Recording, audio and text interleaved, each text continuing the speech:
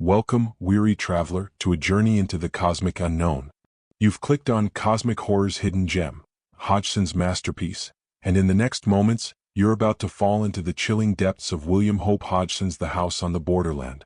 This is an experience designed to carry you away, with its soothing narration and dreamlike red visuals, perfect for unwinding and drifting off to sleep. But beneath that calm surface lies a terrifying secret. A house that is a gateway to unimaginable horrors and other dimensions. What ancient evil slumbers within its walls, and what happens when the very fabric of reality begins to unravel? Join us as we explore a true classic that inspired H.P. Lovecraft himself, and discover why this tale of existential dread remains a pinnacle of weird fiction. Prepare to be immersed in a story where the boundaries of time, space, and sanity blur, and perhaps find a strange comfort in the darkness. If you enjoy tales that push the limits of imagination, please like this video, share your thoughts in the comments, and subscribe for more journeys into the heart of literary darkness. Chapter 1: The Finding of the Manuscript. Far to the west of Ireland lies a tiny hamlet called Creighton. It sits alone at the base of a low hill. Around it spreads a waste of bleak and inhospitable country, where, at great intervals, one may come upon the ruins of some long desolate cottage, unthatched and stark. The whole land is bare and unpeopled. The earth scarcely covers the rock beneath, which abounds in the country, rising out of the soil in wave-shaped ridges. Yet, in spite of its desolation, my friend Tonneson and I chose to spend our vacation there. He had stumbled on the place by chance the year before, during a long walking tour, and discovered the possibilities for angling in a small, unnamed river that runs past the outskirts of the village. I have said the river is without a name. I may add that no map I have consulted shows either village or stream. They seem to have entirely escaped observation. Indeed, they might never exist for all the average guidebook tells you. This is possibly because the nearest railway station, Ardrahan, is some 40 miles distant. It was early one warm evening when we arrived in Creighton. We had reached Ardrahan the previous night, sleeping in rooms hired at the village post office. We left in good time the following morning, clinging insecurely to one of the typical jaunting cars. It had taken us all day to make the journey over some of the roughest tracks imaginable. We were thoroughly tired and somewhat bad-tempered. However, the tent had to be erected and our goods stowed away before we could think of food or rest. So we set to work with the aid of our driver. Soon the tent was up on a small patch of ground just outside the village, quite near the river. Having stored our belongings, we dismissed the driver, telling him to return in a fortnight. We had brought sufficient provisions to last us that long, and water we could get from the stream. Fuel we did not need, as we had included a small oil stove in our gear, and the weather was fine and warm. It was Tonnesson's idea to camp out instead of getting lodgings in one of the cottages. As he put it, there was no joke in sleeping in a room with a large family of healthy Irish in one corner and a pigsty in the other, especially while a ragged colony of roosting fowls distributed their blessings impartially overhead. That, and the place being so full of peat smoke it made a fellow sneeze his head off just to look inside the door. Tonneson had the stove lit now and was slicing bacon into the frying pan, so I took the kettle and walked down to the river. On the way I passed a small group of village people. They eyed me curiously, but not in an unfriendly manner, though none of them ventured a word. As I returned with my filled kettle, I went up to them.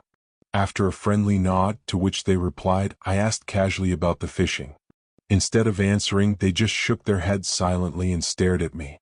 I repeated the question, addressing a great, gaunt fellow at my elbow. Yet again I received no answer. Then the man turned to a comrade and said something rapidly in a language I did not understand. At once, the whole crowd began speaking in what I guessed to be Irish, casting many glances in my direction. Then the man I had addressed faced me and spoke. By his expression, I guessed he was questioning me, but I had to shake my head to indicate I did not comprehend. We stood looking at one another until I heard Tonneson calling me to hurry with the kettle. With a smile and a nod, I left them. The little crowd smiled and nodded in return, though their faces still betrayed their puzzlement. It was evident the inhabitants of these few huts in the wilderness did not know a word of English. When I told Tonneson, he remarked that he was aware of the fact. It was not uncommon in this part of the country, where people often lived and died in isolated hamlets without ever coming in contact with the outside world. I wish we had asked the driver to interpret for us before he left, I remarked as we sat down to our meal. It seems so strange for the people here not to know what we've come for. Tonneson grunted in assent and was silent for a while. Later, having satisfied our appetites, we began to plan for the morrow. After a smoke, we closed the tent flap and prepared to turn in. I suppose there's no chance of those fellows outside taking anything? I asked as we rolled into our blankets. Tonneson said he did not think so, at least while we were about. He explained we could lock up everything except the tent and the big chest we had brought for provisions. I agreed, and soon we were both asleep. Early next morning, we rose and went for a swim in the river, after which we dressed and had breakfast. Then we brought out our fishing tackle and checked it. By the time our meal had settled, we made it all secure within the tent and strode off in the direction my friend had explored on his previous visit. We fished happily through the day, working steadily upstream. By evening we had one of the finest catches I had seen for a long while. Returning to the village, we made a good meal of our spoils. Having selected a few of the finer fish for breakfast, we presented the remainder to the villagers who had assembled at a respectful distance to watch. They seemed wonderfully grateful, and heaped mountains of what I presumed to be Irish blessings upon our heads. Thus we spent several days enjoying splendid sport and first-rate appetites to do justice to our catch. We were pleased to find the villagers friendly, with no evidence that they had meddled with our belongings during our absences. We arrived in Creighton on a Tuesday, and it was the following Sunday that we made a great discovery. Hitherto we had always gone upstream. On that day, however, we laid aside our rods and set off for a long ramble in the opposite direction. The day was warm, and we trudged along leisurely, stopping at midday to eat lunch on a flat rock near the riverbank. Afterward, we sat and smoked, resuming our walk only when we were tired of sitting still. For perhaps another hour we wandered onward, chatting quietly. Occasionally we stopped while my companion, something of an artist, sketched striking bits of the wild scenery. And then, without any warning whatsoever, the river we had followed so confidently came to an abrupt end, vanishing into the earth. "Good Lord," I said. "Who ever would have thought of this?" I stared in amazement, then turned to Tonneson. He was looking at the place where the river disappeared with a blank expression. Finally he spoke. "Let us go on a bit. It may reappear again. Anyhow, it is worth investigating." I agreed, and we went forward once more, though rather aimlessly. "See," he said. "Isn't that mist over there to the right, in a line with that great piece of rock?" He pointed with his hand. I stared, and after a minute seemed to see something, but could not be certain. "Anyway," my friend replied, "we'll just go across and have a glance." He started off in the direction he had suggested, and I followed. Presently we came among bushes and eventually out upon the top of a high boulder-strewn bank. From there we looked down into a wilderness of vegetation. "Seems as though we had come upon an oasis in this desert of stone," muttered Tonneson. Then he fell silent, his eyes fixed. I looked also, for up from the center of the wooded lowland rose a great column of haze-like spray, upon which the sun shone, creating innumerable rainbows. "How beautiful!" I exclaimed. "Yes," answered Tonneson thoughtfully. "There must be a waterfall over there. Perhaps our river will come to light again. Let's go and see." We made our way down the sloping bank and entered among the trees. The bushes were matted and the canopy overhung us, so the place was unpleasantly gloomy. Yet it was not dark enough to hide the fact that many of the trees were fruit trees. Here and there, one could trace distinct signs of long-departed cultivation. It struck me that we were making our way through the riot of a great and ancient garden. I said as much to Tonneson, and he agreed there seemed reasonable grounds for my belief. What a wild place it was, so dismal and somber. As we went forward, a sense of the silent loneliness and desertion of the old garden grew upon me, and I felt a chill. One could imagine things lurking among the tangled bushes. In the very air of the place there seemed something uncanny. I think Tonneson was conscious of this also, though he said nothing. Suddenly we came to a halt. Through the trees, a distant sound rose to our ears. Tonneson bent forward, listening.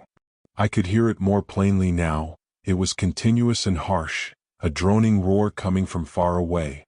I experienced a queer, indescribable feeling of nervousness. What sort of place had we stumbled into?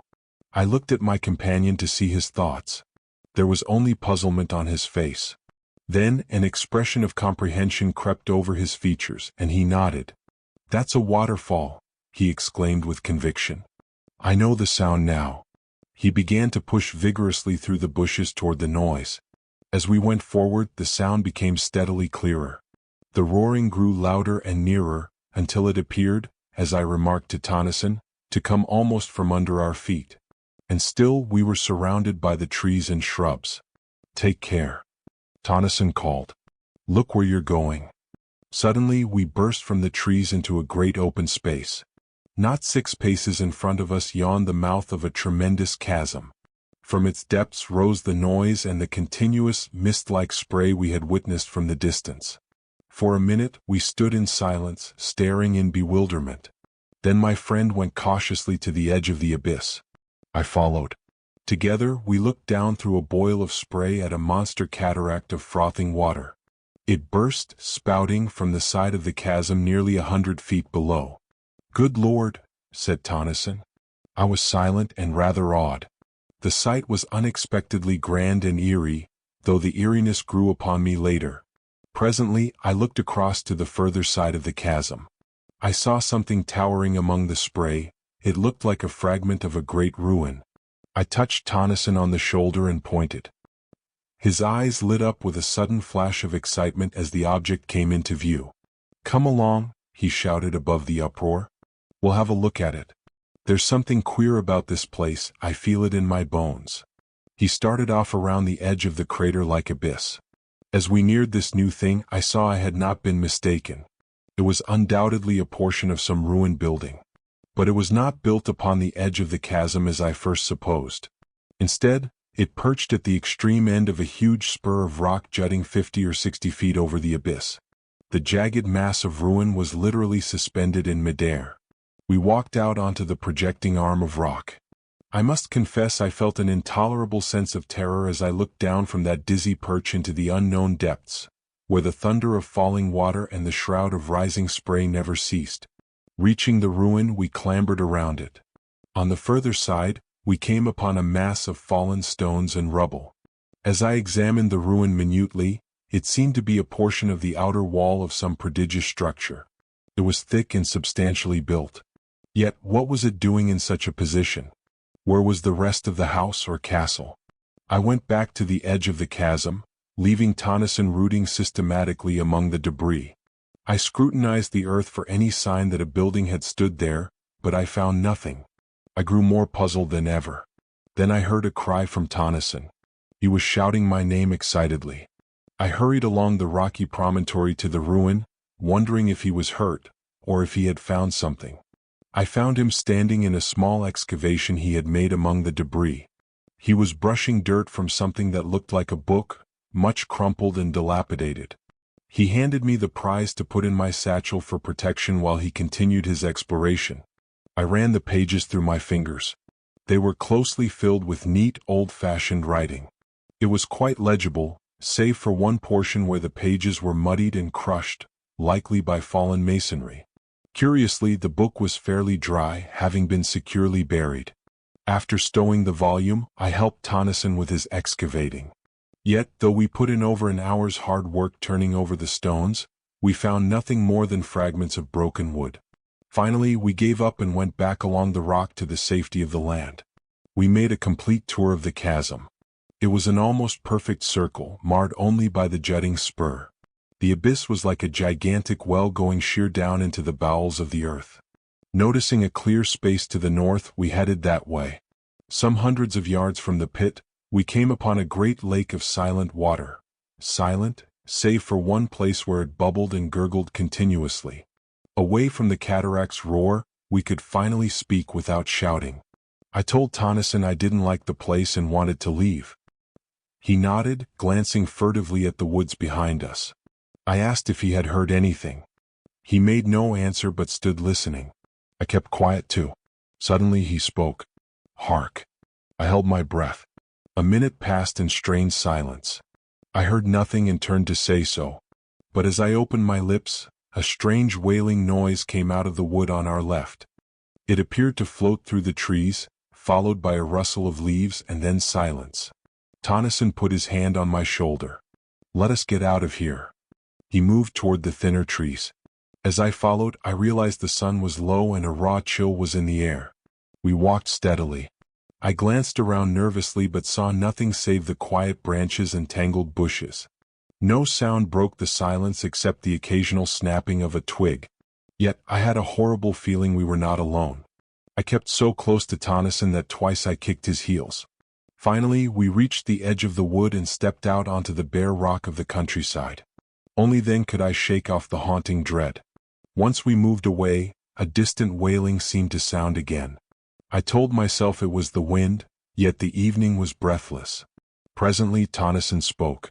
"Look at you," he said with determination. "I would not spend the night in that place for all the wealth the world holds. There is something unholy, diabolical, about it. It came to me just after you spoke. It seemed the woods were full of vile things." "Yes," I answered, looking back. The place was hidden now by a rise in the ground. "There's the book," I said, putting my hand in the satchel. "Do you have it safely?" he asked with sudden anxiety. "Yes." "Perhaps we shall learn something from it. We had better hurry. I don't fancy being caught out here in the dark." It was 2 hours later when we reached the tent and prepared a meal. Supper over, we lit our pipes. Tennyson asked me to get the manuscript. As we could not both read it at once, he suggested I read it aloud. "And mind," he cautioned, knowing my habits, "don't go skipping half of it." Had he known what it contained, he would have realized how needless that advice was. There, seated in the opening of our little tent, I began the strange tale of the house on the borderland.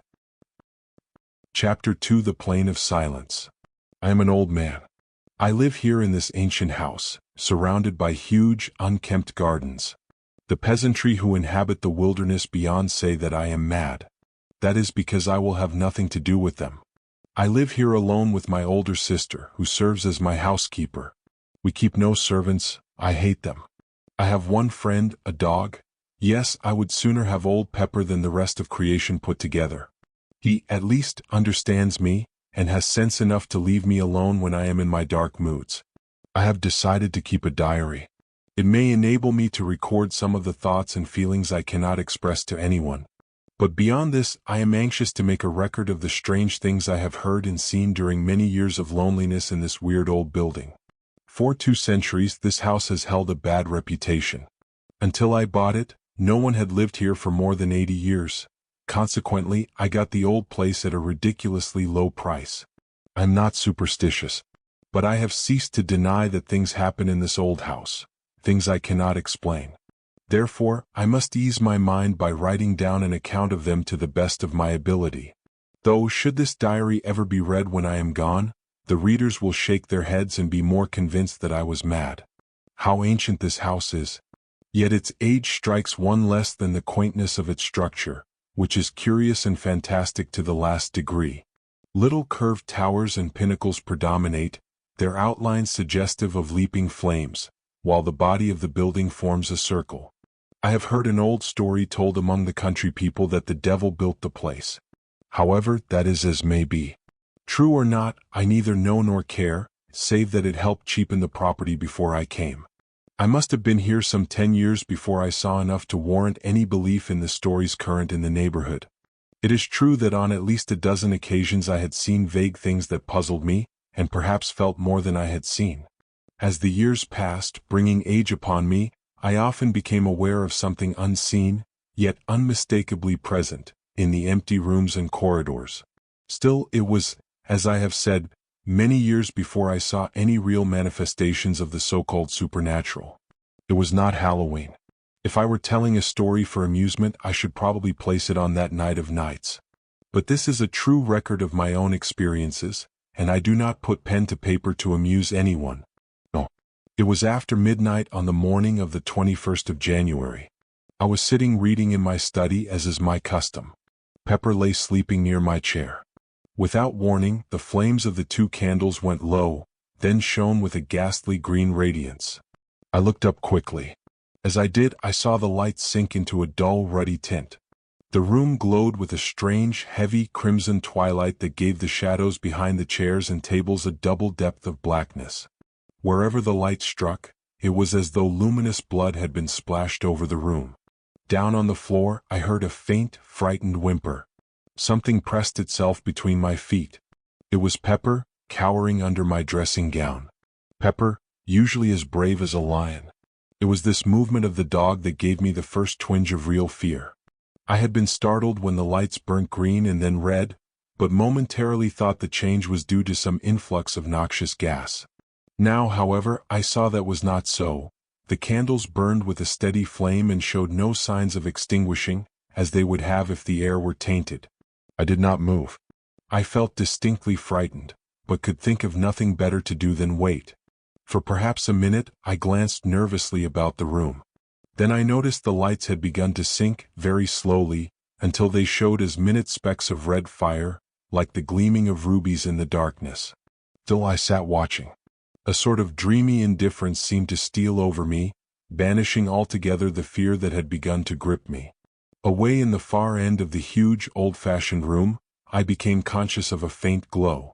Steadily it grew, filling the space with gleams of quivering green light. Then they sank quickly and changed, even as the candle flames had done, into a deep, somber crimson that strengthened and lit up the room with a flood of awful glory. The light came from the end wall. It grew ever brighter until its intolerable glare caused my eyes acute pain, and involuntarily I closed them. It may have been a few seconds before I was able to open them again. The first thing I noticed was that the light had decreased greatly so that it no longer hurt my gaze. Then, as it grew duller, I became aware that instead of looking at the redness, I was staring through it, and through the wall beyond. Gradually, as I became accustomed to the idea, I realized I was looking out onto a vast plain, lit with the same gloomy twilight that pervaded the room. The immensity of this plain can scarcely be conceived. In no part could I perceive its confines. It seemed to broaden and spread out until the eye failed to perceive any limitations. Slowly, the details of the nearer portions began to grow clear. Then, almost in a moment, the light died away and the vision, if vision it were, faded and was gone. Suddenly, I became conscious that I was no longer in my chair. Instead, I seemed to be hovering above it, looking down at a dim something huddled and silent. In a little while, a cold blast struck me and I was outside in the night, floating like a bubble up through the darkness. As I moved, an icy coldness seemed to enfold me so that I shivered. After a while, I looked to the right and left. I saw the intolerable blackness of the night pierced by remote gleams of fire. Onward, outward I drove. Once, I glanced behind and saw the earth, a small crescent of blue light, receding to my left. Further off, the sun burned vividly against the dark, a splash of white flame. An indefinite period passed. Then for the last time I saw the earth, an enduring globule of radiant blue, swimming in an eternity of ether. And there I, a fragile flake of soul dust, flickered silently across the void, from the distant blue into the expanse of the unknown. A great while seemed to pass over me. Now I could see nothing. I had passed beyond the fixed stars and plunged into the huge blackness that waits beyond. All this time I had experienced little to save a sense of lightness and cold discomfort. Now, however, the atrocious darkness seemed to creep into my soul, and I became filled with fear and despair. What was going to become of me? Where was I going? Even as the thoughts formed, a faint tinge of blood grew against the impalpable blackness that wrapped me. It seemed extraordinarily remote and mist-like. Yet, at once, the feeling of oppression lightened and I no longer despaired. Slowly, the distant redness became plainer and larger. As I drew nearer, it spread out into a great somber glare, dull and tremendous. Still I fled onward. Presently, I had come so close that it seemed to stretch beneath me like a great ocean of somber red. I could see little, save that it appeared to spread out interminably in all directions. In time I found I was descending. Soon I sank into a great sea of sullen red-hued clouds. Slowly I emerged from these, and there, below me, I saw the stupendous plain I had seen from my room in the house that stands upon the borders of the silences. Presently I landed. I stood surrounded by a great waste of loneliness. The place was lit with a gloomy twilight that gave an impression of indescribable desolation. Far to my right in the sky burned a gigantic ring of dull red fire. From its outer edge projected huge, writhing flames, darted and jagged. The interior of this ring was black, black as the gloom of the outer night. I comprehended at once that it was from this extraordinary sun that the place derived its doleful light. From that strange source of illumination, I glanced down again at my surroundings. Everywhere I looked, I saw nothing but the same flat weariness of an interminable plain. Nowhere could I describe any signs of life, nor even the ruins of some ancient habitation. Gradually, I found that I was being borne forward, floating across the flat waste. For what seemed an eternity, I moved onward. I felt no great impatience, though some curiosity and a vast wonder were with me continually. Always I saw around me the breadth of that enormous plain. I always searched for some new thing to break its monotony. But there was no change, only loneliness, silence, and desert. Presently, in a half-conscious manner, I noticed a faint mistiness, ruddy in hue, lying over the surface. When I looked more intently, I was unable to say that it was really mist, for it appeared to blend with the plain, giving it a peculiar unreality and conveying the idea of unsubstantiality. I began to weary with the sameness of the thing. It was a long time before I perceived any signs of the place toward which I was being conveyed. At first, I saw it far ahead, like a long hillock on the surface of the plain. Then, as I drew nearer, I perceived that I had been mistaken. Instead of a low hill, I made out a chain of great mountains, whose distant peaks towered up into the red gloom, until they were almost lost to sight. Chapter 3: The House in the Arena. After a time I came to the mountains. Then the course of my journey altered. I began to move along their bases until I saw a vast rift opening into the rock.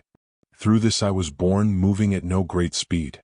On either side huge, scarped walls rose sheerly. Far overhead, I discerned a thin ribbon of red where the mouth of the chasm opened among inaccessible peaks. Within there was gloom, deep and somber, and a chilly silence. For a while I went onward steadily. At last I saw a deep red glow ahead that told me I was near the further opening of the gorge. A minute passed and I was at the exit, staring out upon an enormous amphitheater of mountains. Yet I ignored the terrible grandeur of the place, for I was confused to behold a stupendous structure in the center of the arena, built apparently of green jade. It was not the discovery of the building itself that astonished me, but the fact that in no particular order, save in color and enormous size, did the lonely structure vary from the house in which I live. I continued to stare fixedly.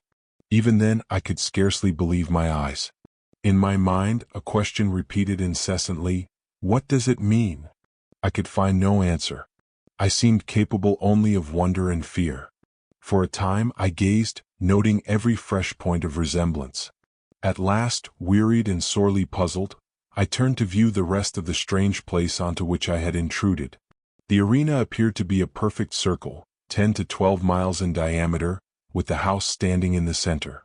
The surface of the ground had a peculiar, misty appearance. My glance passed quickly upward along the slopes of the circling mountains. How silent they were! I think that this abominable stillness was more trying to me than anything I had yet seen. I looked up at the great crags towering so loftily. Up there, the red light gave a blurred appearance to everything. Then as I peered, a new terror came to me. Among the dim peaks to my right, I saw a vast shape of blackness. It had an enormous equine head with gigantic ears, and seemed to peer steadfastly down into the arena. There was something in the pose that gave the impression of eternal watchfulness, of having warded that dismal place through unknown eternities. Slowly the monster became plainer to me. Then, suddenly, my gaze sprang to something higher among the crags. I was conscious of something not altogether unfamiliar. The thing was black and had 4 grotesque arms. Around the neck, I made out several light-colored objects. Slowly, I realized coldly that they were skulls. Further down the body was another circling belt. Even as I puzzled, a memory slid into my mind. I was looking at a monstrous representation of Kali, the Hindu goddess of death.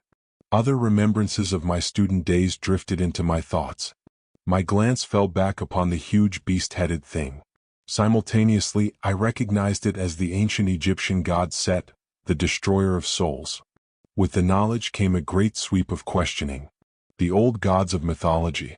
I tried to comprehend what it was all pointing at. An idea came swiftly. I glanced rapidly upward, searching the gloomy crags to my left. Something loomed under a great peak, a shape of grayness. It had a tremendous head but no eyes. That part of its face was blank. Now I saw that there were other things among the mountains. Further off, reclining on a lofty ledge, I made out a livid mass, irregular and ghoulish. It seemed without form, save for an unclean half-animal face that looked out vilely from its middle. And then I saw others. There were hundreds of them growing out of the shadows. Several I recognized as mythological deities. Others were utterly strange, beyond the power of a human mind to conceive. The mountains were full of strange things, beast gods and horrors so atrocious that decency denies any further attempt to describe them. I was filled with a terrible sense of overwhelming horror and repugnance. Yet despite this I wondered exceedingly. Was there, after all, something in the old heathen worship, something more than the mere deifying of men and animals? What were they? At first, they appeared to me just sculptured monsters placed among the inaccessible peaks. Now, as I scrutinized them, I sensed an indescribable, silent vitality. It suggested a state of life in death. Not life as we understand it, but an inhuman existence likened to a deathless trance, a condition in which they might continue eternally. Immortal. The word rose in my thoughts unbidden. I wondered if this might be the immortality of the gods. Then, in the midst of my musing, something happened. Without volition, I drifted out of the shadows and began to move slowly across the arena, toward the house. I gave up all thoughts of the prodigious shapes above and could only stare at the tremendous structure toward which I was being conveyed. I reached a point more than halfway between the house and the gorge. All around was the stark loneliness and unbroken silence. All at once something caught my vision. It came around one of the huge buttresses of the house into full view. It was a gigantic thing moving upright with a curious lope. It was quite unclothed and had a remarkable luminous appearance. Yet it was the face that attracted and frightened me most. It was the face of a swine. Silently I watched this horrible creature. It was making its way cumbrously around the building, stopping at each window to peer in and shake the bars. Whenever it came to a door, it pushed at it, fingering the fastening stealthily. Evidently it was searching for a way in. I had come within a quarter of a mile of the structure, and still I was compelled forward. Abruptly, the thing turned and gazed hideously in my direction. It opened its mouth, and for the first time, the stillness of that abominable place was broken by a deep, booming note. Immediately it came toward me, swiftly and silently. In an instant it covered half the distance between us. Still I was borne helplessly to meet it. Only 100 yards away, the brutish ferocity of the giant face numbed me with horror. I could have screamed in my fear. Then, in the very moment of despair, I became conscious that I was rising. I was looking down upon the arena from a rapidly increasing height. Beneath me, the spot I had just left was occupied by the foul swine creature.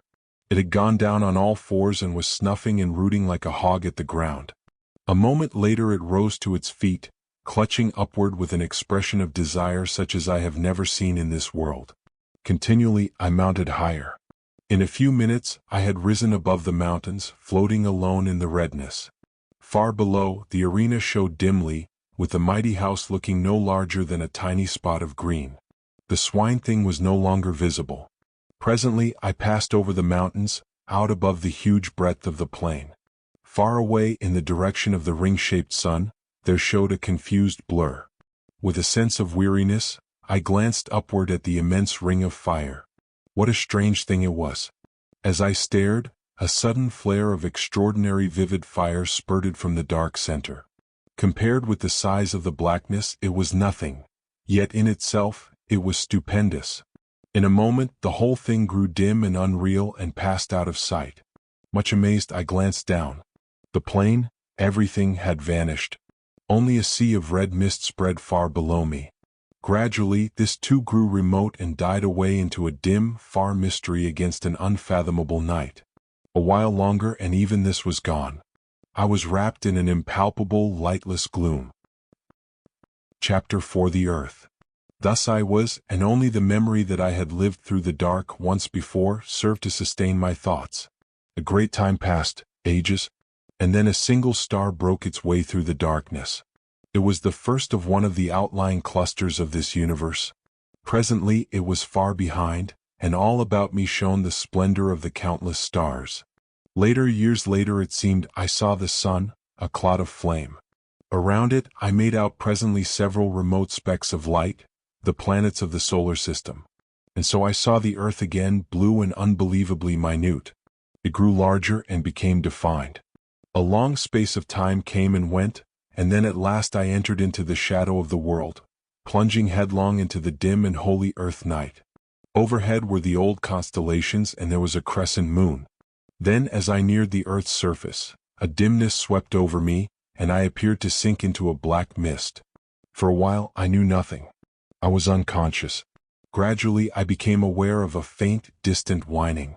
It became plainer. A desperate feeling of agony possessed me. I struggled madly for breath and tried to shout. For a moment, and I got my breath more easily. I was conscious that something was licking my hand. Something damp swept across my face. I heard a panting and then again the whining. It seemed to come to my ears now with a sense of familiarity, and I opened my eyes. All was dark, but the feeling of oppression had left me. I was seated, and something was whining piteously and licking me. I felt strangely confused and instinctively tried to ward off the thing that licked. My head was curiously vacant, and for the moment, I seemed incapable of action or thought. Then things came back to me, and I called Pepper, faintly. I was answered by a joyful bark and renewed and frantic caresses. In a little while I felt stronger and put out my hand for the matches. I groped about for a few moments blindly, then my hands lit upon them and I struck a light and looked confusedly around. All about me I saw the old, familiar things. And there I sat, full of dazed wonders, until the flame of the match burnt my finger and I dropped it, while a hasty expression of pain and anger escaped my lips, surprising me with the sound of my own voice. After a moment I struck another match and, stumbling across the room, lit the candles. As I did so, I observed that they had not burned away but had been put out. As the flames shot up, I turned and stared about the study, yet there was nothing unusual to see, and suddenly a gust of irritation took me. What had happened? I held my head with both hands and tried to remember. The great, silent plain, and the ring-shaped sun of red fire. Where were they? Where have I seen them? How long ago? I felt dazed and muddled. Once or twice I walked up and down the room unsteadily. My memory seemed dulled, and already the thing I had witnessed came back to me with an effort. I have a remembrance of cursing peevishly in my bewilderment. Suddenly I turned faint and giddy, and had to grasp at the table for support. During a few moments I held on weakly, and then managed to totter sideways into a chair. After a little time I felt somewhat better and succeeded in reaching the cupboard where usually I keep brandy and biscuits. I poured myself out a little of the stimulant and drank it off. Then, taking a handful of biscuits, I returned to my chair and began to devour them ravenously. I was vaguely surprised at my hunger. I felt as though I had eaten nothing for an uncountably long while. As I ate, my glance roved about the room, taking in its various details, and still searching, though almost unconsciously, for something tangible upon which to take hold, among the invisible mysteries that encompassed me. Surely, I thought, there must be something, and in the same instant, my gaze dwelt upon the face of the clock in the opposite corner. Therewith I stopped eating and just stared. For, though its ticking indicated most certainly that it was still going, the hands were pointing to a little before the hour of midnight, whereas it was, as well I knew, considerably after that time when I had witnessed the first of the strange happenings I have just described. For perhaps a moment I was astounded and puzzled. Had the hour been the same as when I had last seen the clock, I should have concluded that the hands had stuck in one place, while the internal mechanism went on as usual, but that would in no way account for the hands having traveled backward. Then, even as I turned the matter over in my weary brain, the thought flashed upon me that it was now close to the morning of the 22nd, and that I had been unconscious to the visible world through the greater portion of the last 24 hours. The thought occupied my attention for a full minute, then I commenced to eat again. I was still very hungry. During breakfast the next morning, I inquired casually of my sister regarding the date, and found my surmise correct. I had indeed been absent, at least in spirit, for nearly a day and a night. My sister asked me no questions, for it is not by any means the first time that I have kept to my study for a whole day, and sometimes a couple of days at a time, when I have been particularly engrossed in my books or work. And so the days pass on, and I am still filled with a wonder to know the meaning of all that I saw on that memorable night. Yet, while I know that my curiosity is little likely to be satisfied. Chapter 5: The Thing in the Pit. The house is surrounded by a huge estate and wild, uncultivated gardens. 300 yards to the back lies a dark, deep ravine, known to the locals as the Pit. At the bottom runs a sluggish stream, so overhung by trees that it can scarcely be seen from above.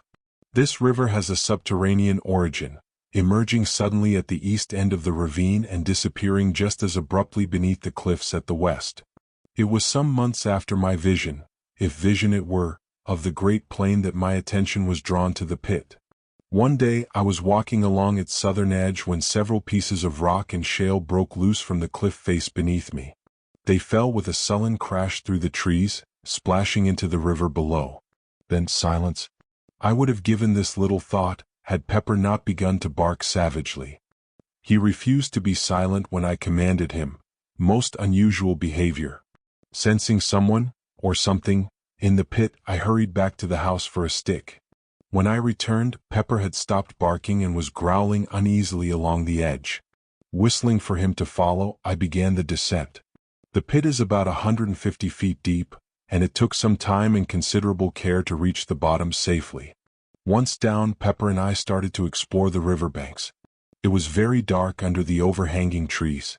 I moved warily, my stick ready. Pepper stayed close.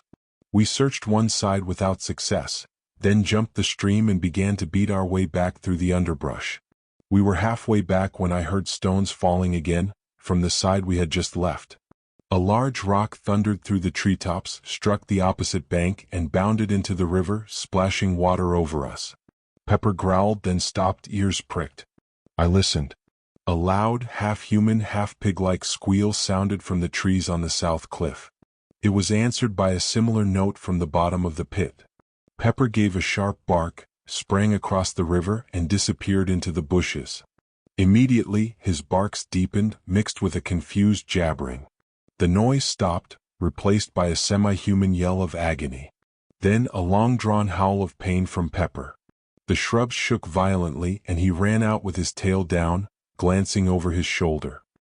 He was bleeding from a great claw wound in his side that had almost laid bare his ribs. Seeing Pepper mutilated, a furious anger seized me. Whirling my staff, I sprang into the bushes where he had emerged. I thought I heard breathing. I burst into a clearing just in time to see something, livid white, disappear into the brush. I shouted and ran toward it, striking blindly with my stick, but saw nothing more. I returned to Pepper, bathed his wound in the river, and bound it with my wet handkerchief. Then we retreated up the ravine to daylight. Back at the house, my sister asked what happened. I told her Pepper had fought a wildcat. I felt it best not to tell the truth, though to be sure I scarcely knew it myself. But I knew this: the thing in the bushes was no wildcat. It was far too big, with skin like a hog's, only a dead, unhealthy white. And it ran upright, almost like a human. This much I had noticed in my brief glimpse, and I felt a deep uneasiness as I turned the matter over in my mind. That evening after dinner, I was reading when I looked up to see something peering over the window ledge, only the eyes and ears showing. "A pig, by Jove," I said, rising to my feet. Then I saw the thing clearly. It was no pig, God alone knows what it was. It reminded me of the hideous thing from the great arena. It had a grotesquely human mouth and jaw, but no chin. The nose was prolonged into a snout, giving it an extraordinary swine-like appearance. There was a little forehead, and the whole face was an unwholesome white. For a minute I stood staring in disgust and fear. The mouth jabbered inanely, emitting a half-swinish grunt. The eyes seemed to glow with a horribly human intelligence, flickering over the room as if my stare disturbed it. It supported itself on the windowsill with two claw-like hands. These were a clayey brown, vaguely resembling human hands with 4 webbed fingers and a thumb. The nails were long and powerful, more like eagle talons than anything else. I felt a fear that was almost impersonal, more a sensation of abhorrence. It was the feeling one might have if brought in contact with something superhumanly foul, something unholy belonging to an undreamt-of state of existence. I cannot say I grasped these details at the time. They seemed to return to me afterward, imprinted on my brain. As my nerves steadied, I took a step toward the window. The thing ducked and vanished. I rushed to the door but saw only tangled bushes. I grabbed my gun and went out to search the gardens. I wondered if this was the same creature from the morning. I was inclined to think so. I left Pepper behind to heal. I began my search systematically, determined to end this swine thing. This, at least, was a material horror. At first I moved cautiously. But as hours passed with no sign of life in the lonely gardens, I grew less apprehensive. I felt I would almost welcome the sight of it. Anything was better than this silence, the feeling that the creature lurked in every bush. Eventually I grew careless, plunging through the brush, probing with my gun barrel. At times I shouted, hoping to stir the creature. I only succeeded in bringing my sister, Mary, out to ask what was wrong. I repeated the wildcat story. She went back inside looking doubtful. I searched anxiously all afternoon. When evening fell, I turned homeward. Suddenly, I heard a noise in the bushes to my right. I turned and fired. Something scuttled away rapidly, disappearing into the dark. I realized pursuit was futile in the gathering gloom and entered the house with a curious sense of depression. That night, I secured every window and door. The lower windows were barred, but the doors were not locked. An oversight I quickly remedied. I went to my study, but the room felt huge and echoey. I couldn't focus. Finally, I took my book down to the kitchen, where a large fire burned. I had read for a couple of hours when I heard a sound that made me listen intently. Something was rubbing and fumbling against the back door. The wood creaked loudly as if force were being applied. In those few moments, I experienced a terror I would have thought impossible. My hands shook, cold sweat broke out on me. Gradually the stealthy movements ceased. I sat silent and watchful for an hour. Then the fear returned. I felt like an animal under the eye of a snake. At first I heard nothing. Then a faint murmur stole onto my ear. It grew into a muffled, hideous chorus of bestial shrieks, appearing to rise from the bowels of the earth. I heard a thud and realized I had dropped my book. After that, I just sat until daylight crept wanly through the barred windows. With the light, the stupor left me. I picked up my book and crept to the door. Silence. I drew back the bolt and peeped out. Nothing but the gray vista of tangled bushes. With a shiver, I closed the door and went quietly up to bed.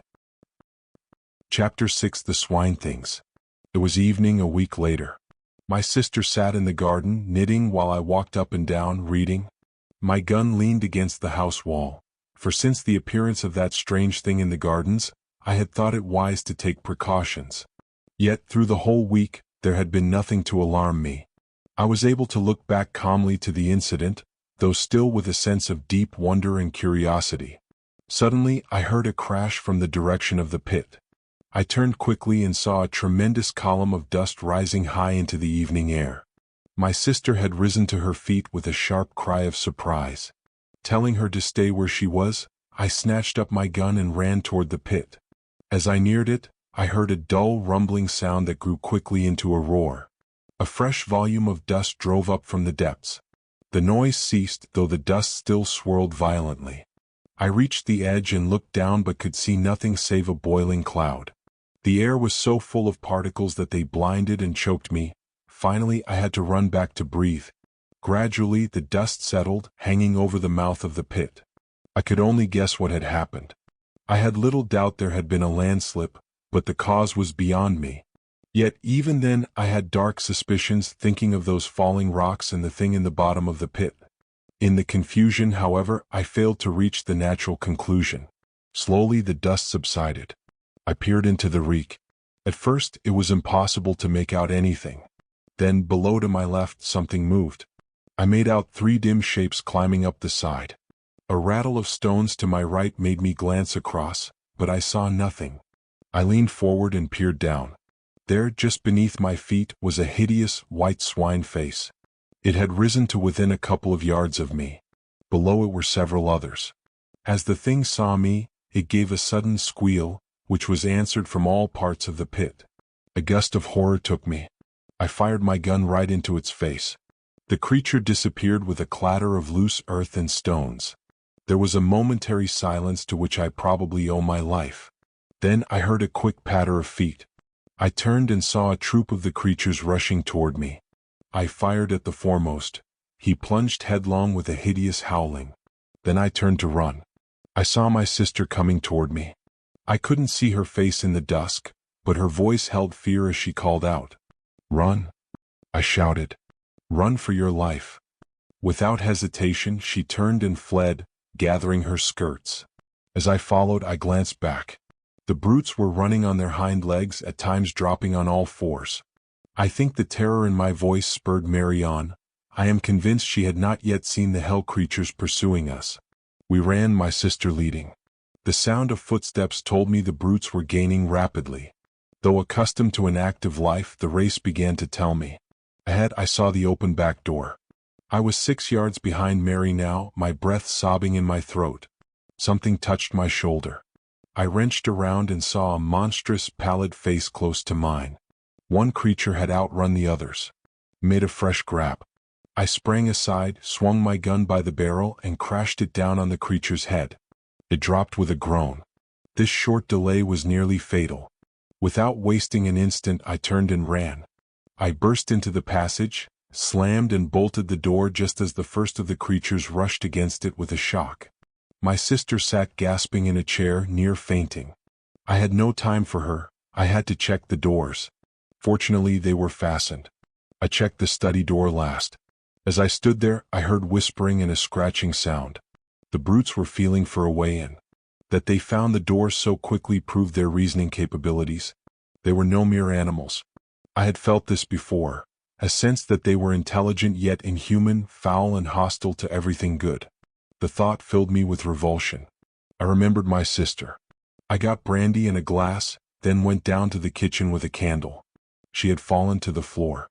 I raised her head and poured a little brandy between her lips. She gasped and opened her eyes, looking at me in a dreamy way. Then her eyes widened, pupils dilated as if fear returned with consciousness. Suddenly she sat up. When I reached out to steady her, she screamed, scrambled to her feet, and ran from the room. I knelt there puzzled. Was she afraid of me? I concluded her nerves were unhinged. I heard her door bang upstairs. My attention was distracted by the back door shaking. Outside, a continuous sound rose, like a herd of pigs, but with meaning. It sounded like human speech, glutinous and sticky as though spoken with difficulty. It was a rapid interchange of ideas. It was quite dark in the passages now, filled with the creaks of an old house. That night, every crack seemed like the approach of those things. My nerves were so on edge that, if only to punish my cowardice, I decided to make another round of the basement before retreating to my study. Taking the kitchen lamp, I searched every cellar, pantry, and dark corner. Satisfied, I headed for the stairs. I paused at the first step. A movement from the battery? I was certain. I stepped to the door, lamp held high. Empty. I was about to leave when my light flashed back from 2 bright spots outside the window, high up. They revolved slowly, flashing green and red. I traced the shadowy outline of a thing clinging to the bars. I went closer, holding the light up. The bars were strong, I was safe. Yet a helpless, shuddering fright returned. The creature's eyes held mine with a steady, compelling stare. I couldn't turn away. Then other eyes appeared, a whole galaxy of malignant orbs holding me in thrall. My head swam. Then acute pain in my left hand forced my attention. I looked down, breaking the spell. I had grasped the hot lamp glass in my agitation. I looked up again, The window was crowded with bestial faces. In a surge of rage, I hurled the lamp at the window. It smashed a pane, passing between the bars and scattering burning oil into the garden. I heard cries of pain, and the creatures fled. I stumbled upstairs, dazed and nursing my burned hand. In the study, the candlelight reflected off my gun rack. I remembered I had the means to fight back. I bound my hand, then selected a heavy rifle. I made my way up to one of the small towers. The gardens were a blur of shadows. It was useless to shoot into the darkness. I had to wait for the moon. I waited. The gardens were quiet, save for an occasional grunt. Once, a noise from the pit, then a commotion in the bushes. An hour later, the moon rose. I craned forward and saw several brutes lying against the house wall. I fired at the one directly beneath. A shrill scream, a writhing body, then silence. The others vanished. A loud squeal from the pit was answered 100 times from the garden. The situation was serious. As I sat there, I wondered, what were these things? My thoughts flew back to my vision of the plane of silence and the house I had seen there, so like this one. Before I could dwell on it, another squeal sounded. The shrubberies came alive. I saw white figures running in the moonlight and fired twice. A minute later, silence returned. Then a deep, hoarse babble of swine talk rose from the pit. They were holding a council.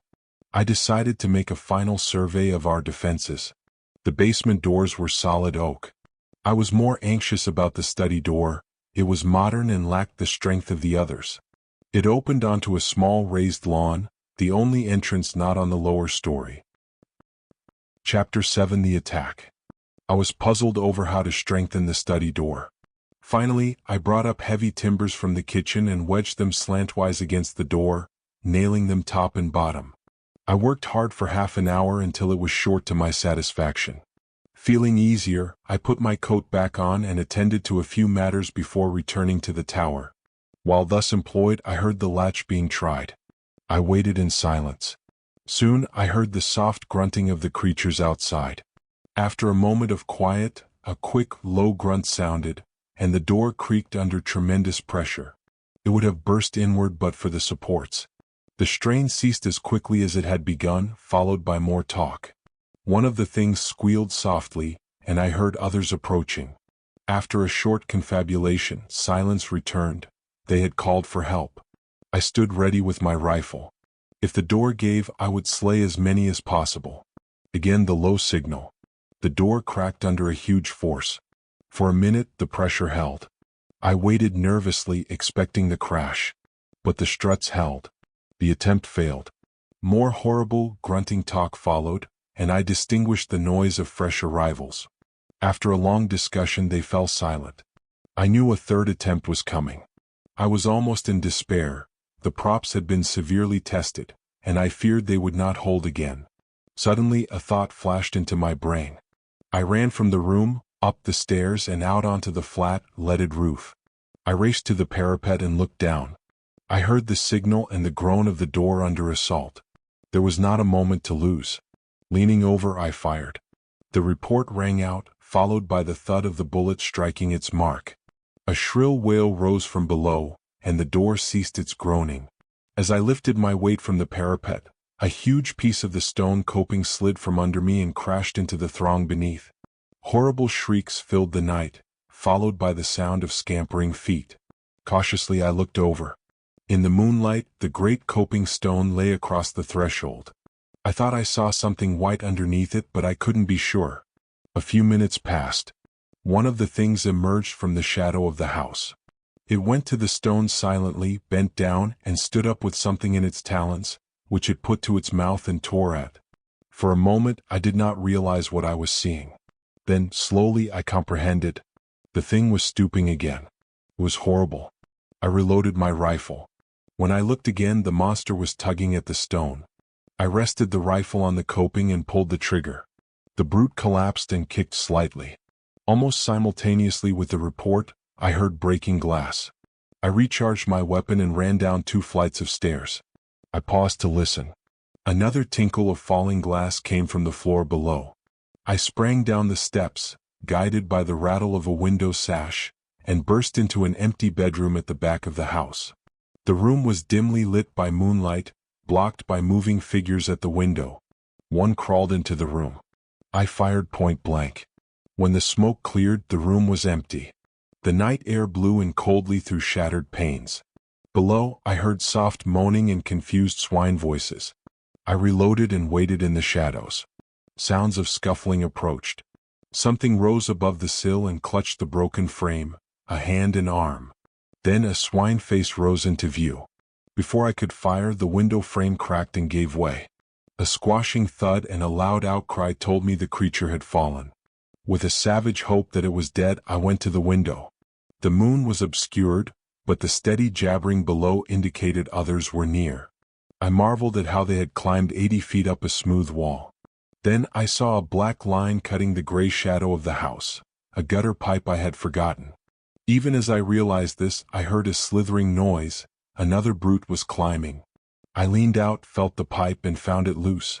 Using my rifle barrel as a lever, I wrenched the pipe away and hurled it, with the thing clinging to it, into the garden.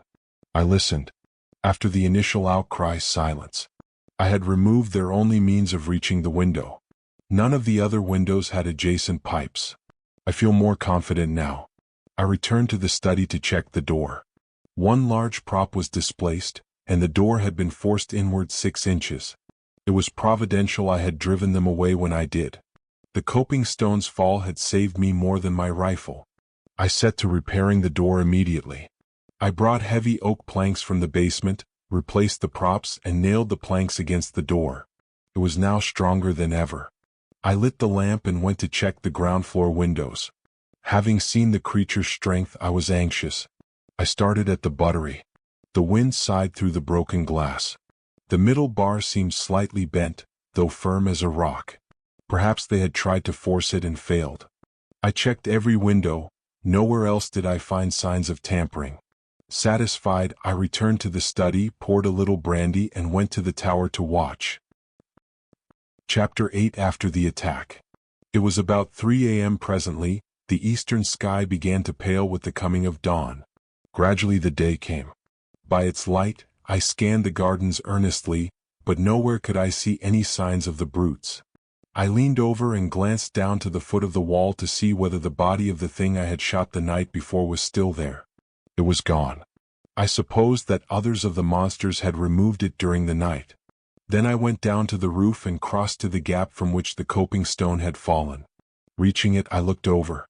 Yes, there was the stone as I had seen it last, but there was nothing beneath it. Nor could I see the creatures I had killed after its fall. Evidently, they also had been taken away. I turned and went down to my study. There I sat down wearily. I was thoroughly tired. It was quite light now, though the sun's rays were not yet perceptibly hot. A clock chimed the hour of 4. I awoke with a start and looked round hurriedly. The clock in the corner indicated it was 3 o'clock. It was already afternoon. I must have slept for nearly 11 hours. With a jerky movement, I sat forward in the chair and listened. The house was perfectly silent. Slowly I stood up and yawned. I felt desperately tired still and sat down again, wondering what it was that had woken me. It must have been the clock striking, I concluded presently. I was starting to doze off when a sudden noise brought me back once more to life. It was the sound of a step. Someone moving cautiously down the corridor toward my study. In an instant I was on my feet, grasping my rifle. Noiselessly I waited. Had the creatures broken in while I slept? Even as I questioned, the steps reached my door, halted momentarily, and then continued down the passage. Silently I tiptoed to the doorway and peeped out. Then I experienced such a feeling of relief as must a reprieved criminal. It was my sister. She was going toward the stairs. I stepped into the hall and was about to call to her, when it occurred to me that it was very strange she should have crept past my door in that stealthy manner. I was puzzled.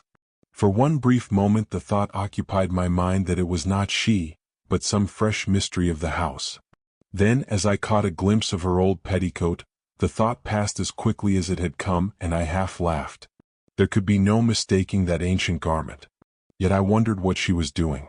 Remembering her condition of mind on the previous day, I felt that it might be best to follow quietly, taking care not to alarm her, and see what she was going to do. If she behaved rationally, well and good. If not, I should take steps to restrain her. I could run no unnecessary risks under the danger that threatened us. Quickly I reached the head of the stairs and paused for a moment. Then I heard a sound that sent me leaping down at a mad rate. It was the rattle of bolts being drawn. That foolish sister of mine was actually unbarring the back door. Just as her hand was on the last bolt, I reached her. She had not seen me, and the first thing she knew, I had held her arm. She glanced up quickly like a frightened animal and screamed aloud. "Come, Mary," I said sternly. "What's the meaning of this nonsense? Do you mean to tell me you don't understand the danger? That you try to throw our 2 lives away in this fashion?" To this she replied nothing. She only trembled violently, gasping and sobbing as though in the last extremity of fear. Through some minutes I reasoned with her, pointing out the need for caution and asking her to be brave. There was little to be afraid of now, I explained, and I tried to believe that I spoke the truth. But she must be sensible and not attempt to leave the house for a few days. At last I ceased in despair. It was no use talking to her. She was obviously not quite herself for the time being. Finally, I told her she had better go to her room if she could not behave rationally. Still she took no notice. So, without more ado, I picked her up in my arms and carried her there. At first she screamed wildly, but she had relapsed into silent trembling by the time I reached the stairs. Arriving at her room, I laid her upon the bed. She lay there quietly enough, neither speaking nor sobbing, just shaking in a very ague of fear. I took a rug from a chair nearby and spread it over her. I could do nothing more for her, and so crossed to where Pepper lay in a big basket. My sister had taken charge of him since his wound to nurse him, for it had proved more severe than I had thought. I was pleased to note that in spite of her state of mind, she had looked after the old dog carefully. Stooping, I spoke to him, and in reply he licked my hand feebly. He was too ill to do more. Then going to the bed, I bent over my sister and asked her how she felt. But she only shook the more, and much as it pained me, I had to admit that my presence seemed to make her worse. And so I left her, locking the door and pocketing the key. It seemed to be the only course to take. I spent the rest of the day between the tower and my study. For food I brought up a loaf from the pantry, and on this and some claret I lived for that day. What a long, weary day it was. If only I could have gone out into the gardens as is my habit, I should have been content enough. But to be cooped in this silent house with no companion save a mad woman and a sick dog was enough to prey upon the nerves of the hardiest. And out in the tangled shrubberies that surrounded the house lurked, for all I could tell, those infernal swine creatures waiting their chance. Was ever a man in such straits? Once in the afternoon and again later, I went to visit my sister. The second time I found her tending Pepper. But at my approach she slid over unobtrusively to the far corner with a gesture that saddened me beyond belief. Poor girl. Her fear cut me intolerably, and I would not intrude on her unnecessarily. She would be better, I trusted, in a few days. Meanwhile I could do nothing, and I judged it still needful, hard as it seemed, to keep her confined to her room. One thing there was that I took for encouragement. She had eaten some of the food I had taken to her on my first visit. And so the day passed. As the evening drew on, the air grew chilly, and I began to make preparations for passing a second night in the tower, taking up 2 additional rifles and a heavy Ulster coat. The rifles I loaded and laid alongside my other, as I intended to make things warm for any of the creatures who might show during the night. I had plenty of ammunition, and I thought that giving the brutes such a lesson would show them the uselessness of attempting to force an entrance. After that, I made the round of the house again, paying particular attention to the props that supported the study door. Then, feeling that I had done all that lay in my power to ensure our safety, I returned to the tower, calling in on my sister and Pepper for a final visit on the way. Pepper was asleep but woke as I entered and wagged his tail in recognition. I thought he seemed slightly better. My sister was lying on the bed, though whether asleep or not I was unable to tell. And thus I left them. Reaching the tower, I made myself as comfortable as circumstances would permit and settled down to watch through the night. Gradually darkness fell, and soon the details of the gardens were merged into shadows. During the first few hours I sat alert, listening for any sound that might help to tell me if anything was stirring down below. It was far too dark for my eyes to be of much use. Slowly the hours passed without anything unusual happening. The moon rose, showing the gardens apparently empty and silent. And so through the night, without disturbance or sound. Toward morning I began to grow stiff and cold with my long vigil. Also, I was getting very uneasy concerning the continued quietness on the part of the creatures. I mistrusted it. I would far sooner have had them attack the house openly. Then at least I should have known my danger and been able to meet it. But to wait like this through a whole night, picturing all kinds of unknown devilment, was to jeopardize one's sanity.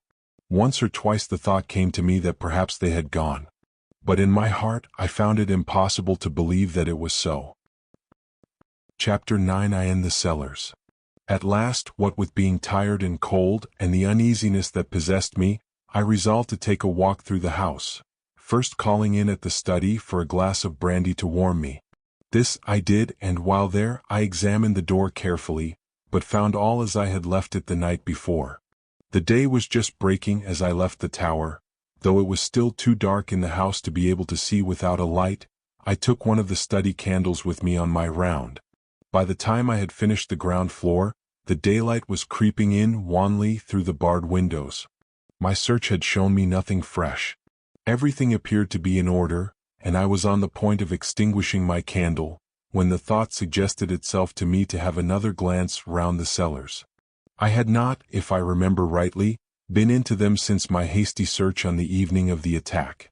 For perhaps the half of a minute I hesitated. I would have been very willing to forego the task, as indeed I am inclined to think any man might, for of all the great awe-inspiring rooms in this house, the cellars are the hugest and weirdest. Great, gloomy caverns of places, unlit by any ray of daylight. Yet I would not shirk the work. I felt that to do so would smack of sheer cowardice. Besides, as I reassured myself, the cellars were really the most unlikely places in which to come across anything dangerous, considering that they can be entered only through a heavy oaken door, the key of which I carry always on my person. It is in the smallest of these places that I keep my wine, a gloomy hole close to the foot of the cellar stairs, and beyond which I have seldom proceeded. Indeed, save for the rummage round already mentioned, I doubt whether I had ever before been right through the cellars. As I unlocked the great door at the top of the steps, I paused nervously a moment at the strange, desolate smell that assailed my nostrils. Then, throwing the barrel of my weapon forward, I descended slowly into the darkness of the underground regions. Reaching the bottom of the stairs, I stood for a minute and listened. All was silent, save for a faint drip of water falling drop by drop somewhere to my left. As I stood, I noticed how quietly the candle burnt. Never a flicker nor flare, so utterly windless was the place. Quietly I moved from cellar to cellar. I had but a very dim memory of their arrangement. The impressions left by my first search were blurred. I had recollections of a succession of great cellars, and of one greater than the rest, the roof of which was upheld by pillars. Beyond that my mind was hazy, and predominated by a sense of cold and darkness and shadows. Now, however, it was different, for although nervous, I was sufficiently collected to be able to look about me, and note the structure and size of the different vaults I entered.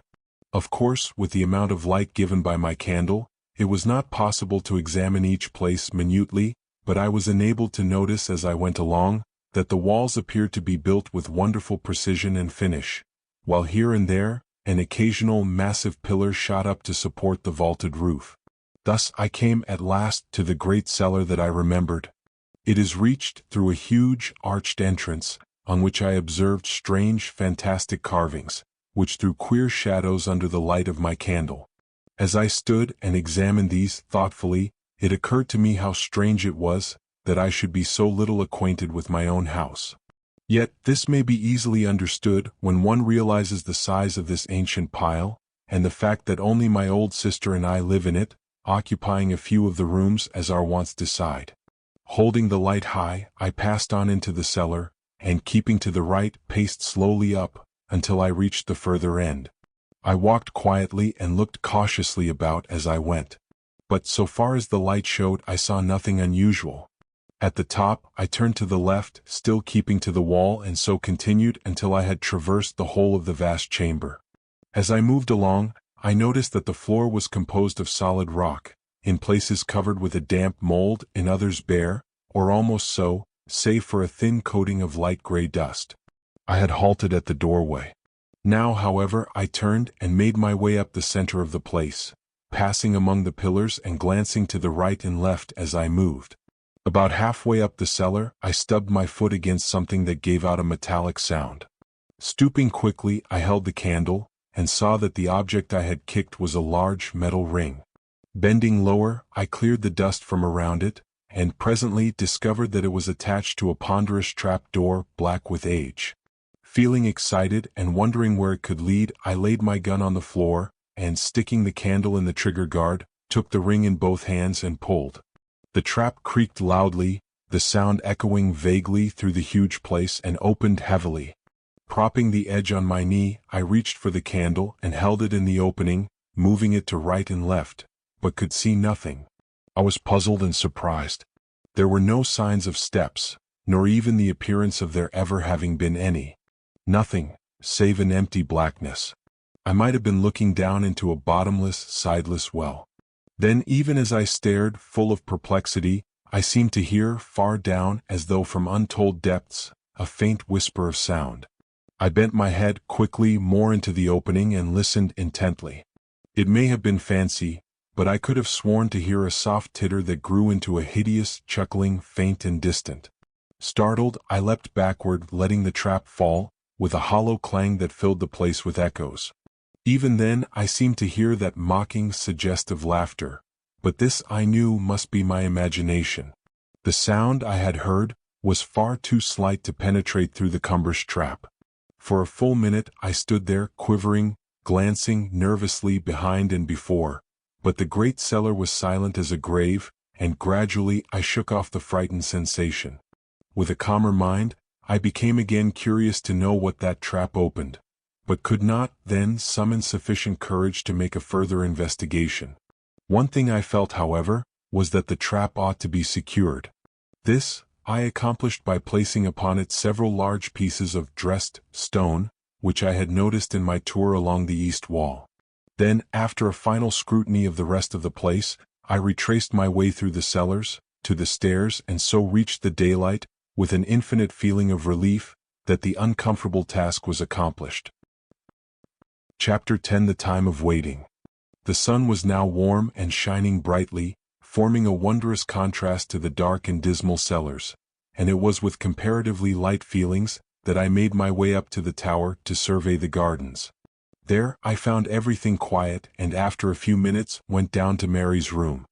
Here, having knocked and received a reply, I unlocked the door. My sister was sitting quietly on the bed as though waiting. She seemed quite herself again, and made no attempt to move away as I approached. Yet I observed that she scanned my face anxiously as though in doubt, and but half assured in her mind that there was nothing to fear from me. To my questions as to how she felt, she replied sanely enough that she was hungry and would like to go down to prepare breakfast if I did not mind. For a minute I meditated on whether it would be safe to let her out. Finally, I told her she might go, on condition that she promised not to attempt to leave the house, or meddle with any of the outer doors. At my mention of the doors, a sudden look of fright crossed her face, but she said nothing save to give the required promise and then left the room silently. Crossing the floor, I approached Pepper. He had waked as I entered, but beyond a slight yelp of pleasure and a soft rapping with his tail, had kept quiet. Now, as I patted him, he made an attempt to stand up and succeeded, only to fall back on his side with a little yowl of pain.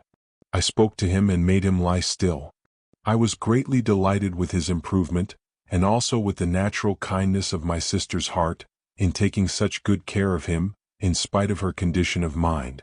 After a while I left him and went downstairs to my study. In a little time Mary appeared, carrying a tray on which smoked a hot breakfast. As she entered the room, I saw her gaze fasten on the props that supported the study door. Her lips tightened and I thought she paled slightly, but that was all. Putting the tray down at my elbow, she was leaving the room quietly when I called her back. She came, it seemed, a little timidly as though startled, and I noted that her hand clutched at her apron nervously. "Come, Mary," I said. Cheer up. Things look brighter. I've seen none of the creatures since yesterday morning early. She looked at me in a curiously puzzled manner, as though not comprehending. Then intelligence swept into her eyes and fear, but she said nothing beyond an unintelligible murmur of acquiescence. After that, I kept silent. It was evident that any reference to the swine things was more than her shaken nerves could bear. After breakfast, I went up to the tower.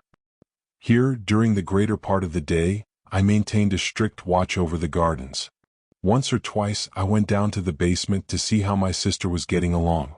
Each time, I found her quiet and curiously submissive. Indeed, on the last occasion, she even ventured to address me on her own account, with regard to some household matter that needed attention. Though this was done with an almost extraordinary timidity, I hailed it with happiness as being the first word voluntarily spoken, since the critical moment, when I had caught her unbarring the back door, to go out among those waiting brutes. I wondered whether she was aware of her attempt, and how near a thing it had been, but refrained from questioning her, thinking it best to let well alone. That night I slept in a bed, the first time in 2 nights. In the morning I rose early and took a walk through the house. All was as it should be, and I went up to the tower to have a look at the gardens. Here again I found perfect quietness. At breakfast, when I met Mary, I was greatly pleased to see that she had sufficiently regained command over herself, to be able to greet me in a perfectly natural manner. She talked sensibly and quietly, only keeping carefully from any mention of the past couple of days. In this, I humored her, to the extent of not attempting to lead the conversation in that direction. Earlier in the morning I went to see Pepper. He was mending rapidly, and bade fair to be on his legs in earnest in another day or 2. Before leaving the breakfast table, I made some reference to his improvement. In the short discussion that followed, I was surprised to gather from my sister's remarks that she was still under the impression that his wound had been given by the wildcat of my invention. It made me feel almost ashamed of myself for deceiving her. Yet, the lie had been told to prevent her from being frightened. And then, I had been sure that she must have known the truth later, when those brutes had attacked the house. During the day, I kept on the alert, spending much of my time as on the previous day in the tower, but not a sign could I see of the swine creatures, nor hear any sound. Several times the thought had come to me that the things had at last left us, but up to this time I had refused to entertain the idea seriously. Now, however, I began to feel that there was reason for hope. It would soon be 3 days since I had seen any of the things, but still, I intended to use the utmost caution. For all that I could tell, this protracted silence might be a ruse to tempt me from the house, perhaps right into their arms. The thought of such a contingency was alone sufficient to make me circumspect. So it was that the 4th, 5th, and 6th days went by quietly, without me making any attempt to leave the house. On the 6th day I had the pleasure of seeing Pepper once more upon his feet, and though still very weak, he managed to keep me company during the whole of that day. Chapter 11: The Searching of the Gardens.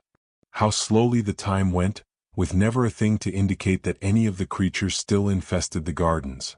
It was on the 9th day that I finally decided to risk it and sally out. For this purpose, I loaded one of the shotguns carefully, choosing it as more deadly than a rifle at close quarters. After a final scrutiny of the grounds from the tower, I called Pepper to follow me and made my way down to the basement. At the door, I must confess to hesitating for a moment. The thought of what might be awaiting me among the dark shrubberies was by no means calculated to encourage my resolution. It was but a second, though, and then I had drawn the bolts and was standing on the path outside the door. Pepper followed, stopping at the doorstep to sniff suspiciously. He carried his nose up and down the jambs as though following a scent. Then, suddenly, he turned sharply and started to run here and there in semicircles and circles all around the door, finally returning to the threshold. Here he began again to nose about. Hitherto, I had stood watching the dog, yet all the time with half my gaze on the wild tangle of gardens stretching around me. Now I went toward him and, bending down, examined the surface of the door where he was smelling. I found that the wood was covered with a network of scratches, crossing and recrossing one another in inextricable confusion. In addition to this, I noticed that the doorposts themselves were gnawed in places. Beyond these I could find nothing. So, standing up, I began to make a tour of the house wall. As soon as I walked away, Pepper left the door and ran ahead, still nosing and sniffing as he went along. At times he stopped to investigate. Here it would be a bullet hole in the pathway or perhaps a powder-stained wad. Anon, it might be a piece of torn sod or a disturbed patch of weedy path. But save for such trifles he found nothing. I observed him critically as he went along and could discover nothing of uneasiness in his demeanor to indicate that he felt the nearness of any of the creatures. By this I was assured that the gardens were empty, at least for the present, of those hateful things. Pepper could not be easily deceived, and it was a relief to feel that he would know and give me timely warning if there were any danger.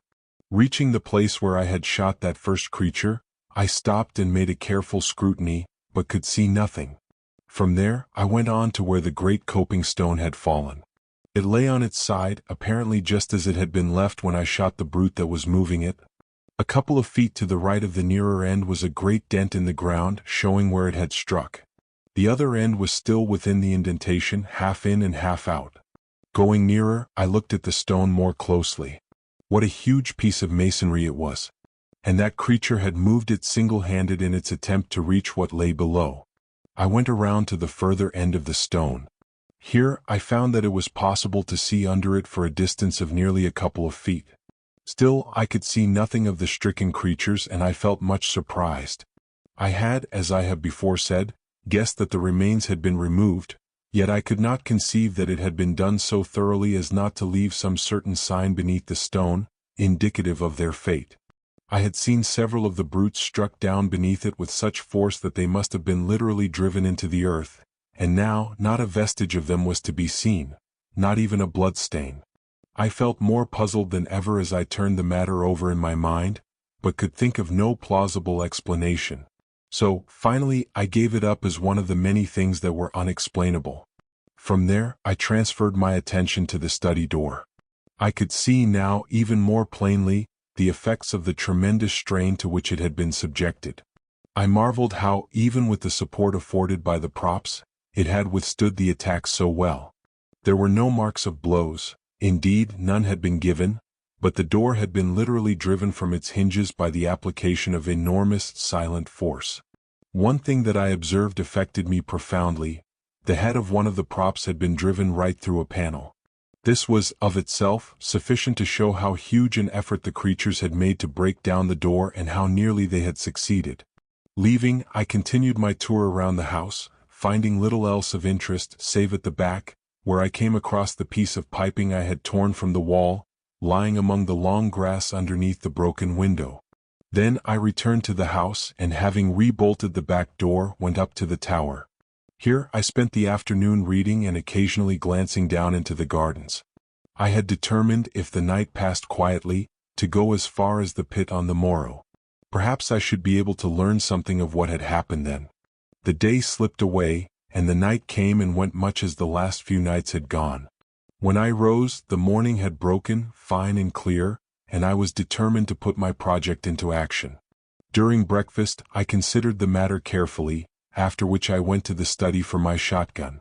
In addition, I loaded and slipped into my pocket a small but heavy pistol. I quite understood that if there were any danger, it lay in the direction of the pit, and I intended to be prepared. Leaving the study, I went down to the back door, followed by Pepper. Once outside, I took a quick survey of the surrounding gardens and then set off toward the pit. On the way, I kept a sharp outlook, holding my gun handily. Pepper was running ahead, I noticed, without any apparent hesitation. From this, I augured that there was no imminent danger to be apprehended, and I stepped out more quickly in his wake. He had reached the top of the pit now and was nosing his way along the edge. A minute later, I was beside him, looking down into the pit. For a moment, I could scarcely believe that it was the same place, so greatly was it changed. The dark, wooded ravine of a fortnight ago, with a foliage-hidden stream running sluggishly at the bottom, existed no longer. Instead, my eyes showed me a ragged chasm, partly filled with a gloomy lake of turbid water. All one side of the ravine was stripped of underwood, showing the bare rock. A little to my left, The side of the pit appeared to have collapsed altogether, forming a deep V-shaped cleft in the face of the rocky cliff. This rift ran from the upper edge of the ravine nearly down to the water and penetrated into the pit side to a distance of some 40 feet. Its opening was at least 6 yards across, and from this, it seemed to taper into about 2. But what attracted my attention more than even the stupendous split itself, was a great hole some distance down the cleft, and right in the angle of the V. It was clearly defined and not unlike an arched doorway in shape, though lying as it did in the shadow, I could not see it very distinctly. The opposite side of the pit still retained its verdure, but so torn in places, and everywhere covered with dust and rubbish, that it was hardly distinguishable as such. My first impression that there had been a landslide was, I began to see, not sufficient of itself to account for all the changes I witnessed. And the water? I turned suddenly, for I had become aware that somewhere to my right, there was a noise of running water. I could see nothing, but now that my attention had been caught, I distinguished easily that it came from somewhere at the east end of the pit. Slowly I made my way in that direction, the sound growing plainer as I advanced, until in a little I stood right above it. Even then I could not perceive the cause until I knelt down and thrust my head over the cliff. Here the noise came up to me plainly, and I saw below me a torrent of clear water, issuing from a small fissure in the pit side, and rushing down the rocks into the lake beneath. A little further along the cliff I saw another, and beyond that again 2 smaller ones. These then would help to account for the quantity of water in the pit, and if the fall of rock and earth had blocked the outlet of the stream at the bottom, there was little doubt but that it was contributing a very large share. Yet I puzzled my head to account for the generally shaken appearance of the place, these streamlets and that huge cleft further up the ravine. It seemed to me that more than the landslip was necessary to account for these. I could imagine an earthquake or a great explosion creating some such condition of affairs as existed, but of these there had been neither. Then I stood up quickly, remembering that crash, and the cloud of dust that had followed directly, rushing high into the air. But I shook my head unbelievingly. No. It must have been the noise of the falling rocks and earth I had heard. Of course the dust would fly naturally. Still, in spite of my reasoning, I had an uneasy feeling that this theory did not satisfy my sense of the probable. And yet, was any other that I could suggest likely to be half so plausible? Pepper had been sitting on the grass while I conducted my examination. Now, as I turned up the north side of the ravine, he rose and followed. Slowly, and keeping a careful watch in all directions, I made the circuit of the pit, but found little else that I had not already seen. From the west end I could see the 4 waterfalls uninterruptedly. They were some considerable distance up from the surface of the lake, about 50 feet I calculated. For a little while longer I loitered about, keeping my eyes and ears open, but still without seeing or hearing anything suspicious.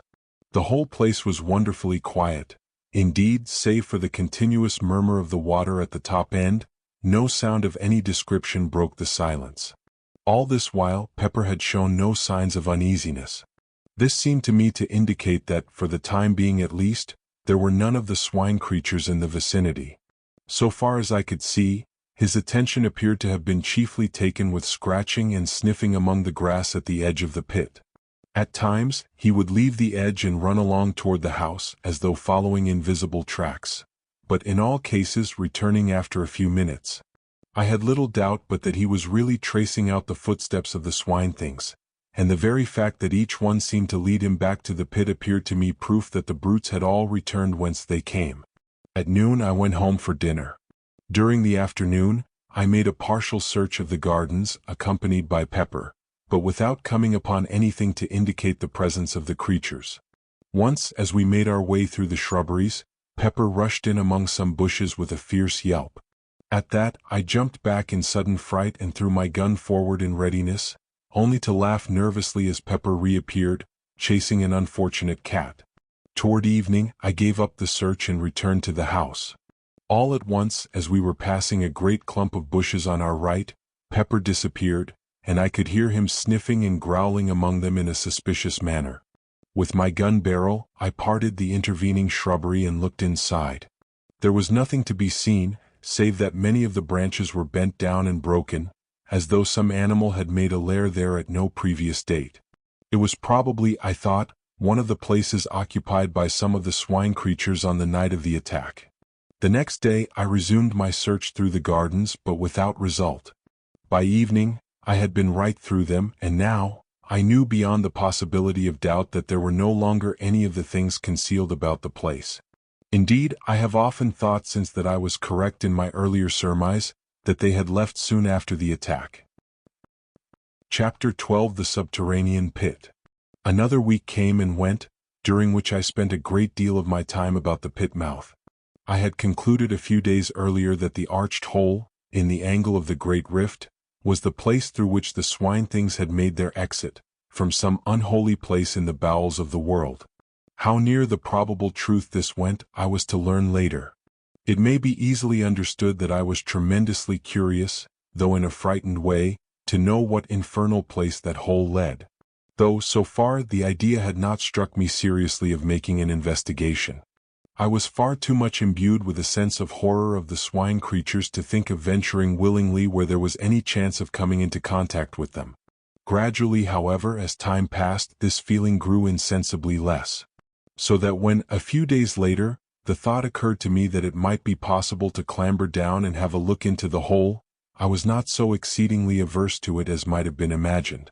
Still, I do not think even then that I really intended to try any such foolhardy adventure. For all that I could tell, it might be certain death to enter that doleful-looking opening. And yet, such is the pertinacity of human curiosity, that at last, my chief desire was to discover what lay beyond that gloomy entrance. Slowly as the days slid by, my fear of the swine-things became an emotion of the past, more an unpleasant, incredible memory than anything else. Thus, a day came when, throwing thoughts and fancies adrift, I procured a rope from the house, and having made it fast to a stout tree at the top of the rift, and some little distance back from the pit edge, I let the other end down into the cleft until it dangled right across the mouth of the dark hole. Then, cautiously, and with many misgivings as to whether it was not a mad act that I was attempting, I climbed slowly down, using the rope as a support until I reached the hole. Here, still holding on to the rope, I stood and peered in. All was perfectly dark and not a sound came to me.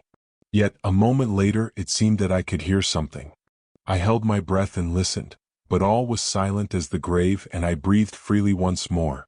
At the same instant I heard the sound again. It was like a noise of labored breathing, deep and sharp drawn. For a short second I stood, petrified, not able to move. But now the sounds had ceased again and I could hear nothing. As I stood there anxiously, my foot dislodged a pebble, which fell inward into the dark with a hollow chink. At once, the noise was taken up and repeated a score of times, each succeeding echo being fainter and seeming to travel away from me, as though into remote distance.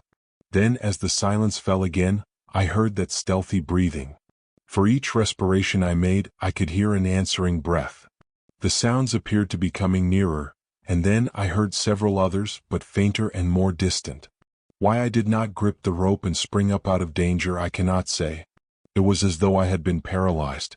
I broke out into a profuse sweat and tried to moisten my lips with my tongue.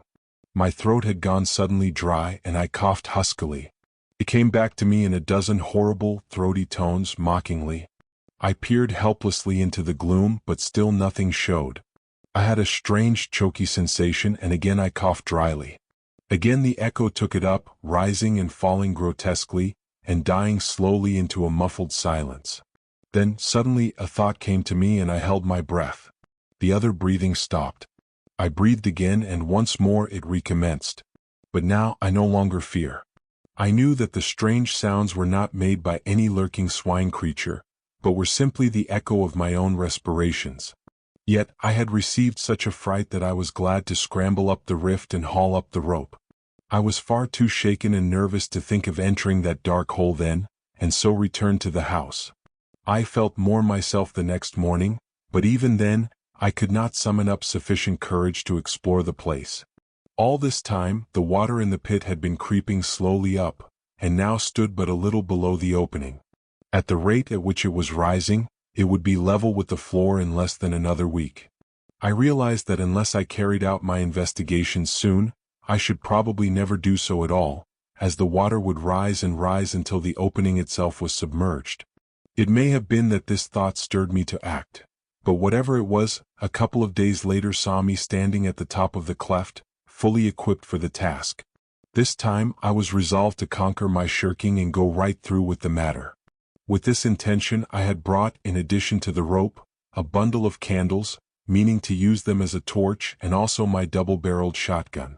In my belt I had a heavy horse pistol loaded with buckshot. As before, I fastened the rope to the tree. Then, having tied my gun across my shoulders with a piece of stout cord, I lowered myself over the edge of the pit. At this movement Pepper, who had been eyeing my actions watchfully, rose to his feet and ran to me with a half-bark, half-wail, it seemed to me, of warning. But I was resolved to my enterprise and made him lie down. I would much have liked to take him with me, but this was next to impossible in the existing circumstances. As my face dropped level with the pit edge, he licked me right across the mouth and then, seizing my sleeve between his teeth, began to pull back strongly. It was very evident that he did not want me to go. Yet, having made up my mind, I had no intention of giving up the attempt, and with a sharp word to Pepper to release me, I continued my descent, leaving the poor old fellow at the top, barking and crying like a forsaken pup. Carefully, I lowered myself from projection to projection. I knew that a slip might mean wetting. Reaching the entrance, I let go of the rope and untied the gun from my shoulders. Then, with a last look at the sky, which I noticed was clouding over rapidly, I went forward a couple of paces so as to be shielded from the wind, and lit one of the candles. Holding it above my head and grasping my gun firmly, I began to move on slowly, throwing my glances in all directions. For the first minute, I could hear the melancholy sound of Pepper's howling coming down to me. Gradually, as I penetrated further into the darkness, it grew fainter, until in a little while I could hear nothing. The path tended downward somewhat and to the left. Then it kept on, still running to the left, until I found that it was leading me right in the direction of the house. Very cautiously, I moved onward, stopping every few steps to listen. I had gone perhaps 100 yards, when suddenly it seemed to me that I caught a faint sound somewhere along the passage behind. With my heart thudding heavily, I listened. The noise grew plainer and appeared to be approaching rapidly. I could hear it distinctly now. It was the soft padding of running feet. In the first moments of fright, I stood irresolute, not knowing whether to go forward or backward. Then, with a sudden realization of the best thing to do, I backed up to the rocky wall on my right, and holding the candle above my head, waited, gun in hand, cursing my foolhardy curiosity for bringing me into such a strait. I had not long to wait, but a few seconds, before two eyes reflected back from the gloom the rays of my candle. I raised my gun using my right hand only and aimed quickly. Even as I did so, something leapt out of the darkness with a blustering bark of joy that woke the echoes like thunder. It was Pepper. How he had contrived to scramble down the cleft, I could not conceive. As I brushed my hand nervously over his coat, I noticed that he was dripping, and concluded that he must have tried to follow me and fallen into the water, from which he would not find it very difficult to climb. Having waited a minute or so to steady myself, I proceeded along the way, Pepper following quietly. I was curiously glad to have the old fellow with me. He was company, and somehow with him at my heels I was less afraid. Also, I knew how quickly his keen ears would detect the presence of any unwelcome creature, should there be such, amid the darkness that wrapped us. For some minutes we went slowly along, the path still leading straight toward the house. Soon I concluded we should be standing right beneath it, do the path but carry far enough. I led the way cautiously for another 50 yards or so. Then I stopped and held the light high, and reason enough I had to be thankful that I did so, for there, not 3 paces forward, the path vanished, and in its place showed a hollow blackness that sent sudden fear through me. Very cautiously I crept forward and peered down but could see nothing. Then I crossed to the left of the passage to see whether there might be any continuation of the path. Here, right against the wall, I found that a narrow track, some 3 feet wide, led onward. Carefully I stepped onto it, but had not gone far before I regretted venturing thereon. For after a few paces, the already narrow way resolved itself into a mere ledge, with on the one side the solid, unyielding rock, towering up in a great wall to the unseen roof, and on the other that yawning chasm. I could not help reflecting how helpless I was should I be attacked there, with no room to turn, and where even the recoil of my weapon might be sufficient to drive me headlong into the depths below. To my great relief, a little further on, the track suddenly broadened out again to its original breadth. Gradually as I went onward, I noticed that the path trended steadily to the right, and so, after some minutes, I discovered that I was not going forward, but simply circling the huge abyss. I had evidently come to the end of the great passage. 5 minutes later, I stood on the spot from which I had started. Having been completely around what I guessed now to be a vast pit, the mouth of which must be at least 100 yards across. For some little time I stood there, lost in perplexing thought. "What does it all mean?" was the cry that had begun to reiterate through my brain. A sudden idea struck me and I searched around for a piece of stone. Presently I found a bit of rock about the size of a small loaf. Sticking the candle upright in a crevice of the floor, I went back from the edge somewhat, and, taking a short run, launched the stone forward into the chasm, my idea being to throw it far enough to keep it clear of the sides. Then I stooped forward and listened, but though I kept perfectly quiet for at least a full minute, no sound came back to me from out of the dark. I knew then that the depth of the hole must be immense, for the stone, had it struck anything, was large enough to have set the echoes of that weird place whispering for an indefinite period. Even as it was, the cavern had given back the sounds of my footfalls multitudinously. The place was awesome, and I would willingly have retraced my steps and left the mysteries of its solitudes unsolved. Only to do so meant admitting defeat. Then a thought came to try to get a view of the abyss. It occurred to me that if I placed my candles around the edge of the hole, I should be able to get, at least, some dim sight of the place. I found, on counting, that I had brought 15 candles in the bundle, my first intention having been, as I have already said, to make a torch of the lot. These I proceeded to place around the pit mouth, with an interval of about 20 yards between each. Having completed the circle, I stood in the passage and endeavored to get an idea of how the place looked. But I discovered immediately that they were totally insufficient for my purpose. They did little more than make the gloom visible. One thing they did, however, and that was, they confirmed my opinion of the size of the opening, and although they showed me nothing that I wanted to see, yet the contrast they afforded to the heavy darkness pleased me curiously. It was as though 15 tiny stars shone through the subterranean night. Then, even as I stood, Pepper gave a sudden howl that was taken up by the echoes, and repeated with ghastly variations, dying away slowly. With a quick movement, I held aloft the one candle that I had kept, and glanced down at the dog.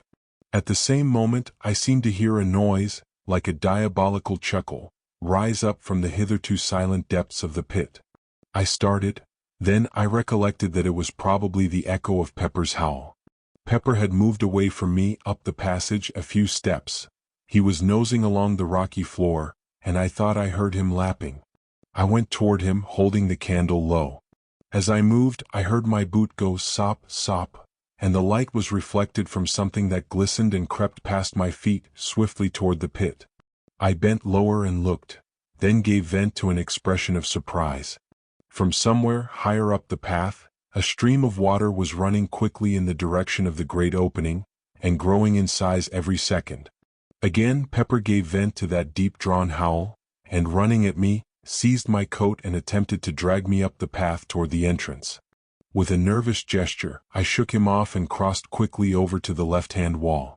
If anything were coming, I was going to have the wall at my back. Then, as I stared anxiously up the pathway, my candle caught a gleam far up the passage. At the same moment, I became conscious of a murmurous roar that grew louder and filled the whole cavern with a deafening sound. From the pit came a deep, hollow echo like the sob of a giant. Then I had sprung to one side onto the narrow ledge that ran around the abyss, and turning, saw a great wall of foam sweep past me, and leap tumultuously into the waiting chasm. A cloud of spray burst over me, extinguishing my candle and wetting me to the skin. I still held my gun. The 3 nearest candles went out, but the further ones gave only a short flicker. After the first rush, the flow of water eased down to a steady stream, maybe a foot in depth, though I could not see this until I had procured one of the lighted candles and with it started to reconnoiter. Pepper had, fortunately, followed me as I leapt for the ledge and now, very much subdued, kept close behind. A short examination showed me that the water reached right across the passage and was running at a tremendous rate. Already, even as I stood there, it had deepened. I could make only a guess at what had happened. Evidently, the water in the ravine had broken into the passage by some means. If that were the case, it would go on increasing in volume until I should find it impossible to leave the place. The thought was frightening. It was evident that I must make my exit as hurriedly as possible. Taking my gun by the stock, I sounded the water. It was a little under knee-deep. The noise it made, plunging down into the pit, was deafening. Then, with a call to Pepper, I stepped out into the flood, using the gun as a staff. Instantly, the water boiled up over my knees and nearly to the tops of my thighs, with the speed at which it was racing. For one short moment, I nearly lost my footing, but the thought of what lay behind stimulated me to a fierce endeavor, and step by step I made headway. The Pepper, I knew nothing at first. I had all I could do to keep on my legs, and was overjoyed when he appeared beside me. He was wading manfully along. He is a big dog with longish thin legs, and I suppose the water had less grasp on them than upon mine. Anyway, he managed a great deal better than I did, going ahead of me like a guide and wittingly, or otherwise, helping somewhat to break the force of the water. On we went, step by step, struggling and gasping, until somewhere about 100 yards had been safely traversed. Then, whether it was because I was taking less care or that there was a slippery place on the rocky floor I cannot say, but suddenly I slipped and fell on my face. Instantly, the water leapt over me in a cataract, hurling me down toward that bottomless hole at a frightful speed.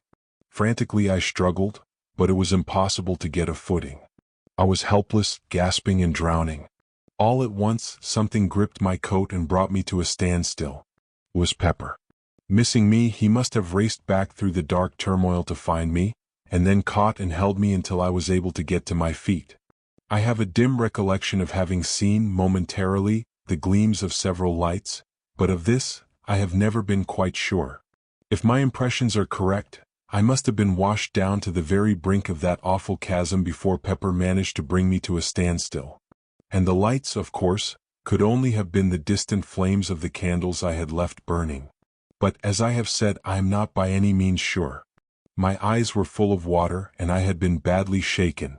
And there I was, without my helpful gun, without light, and sadly confused, with the water deepening, depending solely upon my old friend Pepper to help me out of that hellish place. I was facing the torrent. Naturally, it was the only way in which I could have sustained my position for a moment, for even old Pepper could not have held me long against that terrific strain without assistance, however blind, from me.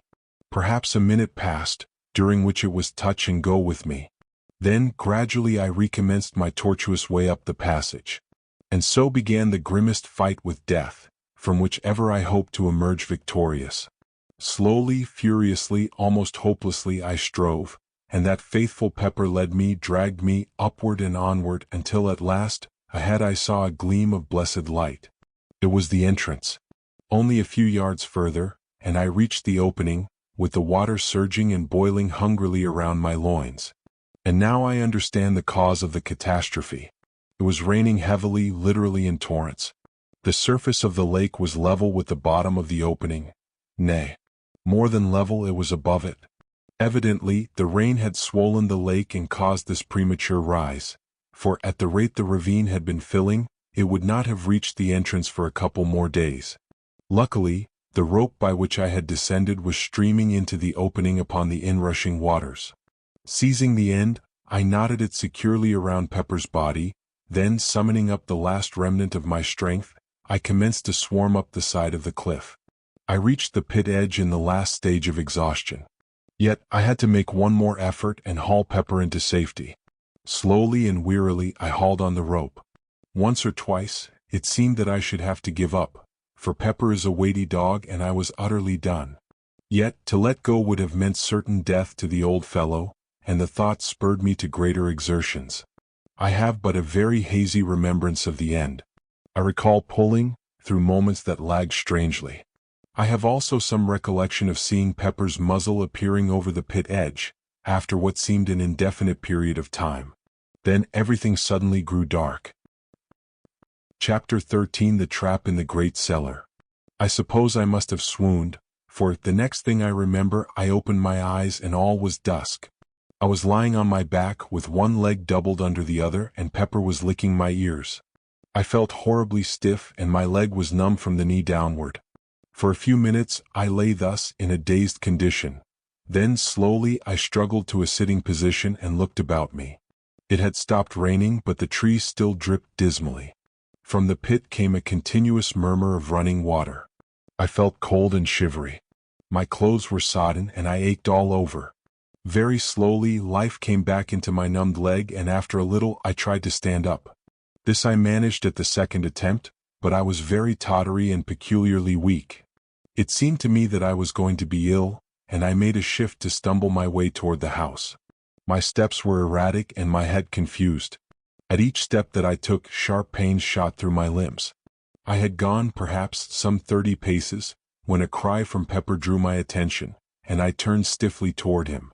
The old dog was trying to follow me, but could come no further, owing to the rope with which I had hauled him up, being still tied around his body, the other end not having been unfastened from the tree. For a moment I fumbled with the knots weakly, but they were wet and hard and I could do nothing. Then I remembered my knife and in a minute the rope was cut. How I reached the house I scarcely know, and of the days that followed I remember still less. Of one thing I am certain. Had it not been for my sister's untiring love and nursing, I would not be writing at this moment. When I recovered my senses, it was to find that I had been in bed for nearly 2 weeks. Yet another week passed before I was strong enough to totter out into the gardens. Even then I was not able to walk as far as the pit. I would have liked to ask my sister how high the water had risen, but felt it was wiser not to mention the subject to her. Indeed, since then, I have made a rule never to speak to her about the strange things that happen in this great old house. It was not until a couple of days later that I managed to get across to the pit. There I found that in my few weeks' absence, a wondrous change had been wrought. Instead of the 3 parts filled ravine, I looked out upon a great lake whose placid surface reflected the light coldly. The water had risen to within half a dozen feet of the pit edge. Only in one part was the lake disturbed, and that was above the place where, far down under the silent waters, yawned the entrance to the vast underground pit. Here there was a continuous bubbling, and occasionally, a curious sort of sobbing gurgle would find its way up from the depth. Beyond these, there was nothing to tell of the things that were hidden beneath. As I stood there, it came to me how wonderfully things had worked out. The entrance to the place whence the swine creatures had come was sealed up by a power that made me feel there was nothing more to fear from them. And yet, with the feeling, there was a sensation that now I should never learn anything further of the place from which those dreadful things had come. It was completely shut off and concealed from human curiosity forever. Strange, in the knowledge of that underground hellhole, how apposite has been the naming of the pit. One wonders how it originated and when. Naturally, one concludes that the shape and depth of the ravine would suggest the name pit.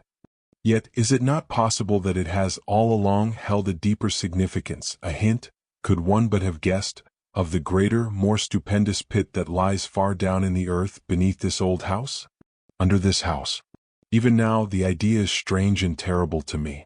For I have proved beyond doubt that the pit yawns right below the house, which is evidently supported, somewhere above the center of it, upon a tremendous arched roof of solid rock. It happened this way. Having occasion to go down to the cellars, the thought occurred to me to pay a visit to the great vault, where the trap is situated, and see whether everything was as I had left it. Reaching the place, I walked slowly up the center until I came to the trap. There it was, with the stones piled upon it, just as I had seen it last. I had a lantern with me, and the idea came to me that now would be a good time to investigate whatever lay under the great oak slab. Placing the lantern on the floor, I tumbled the stones off the trap, and, grasping the ring, pulled the door open. As I did so, the cellar became filled with the sound of a murmurous thunder that rose from far below. At the same time, a damp wind blew up into my face, bringing with it a load of fine spray. Therewith I dropped the trap hurriedly with a half-frightened feeling of wonder. For a moment I stood puzzled. I was not particularly afraid. The haunting fear of the swine-things had left me long ago, but I was certainly nervous and astonished. Then a sudden thought possessed me, and I raised the ponderous door with a feeling of excitement. Leaving it standing upon its end, I seized the lantern, and kneeling down, thrust it into the opening. As I did so, the moist wind and spray drove in my eyes, making me unable to see for a few moments. Even when my eyes were clear, I could distinguish nothing below me, save darkness and whirling spray. Seeing that it was useless to expect to make out anything with the light so high, I felt in my pockets for a piece of twine with which to lower it further into the opening. Even as I fumbled, the lantern slipped from my fingers and hurtled down into the darkness. For a brief instant, I watched its fall, and saw the light shine on a tumult of white foam, some 80 or 100 feet below me. Then it was gone. My sudden surmise was correct, and now I knew the cause of the wet and noise. The great cellar was connected with the pit by means of the trap, which opened right above it, and the moisture was the spray rising from the water falling into the depths. In an instant, I had an explanation of certain things that had hitherto puzzled me. Now I could understand why the noises, on the first night of the invasion, had seemed to rise directly from under my feet, and the chuckle that had sounded when first I opened the trap. Evidently, some of the swine-things must have been right beneath me. Another thought struck me. Were the creatures all drowned? Would they drown? I remembered how unable I had been to find any traces to show that my shooting had been really fatal. Had they lived as we understand life, or were they ghouls? These thoughts flashed through my brain as I stood in the dark, searching my pockets for matches. I had the box in my hand now, and striking a light, I stepped to the trap door and closed it. Then I piled the stones back upon it, after which I made my way out from the cellars. And so, I suppose the water goes on, thundering down into that bottomless hell pit. Sometimes I have an inexplicable desire to go down to the great cellar, open the trap, and gaze into the impenetrable, spray-damp darkness. At times, the desire becomes almost overpowering in its intensity. It is not mere curiosity that prompts me, but more as though some unexplained influence were at work. Still, I never go, and intend to fight down the strange longing and crush it, even as I would the unholy thought of self-destruction. This idea of some intangible force being exerted may seem reasonless. Yet my instinct warns me that it is not so. In these things, reason seems to me less to be trusted than instinct. One thought there is, in closing, that impresses itself upon me with ever-growing insistence. It is that I live in a very strange house, a very awful house, and I have begun to wonder whether I am doing wisely in staying here. Yet if I left, where could I go and still obtain the solitude, and the sense of her presence, that alone make my old life bearable? Chapter 14: The Essay of Sleep. For a considerable period after the last incident I recorded in my diary, I seriously considered leaving this house. I might have done so, had it not been for the great and wonderful thing I am about to describe. How well my heart advised me when I stayed.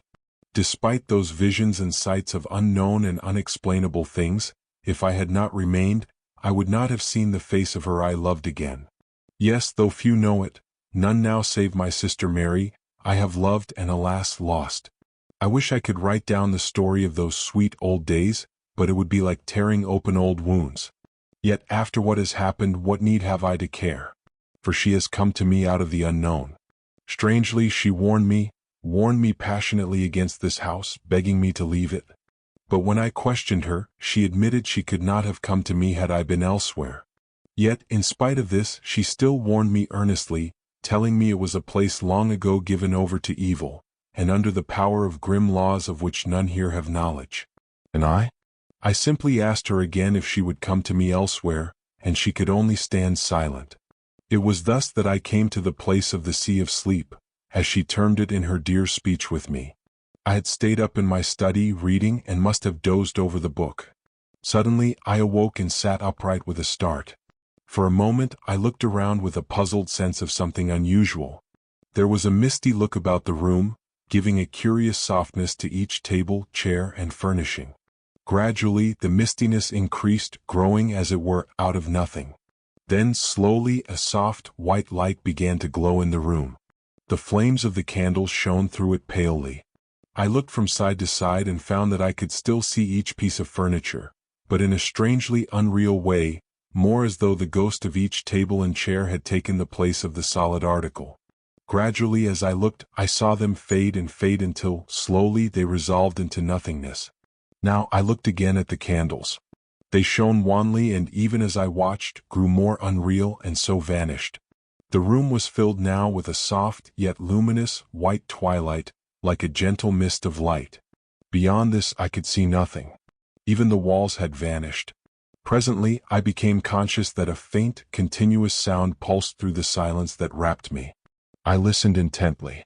It grew more distinct until it appeared to me that I heard the breathings of some great sea. I cannot tell how long a space passed thus, but after a while, it seemed that I could see through the mistiness. Slowly, I became aware that I was standing upon the shore of an immense and silent sea. This shore was smooth and long, vanishing to my right and left in extreme distances. In front swam a still immensity of the sleeping ocean. At times, it seemed to me that I caught a faint glimmer of light under its surface, but of this I could not be sure. Behind me rose up to an extraordinary height, gaunt, black cliffs. Overhead, the sky was of a uniform cold gray color, the whole place being lit by a stupendous globe of pale fire that swam a little above the far horizon and shed a foam-like light above the quiet waters. Beyond the gentle murmur of the sea, an intense stillness prevailed.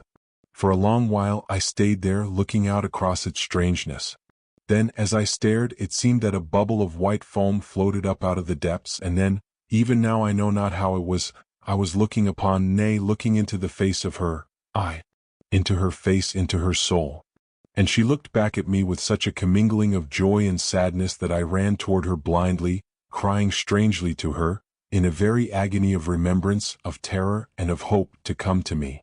Yet, despite my crying, she stayed out there upon the sea and only shook her head sorrowfully. But in her eyes was the old earth-light of tenderness that I had come to know before all things, where we were parted. At her perverseness, I grew desperate and attempted to wade out to her. Yet though I wished to, I could not. Some invisible barrier held me back, and I was forced to stay where I was and cry out to her in the fullness of my soul, "Oh, my darling, but I could say no more for all the intensity. And at that, she came over swiftly and touched me, and it was as though heaven had opened. Yet, when I reached out my hands to her, she took me from her with tenderly stern hands, and I was abashed. Chapter 15: The Noise in the Night. And now, I come to the strangest of all the strange happenings that have befallen me in this house of mysteries. It occurred quite lately, within the month, and I have little doubt that what I saw was, in reality, the end of all things. However, to my story. I do not know how it is, but up to the present, I have never been able to write these things down directly as they happened. It is as though I have to wait a while, recovering my balance and digesting, as it were, the things I have heard or seen.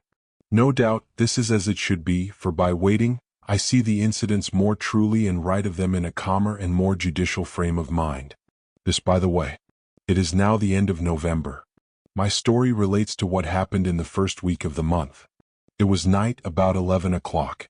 Pepper and I kept one another company in the study, that great old room of mine where I read and work.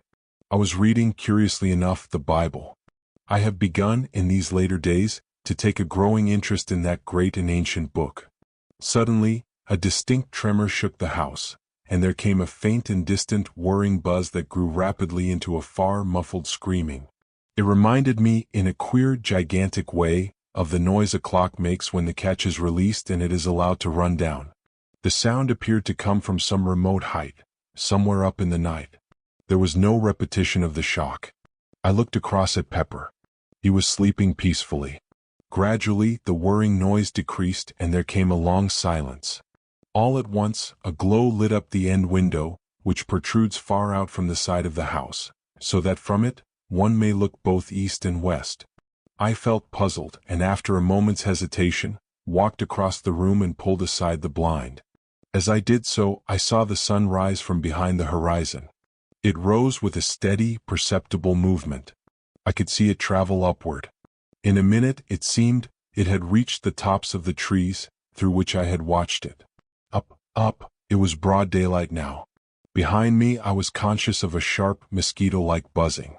I glanced around and knew that it came from the clock. Even as I looked, it marked off an hour. The minute hand was moving around the dial faster than an ordinary second hand. The hour hand moved quickly from space to space. I had a numb sense of astonishment. A moment later, it seemed, the two candles went out almost together.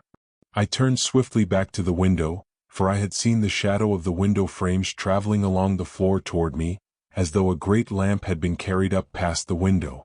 I saw now that the sun had risen high into the heavens and was still visibly moving. It passed above the house with an extraordinary, sailing kind of motion. As the window came into shadow, I saw another extraordinary thing. The fair weather clouds were not passing easily across the sky. They were scampering as though 100-mile-an-hour wind blew. As they passed, they changed their shapes 1,000 times a minute, as though writhing with a strange life, and so were gone. And presently, others came and whisked away likewise. To the west, I saw the sun drop with an incredible, smooth, swift motion.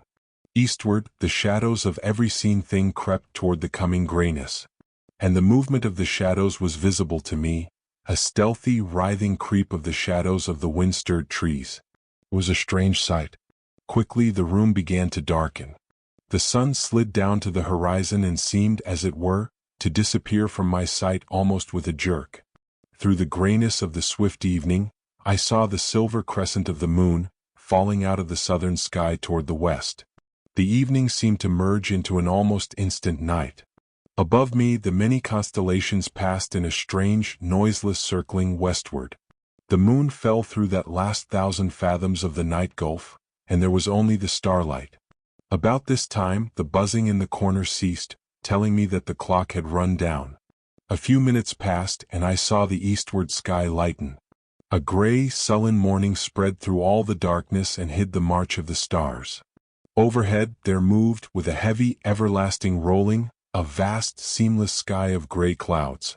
A cloud sky that would have seemed motionless through all the length of an ordinary Earth day. The sun was hidden from me, but from moment to moment, the world would brighten and darken, beneath waves of subtle light and shadow. The light shifted ever westward, and the night fell upon the earth. A vast rain seemed to come with it, and a wind of a most extraordinary loudness, as though the howling of a night-long gale were packed into the space of no more than a minute. This noise passed almost immediately, and the clouds broke so that once more I could see the sky. The stars were flying westward with astounding speed. It came to me now for the first time, that though the noise of the wind had passed, yet a constant blurred sound was in my ears. Now that I noticed it, I was aware that it had been with me all the time. It was world noise. And then, even as I grasped at so much comprehension, there came the eastward light. No more than a few heartbeats, and the sun rose swiftly. Through the trees I saw it, and then it was above the trees. Up it soared, and all the world was light. It passed with a swift, steady swing to its highest altitude and fell thence, westward. I saw the day roll visibly over my head. A few light clouds flitted northward and vanished. The sun went down with one swift, clear plunge, and there was about me, for a few seconds, the darker growing gray of the gloaming. Southward and westward, the moon was sinking rapidly. The night had come already. A minute it seemed, and the moon fell those remaining fathoms of dark sky. Another minute or so, and the eastward sky glowed with the coming dawn. The sun leapt upon me with a frightening abruptness and soared ever more swiftly toward the zenith. Then, suddenly, a fresh thing came to my sight. A black thundercloud rushed up out of the south and seemed to leap all the arc of the sky in a single instant. As it came, I saw that its advancing edge flapped like a monstrous black cloth in heaven, twirling and undulating rapidly with a horrid suggestiveness. In an instant, all the air was full of rain, and 100 lightning flashes seemed to flood downward, as it were, in one great shower. In the same second of time, the world noise was drowned in the roar of the wind, and then my ears ached under the stunning impact of the thunder. And in the midst of this storm, the night came, and then, within the space of another minute, the storm had passed, and there was only the constant blur of the world noise on my hearing. Overhead, the stars were sliding quickly westward, and something, perhaps the particular speed to which they had attained, brought home to me for the first time a keen realization of the knowledge that it was the world that revolved. I seemed to see, suddenly, the world, a vast dark mass, revolving visibly against the stars. The dawn and the sun seemed to come together, so greatly had the speed of the world revolution increased. The sun drove up in one long steady curve, passed its highest point, and swept down into the western sky and disappeared. I was scarcely conscious of the evening, so brief was it. Then I was watching the flying constellations and the westward hastening moon. In but a space of seconds, so it seemed, it was sliding swiftly downward through the night blue and then was gone. And almost directly came the morning. And now there seemed to come a strange acceleration.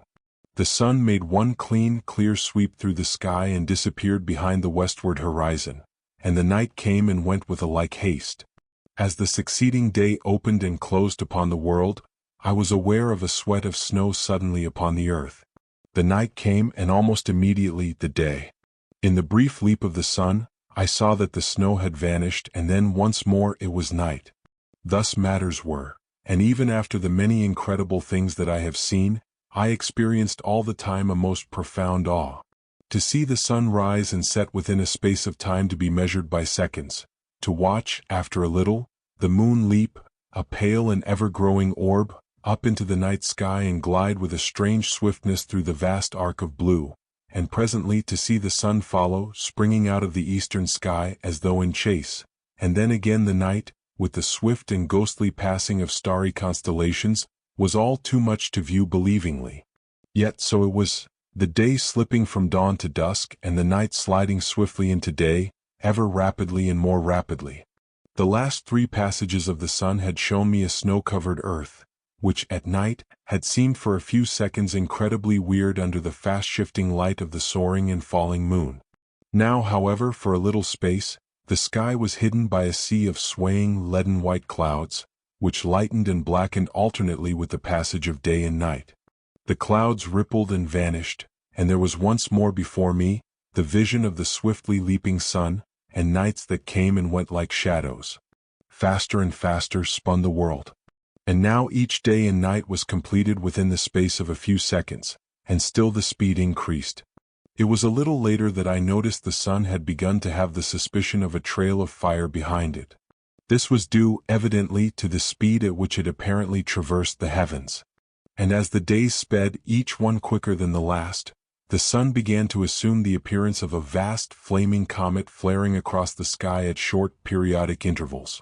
At night, the moon presented, with much greater truth, a comet-like aspect, a pale and singularly clear, fast-traveling shape of fire, trailing streaks of cold flame. The stars showed now merely as fine hairs of fire against the dark. Once I turned from the window and glanced at Pepper. In the flash of a day I saw that he slept quietly, and I moved once more to my watching. The sun was now bursting up from the eastern horizon like a stupendous rocket, seeming to occupy no more than a second or two in hurling from east to west. I could no longer perceive the passage of clouds across the sky, which seemed to have darkened somewhat. The brief nights appeared to have lost the proper darkness of night, so that the hair-like fire of the flying stars showed but dimly. As the speed increased, the sun began to sway very slowly in the sky from south to north, and then slowly again from north to south. So, amid a strange confusion of mind, the hours passed. All this while Pepper slept. Presently, feeling lonely and distraught, I called to him softly, but he took no notice. Again I called, raising my voice slightly, still he did not. I walked over to where he lay and touched him with my foot to rouse him. At the action, gentle though it was, he fell to pieces. That is what happened. He literally and actually crumbled into a moldering heap of bones and dust. For the space of perhaps a minute, I stared down at the shapeless heap that had once been Pepper. I stood feeling stunned. What can have happened? I asked myself, not at once grasping the grim significance of that little hill of ash. Then, as I stirred the heap with my foot, it occurred to me that this could only happen in a great space of time. Years and years. Outside, the weaving, fluttering light held the world. Inside I stood trying to understand what it meant, what that little pile of dust and dry bones on the carpet meant. But I could not think coherently. I glanced away around the room and now, for the first time, noticed how dusty and old the place looked. Dust and dirt everywhere, piled in little heaps in the corners and spread about upon the furniture. The very carpet itself was invisible beneath a coating of the same, all-pervading material. As I walked, little clouds of the stuff rose up from under my footsteps and assailed my nostrils with a dry, bitter odor that made me wheeze huskily. Suddenly, as my glance fell again upon Pepper's remains, I stood still and gave voice to my confusion, questioning aloud whether the years were indeed passing, whether this, which I had taken to be a form of vision, was in truth a reality. I paused. A new thought had struck me. Quickly, but with steps which, for the first time, I noticed tottered, I went across the room to the great pier glass and looked in. It was too covered with grime to give back any reflection, and with trembling hands I began to rub off the dirt. Presently I could see myself. The thought that had come to me was confirmed. Instead of the great hale man who scarcely looked 50, I was looking at a bent, decrepit man whose shoulders stooped and whose face was wrinkled with the years of a century. The hair, which a few short hours ago had been nearly coal black, was now silvery white. Only the eyes were bright. Gradually, I traced in that ancient man a faint resemblance to myself of other days. I turned away and tottered to the window. I knew now that I was old, and the knowledge seemed to confirm my trembling walk. For a little space, I stared moodily out into the blurred vista of changeful landscape. Even in that short time, a year passed, and with a petulant gesture, I left the window. As I did so, I noticed that my hand shook with the palsy of old age, and a short sob choked its way through my lips.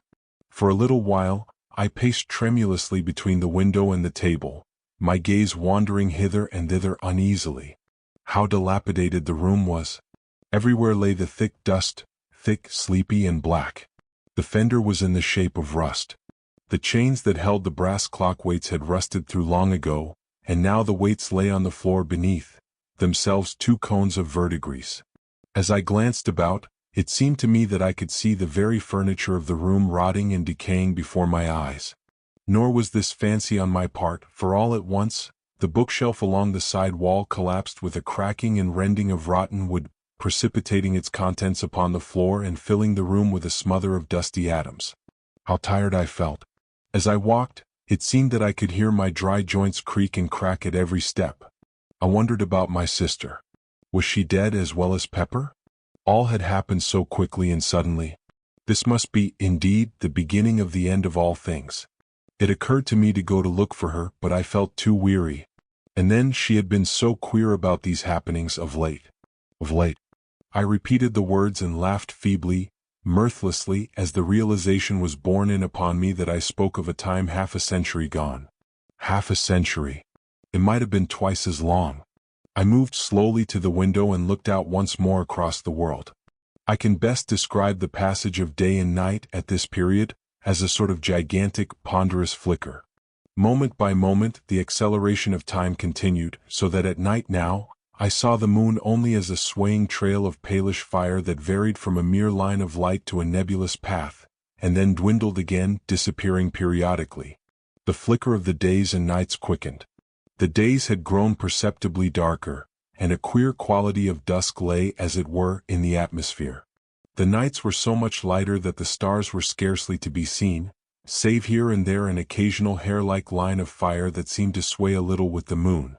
Quicker and ever quicker ran the flicker of day and night, and suddenly it seemed, I was aware that the flicker had died out, and instead, there reigned a comparatively steady light, which was shed upon all the world from an eternal river of flame that swung up and down, north and south, in stupendous, mighty swings. The sky had now grown very much darker, and there was in the blue of it a heavy gloom, as though a vast blackness peered through it upon the earth. Yet there was in it also a strange and awful clearness and emptiness.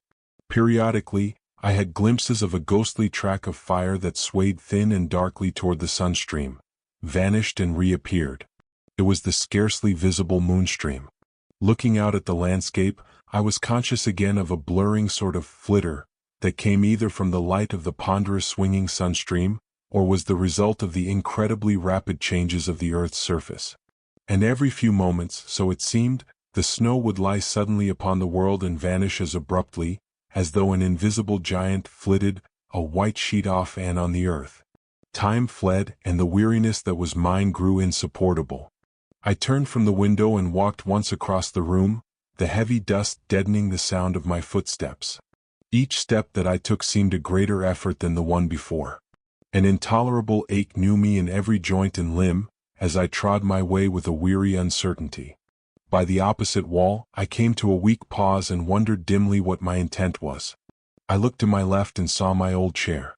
The thought of sitting in it brought a faint sense of comfort to my bewildered wretchedness. Yet, because I was so weary and old and tired, I could scarcely brace my mind to do anything but stand and wish myself past those few yards. I rocked as I stood. The floor even seemed a place for rest, but the dust lay so thick and sleepy and black. I turned with a great effort of will and made toward my chair. I reached it with a groan of thankfulness. I sat down. Everything about me appeared to be growing dim. It was all so strange and unthought of.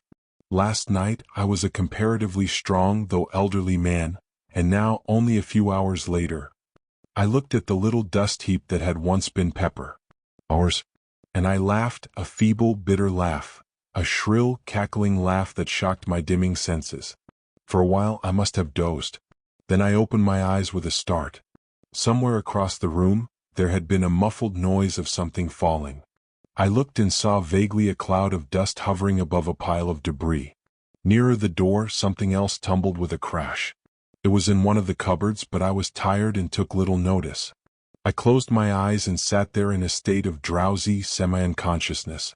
Once or twice, as though coming through thick mists, I heard noises faintly. Then I must have slept. Chapter 16: The Awakening. I awoke with a start. For a moment I wondered where I was. Then a memory came to me. The room was still lit with that strange light, half sun, half moon light. I felt refreshed. The tired, weary ache had left me. I went slowly across to the window and looked out. Overhead, the river of flame drove up and down, north and south, in a dancing semicircle of fire. Like a mighty sleigh in the loom of time, it seemed, in a sudden fancy of mine, to be beating home the picks of the years. For, so vastly had the passage of time been accelerated that there was no longer any sense of the sun passing from east to west. The only apparent movement was the north and south beat of the sunstream, which had become so swift now as to be better described as a quiver. As I peered out, there came to me a sudden, inconsequent memory of that last journey among the outer worlds. I remembered the sudden vision that had come to me as I neared the solar system, of the fast-whirling planets about the sun, as though the governing quality of time had been held in abeyance, and the machine of a universe allowed to run down an eternity in a few moments or hours. The memory passed, along with but partially comprehended, suggestion that I had been permitted a glimpse into further time-spaces. I stared out again, seemingly, at the quake of the sunstream. The speed seemed to increase even as I looked. Several lifetimes came and went as I watched. Suddenly, it struck me with a sort of grotesque seriousness that I was still alive. I thought of Pepper and wondered how it was that I had not followed his fate. He had reached the time of his dying and had passed, probably through sheer length of years. And here was I, alive hundreds of thousands of centuries after my rightful period of years. For a time I mused absently. Yesterday, I stopped suddenly. Yesterday. There was no yesterday. The yesterday of which I spoke had been swallowed up in the abyss of years, ages gone. I grew dazed with much thinking. Presently, I turned from the window and glanced around the room. It seemed different, strangely, utterly different. Then I knew what it was that made it appear so strange. It was bare. There was not a piece of furniture in the room, not even a solitary fitting of any sort.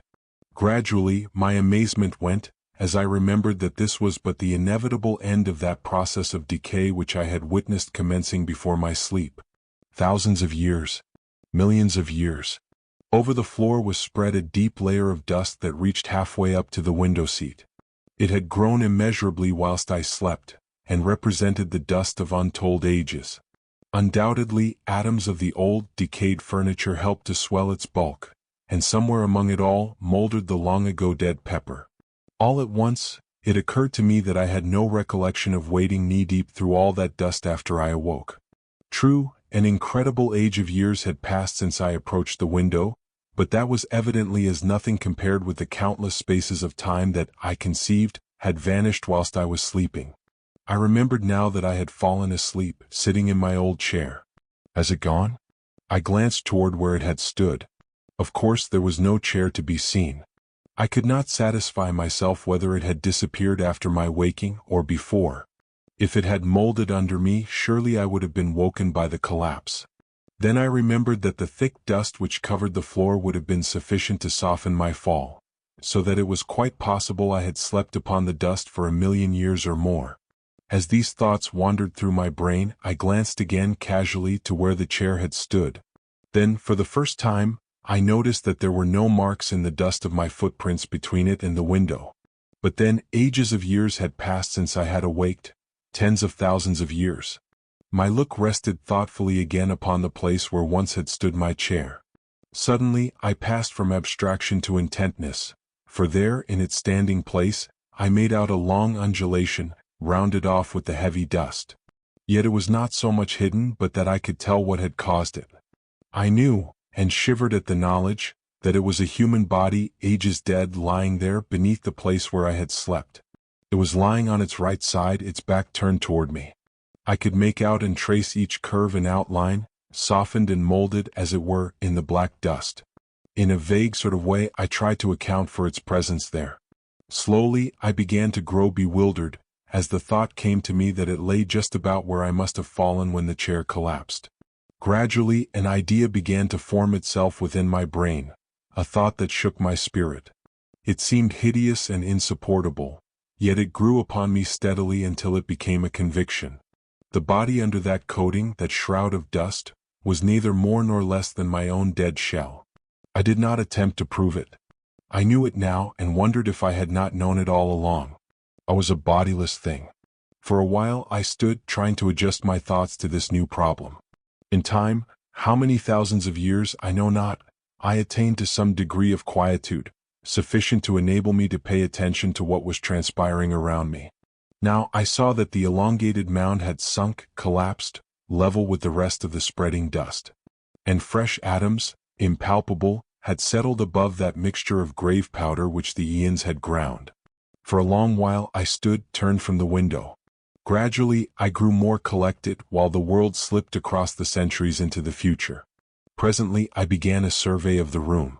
Now I saw that time was beginning its destructive work even on this strange old building. That it had stood through all the years was, it seemed to me, proof that it was something different from any other house. I do not think, somehow, that I had thought of its decaying. Though why I could not have said. It was not until I had meditated upon the matter for some considerable time that I fully realized that the extraordinary space of time through which it had stood was sufficient to have utterly pulverized the very stones of which it was built, had they been taken from any earthly quarry. Yes, it was undoubtedly moldering now. All the plaster had gone from the walls, even as the woodwork of the room had gone many ages before. While I stood in contemplation, a piece of glass from one of the small diamond-shaped panes dropped with a dull tap amid the dust upon the sill behind me, and crumbled into a little heap of powder. As I turned from contemplating it, I saw light between a couple of the stones that formed the outer wall. Evidently the mortar was falling away. After a while, I turned once more to the window and peered out. I discovered now that the speed of time had become enormous. The lateral quiver of the sunstream had grown so swift as to cause the dancing semicircle of flame to merge into, and disappear in, a sheet of fire that covered half the southern sky from east to west. From the sky I glanced down to the gardens. They were just a blur of a palish, dirty green.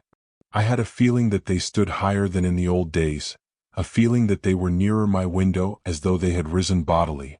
Yet they were still a long way below me, for the rock over the mouth of the pit, on which this house stands, arches up to a great height. It was later that I noticed a change in the constant color of the gardens. The pale, dirty green was growing ever paler and paler toward white. At last, after a great space, they became grayish-white and stayed thus for a very long time. Finally, however, the grayness began to fade, even as had the green, into a dead white. And by this I knew that at last snow lay upon all the northern world. And so, by millions of years, time winged onward through eternity to the end of which, in the old earth days, I had thought remotely and in hazily speculative fashion. And now, it was approaching in a manner of which none had ever dreamed. I recollect that, about this time, I began to have a lively, though morbid, curiosity as to what would happen when the end came, but I seemed strangely without imaginings. All this while, the steady process of decay was continuing. The few remaining pieces of glass had long ago vanished, and every now and then, a soft thud and a little cloud of rising dust would tell of some fragment of fallen mortar or stone. I looked up again to the fiery sheet that quaked in the heavens above me and far down into the southern sky. As I looked, the impression was borne upon me that it had lost some of its first brilliancy, that it was duller, deeper hued. I glanced down once more to the blurred white of the worldscape. Sometimes, my look returned to the burning sheet of dulling flame that was, and yet hid, the sun. At times, I glanced behind me, into the growing dusk of the great, silent room, with its aeon carpet of sleeping dust. So, I watched through the fleeting ages, lost in soul-wearing thoughts and wonderings, and possessed with a new weariness. Chapter 17: The Slowing Rotation. It might have been a million years later when I perceived, beyond doubt, that the fiery sheet lighting the world was indeed darkening. Another vast span of time passed, and the enormous flame had sunk to a deep, copper color. Gradually, it darkened from copper to copper red, and at times to a deep, heavy, purplish tint, with a strange loom of blood within it. Although the light was decreasing, I could perceive no diminishment in the apparent speed of the sun. It still spread itself in that dazzling veil of motion. The world, as much of it as I could see, had assumed a dreadful shade of gloom, as though truly the last day of all worlds approached. The sun was dying. Of that there could be little doubt. And still the earth whirled onward through space in all the eons. At this time, I remember, an extraordinary sense of bewilderment took me. I found myself later, wandering mentally amid an odd chaos of fragmentary modern theories and the old biblical story of the world's ending. Then, for the first time, the memory flashed across me that the sun, with its system of planets, was, and had been, traveling through space at an incredible speed. Abruptly the question rose, where? For a very long time I pondered this matter, but finally, with a sense of the futility of my puzzlings, I let my thoughts wander to other things. I grew to wonder how much longer the house would stand. Also, I queried whether I should be doomed to stay bodiless upon the earth, through the dark time I knew was coming. From these thoughts, I fell again to speculations upon the possible direction of the sun's journey through space. And so another great while passed. Gradually, as time fled, I began to feel the chill of a great winter. Then I remembered that, with the sun dying, the cold must necessarily be extraordinarily intense. Slowly, as the eons slipped into eternity, the earth sank into a heavier and redder gloom. The dull flame in the firmament took on a deeper tint, very somber and turbid. Then, at last, it became clear to me that there was a change. The fiery, gloomy curtain of flame that hung quaking overhead, and down into the southern sky, began to thin and contract. In it, as one sees the fast vibrations of a jarred harp string, I saw once more the sunstream quivering giddily north and south. Slowly, the likeness to a sheet of fire disappeared, and I saw, plainly, the slowing beat of the sunstream. Yet even then the speed of its swing was inconceivably swift. And all the time, the brightness of the fiery arc grew ever duller. Underneath, the world loomed dimly, an indistinct, ghostly region. Overhead, the river of flame swayed slower and even slower, until at last, it swung to the north and south in great ponderous beats that lasted through seconds. A long space went by, and now each sway of the great belt lasted nearly a minute, so that after a great while, I ceased to distinguish it as a visible movement. The streaming fire ran in a steady river of dull flame across the deadly-looking sky. An indefinite period passed, and it seemed that the arc of fire became less sharply defined. It appeared to me to grow more attenuated, and I thought blackish streaks showed occasionally.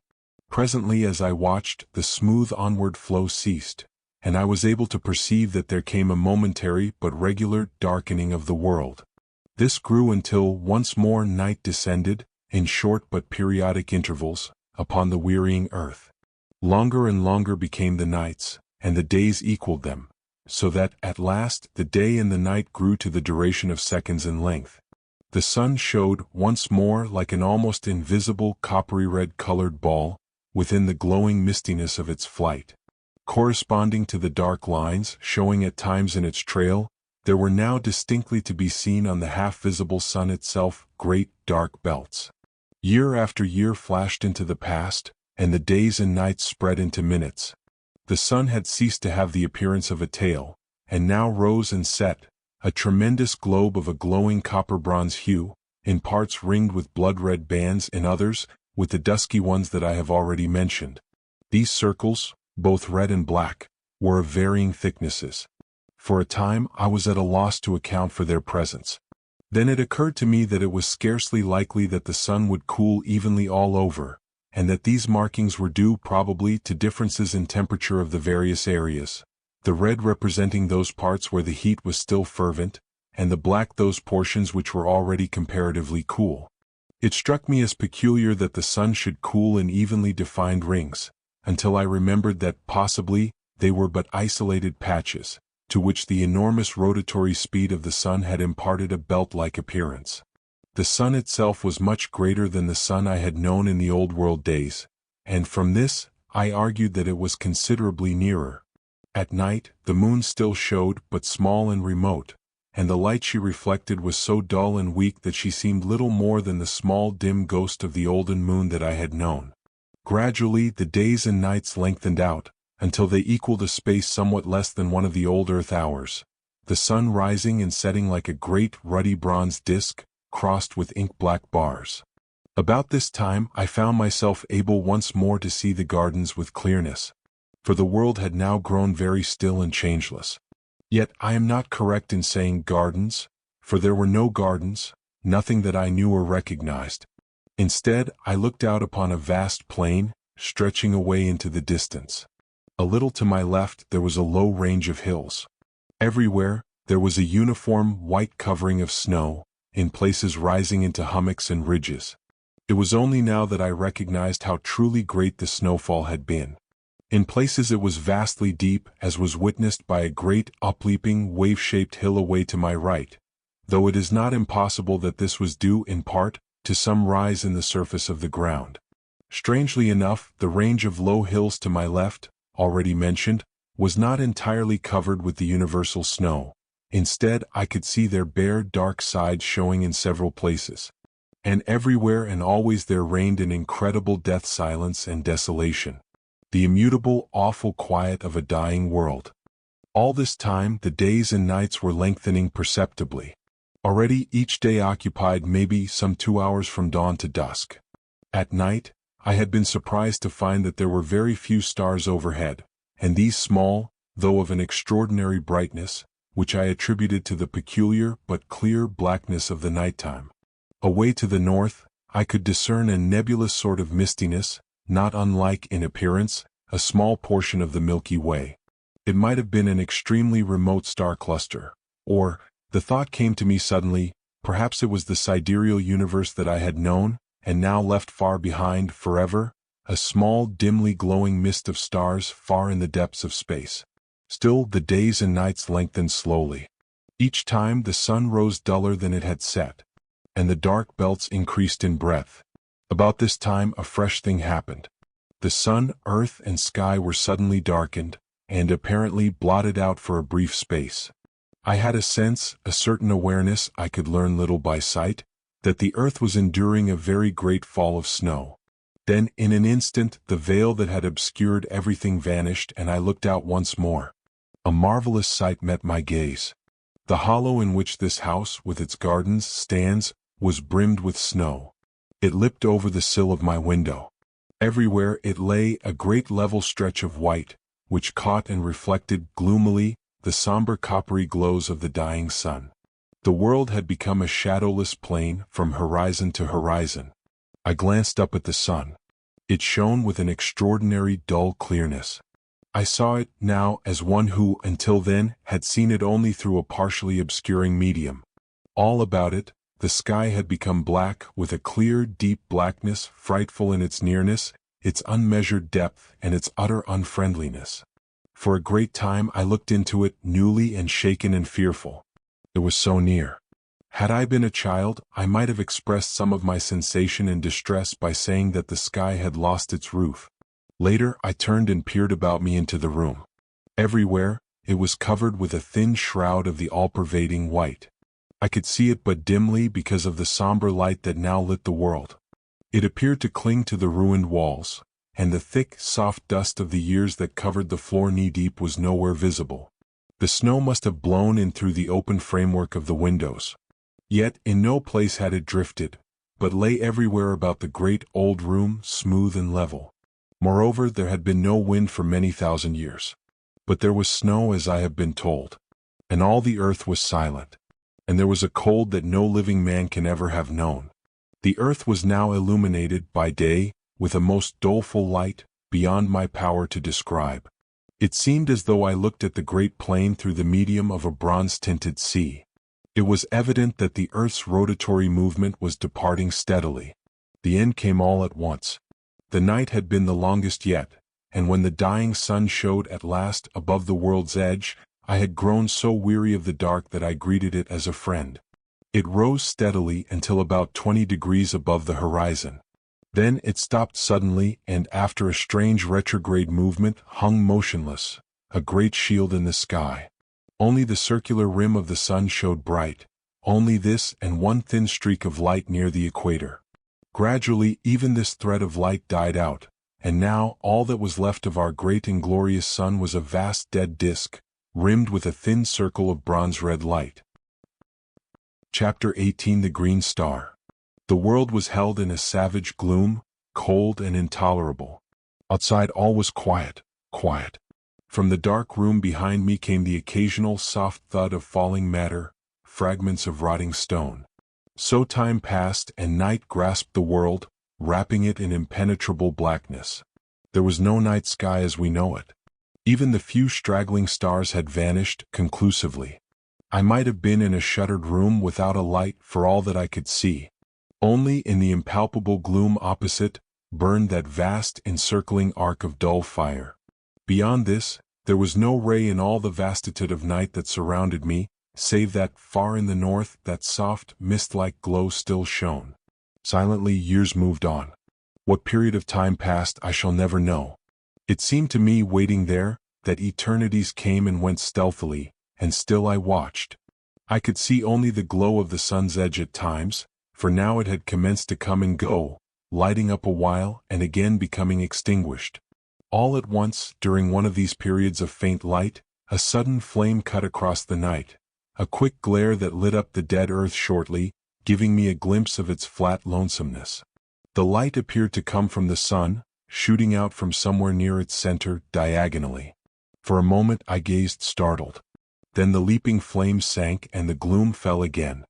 But now it was not so dark, and the sun was belted by a thin line of vivid, white light. I stared intently. Has a volcano broken out in the sun? Yet I dismissed the thought as soon as it formed. I felt that the light had been far too intensely white and large for such a cause. Another idea suggested itself to me, that one of the inner planets had fallen into the sun, becoming incandescent under that impact. This theory appealed to me as being more plausible and accounting more satisfactorily for the extraordinary size and brilliance of the blaze that had lit up the dead world so unexpectedly. Full of interest and emotion, I stared across the darkness at that line of white fire, cutting the night. One thing it told me unmistakably: the sun was yet rotating at an enormous speed. Thus, I knew that the years were still fleeting at an incalculable rate, though so far as the earth was concerned, life and light and time were things belonging to a period lost in the long-gone ages. After that one burst of flame, the light had shone only as an encircling band of bright fire. Now, however, as I watched, it began slowly to sink into a ruddy tint and later to a dark copper-red color, much as the sun had done. Presently, it sank to a deeper hue, and in a still further space of time, it began to fluctuate, having periods of glowing and anon dying. Thus, after a great while it disappeared. Long before this, the smoldering edge of the sun had deadened into blackness. And so, in that supremely future time, the world, dark and intensely silent, rode on its gloomy orbit around the ponderous mass of the dead sun. My thoughts at this period can be scarcely described. At first they were chaotic and wanting coherence. But later, as the ages came and went, my soul seemed to imbibe the very essence of the oppressive solitude and dreariness that held the earth. With this feeling, there came a wonderful clearness of thought, and I realized despairingly that the world might wander forever through that enormous night. For a while, the unwholesome idea filled me with a sensation of overbearing desolation, so that I could have cried like a child. In time, however, this feeling grew, almost insensibly, less, and an unreasoning hope possessed me. Patiently I waited. From time to time, the noise of dropping particles behind in the room came dully to my ears. Once, I heard a loud crash and turned instinctively to look, forgetting for the moment the impenetrable night in which every detail was submerged. In a while, my gaze sought the heavens, turning unconsciously toward the north. Yes, the nebulous glow still showed. Indeed, I could have almost imagined that it looked somewhat plainer. For a long time I kept my gaze fixed upon it, feeling in my lonely soul that its soft haze was in some way a tie with the past. Strange, the trifles from which one can suck comfort. And yet, had I known, but I shall come to that in its proper time. For a very long space I watched, without experiencing any of the desire for sleep that would so soon have visited me in the old earth days. How I should have welcomed it, if only to have passed the time away from my perplexities and thoughts. Several times, the comfortless sound of some great piece of masonry falling disturbed my meditations, and once, it seemed I could hear whispering in the room behind me.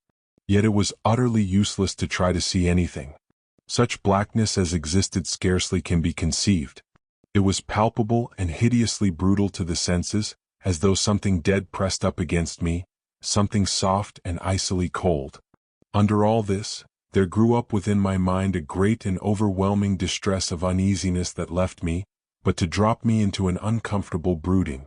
I felt that I must fight against it, and presently, hoping to distract my thoughts, I turned to the window and looked up toward the north, in search of the nebulous whiteness, which still I believed to be the far and misty glowing of the universe we had left. Even as I raised my eyes, I was thrilled with a feeling of wonder, for now the hazy light had resolved into a single great star of vivid green. As I stared, astonished, the thought flashed into my mind, that the earth must be traveling toward the star, not away as I had imagined. Next, that it could not be the universe the earth had left, but possibly an outlying star, belonging to some vast star cluster, hidden in the enormous depths of space. With a sense of commingled awe and curiosity, I watched it, wondering what new thing was to be revealed to me. For a while, vague thoughts and speculations occupied me, during which my gaze dwelt insatiably upon that one spot of light, in the otherwise pit-like darkness.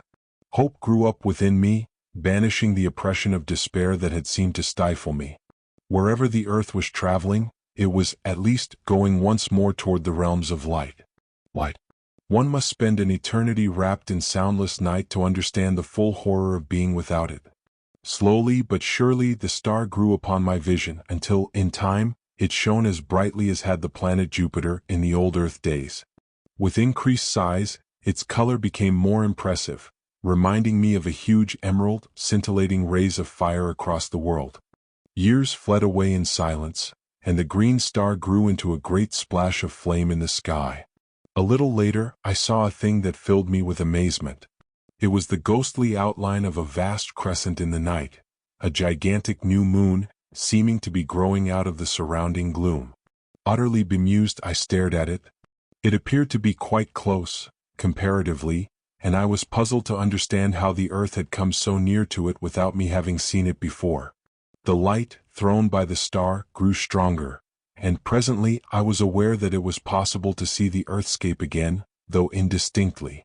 For a while I stared, trying to figure out whether I could distinguish any detail of the world's surface, but I found the light insufficient.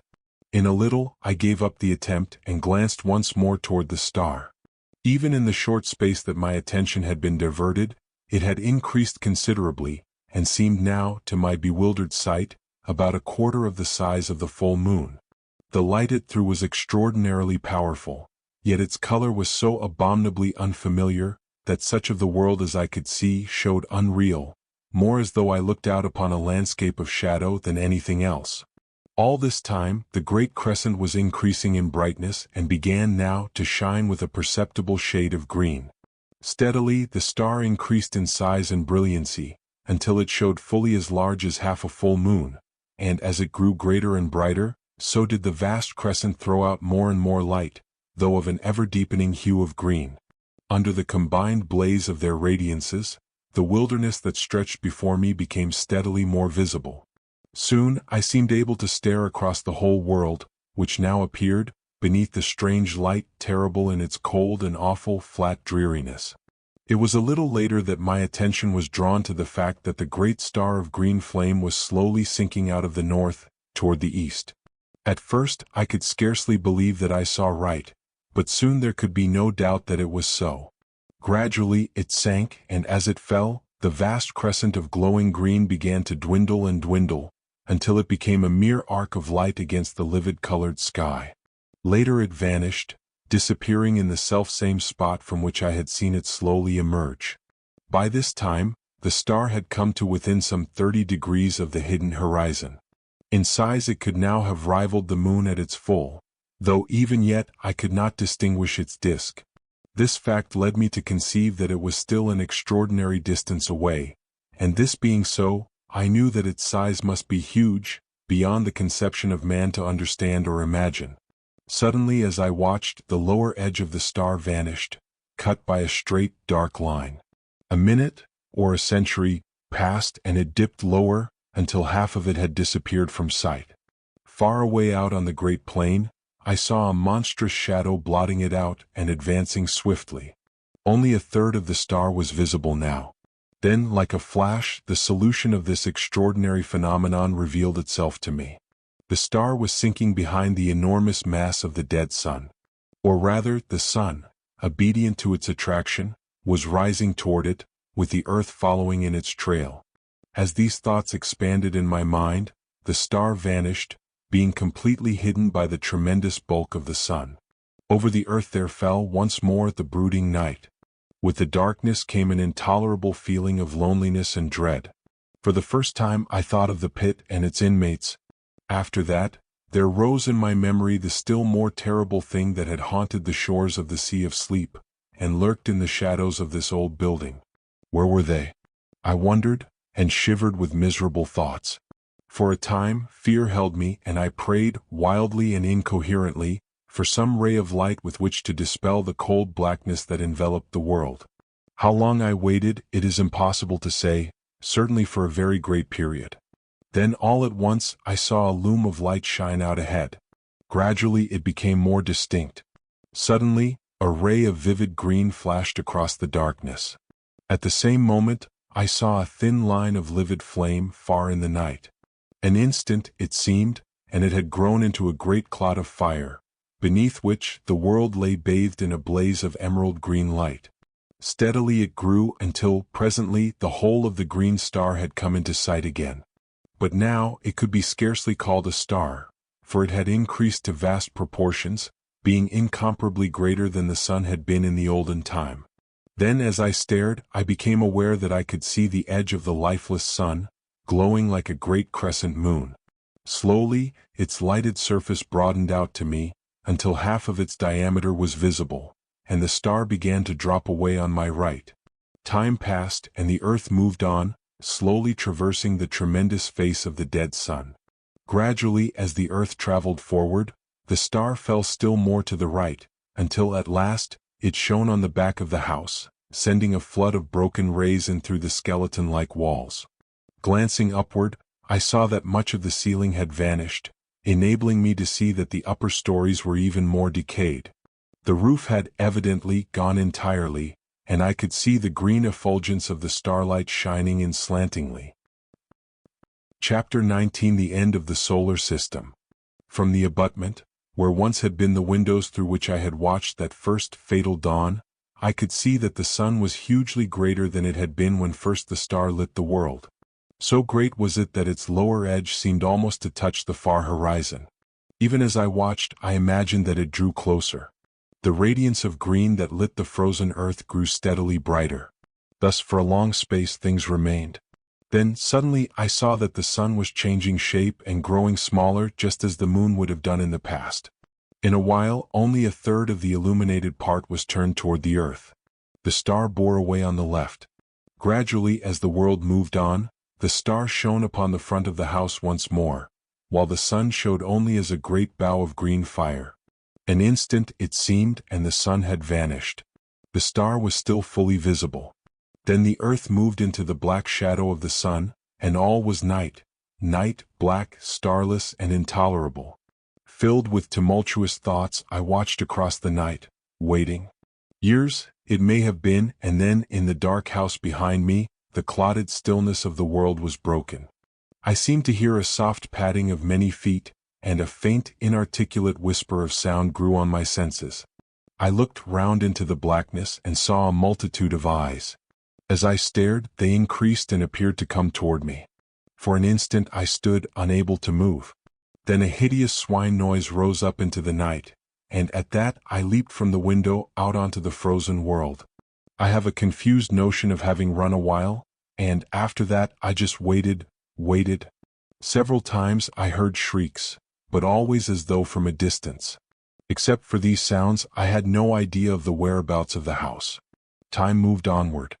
I was conscious of little, save a sensation of cold and hopelessness and fear. An age, it seemed, and there came a glow that told of the coming light. Grew tardily. Then, with a loom of unearthly glory, the first ray from the green star struck over the edge of the dark sun, and lit the world. It fell upon a great ruined structure, some 200 yards away. Was the house. Staring, I saw a fearsome sight. Over its walls crawled a legion of unholy things, almost covering the old building from tottering towers to base. I could see them plainly. They were the swine creatures. The world moved out into the light of the star, and I saw that, now, it seemed to stretch across a quarter of the heavens. The glory of its livid light was so tremendous that it appeared to fill the sky with quivering flames. Then I saw the sun. It was so close that half of its diameter lay below the horizon, and as the world circled across its face, it seemed to tower right up into the sky, a stupendous dome of emerald-colored fire. From time to time I glanced toward the house, but the swine-things seemed unaware of my proximity. Years appeared to pass slowly. The earth had almost reached the center of the sun's disk. The light from the green sun, as now it must be called, shone through the interstices that gapped the molded walls of the old house, giving them the appearance of being wrapped in green flames. The swine creatures still crawled about the walls.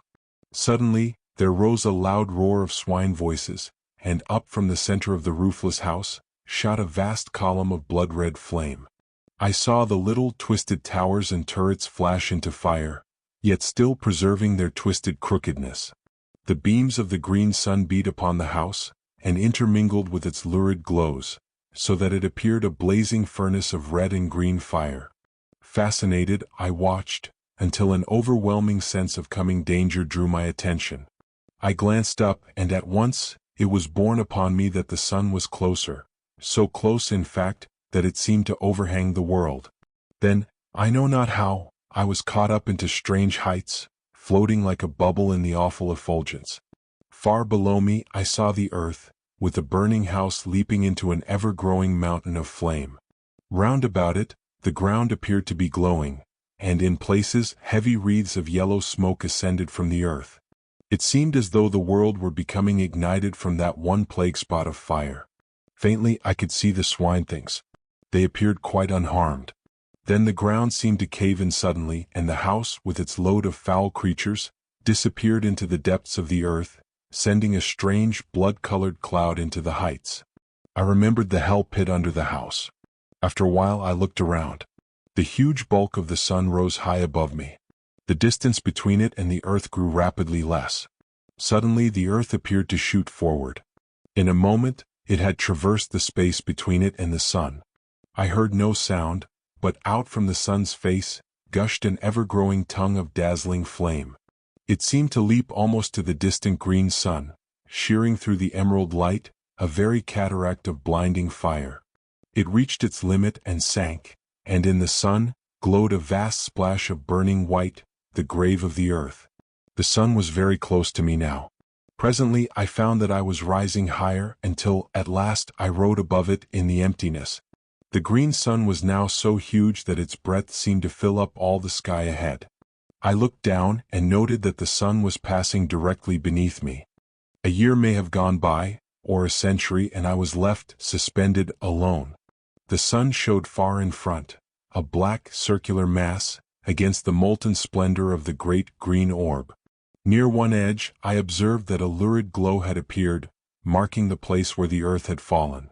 By this, I knew that the long-dead sun was still revolving, though with great slowness. Afar to my right, I seemed to catch, at times, a faint glow of whitish light. For a long time, I was uncertain whether to put this down to fancy or not.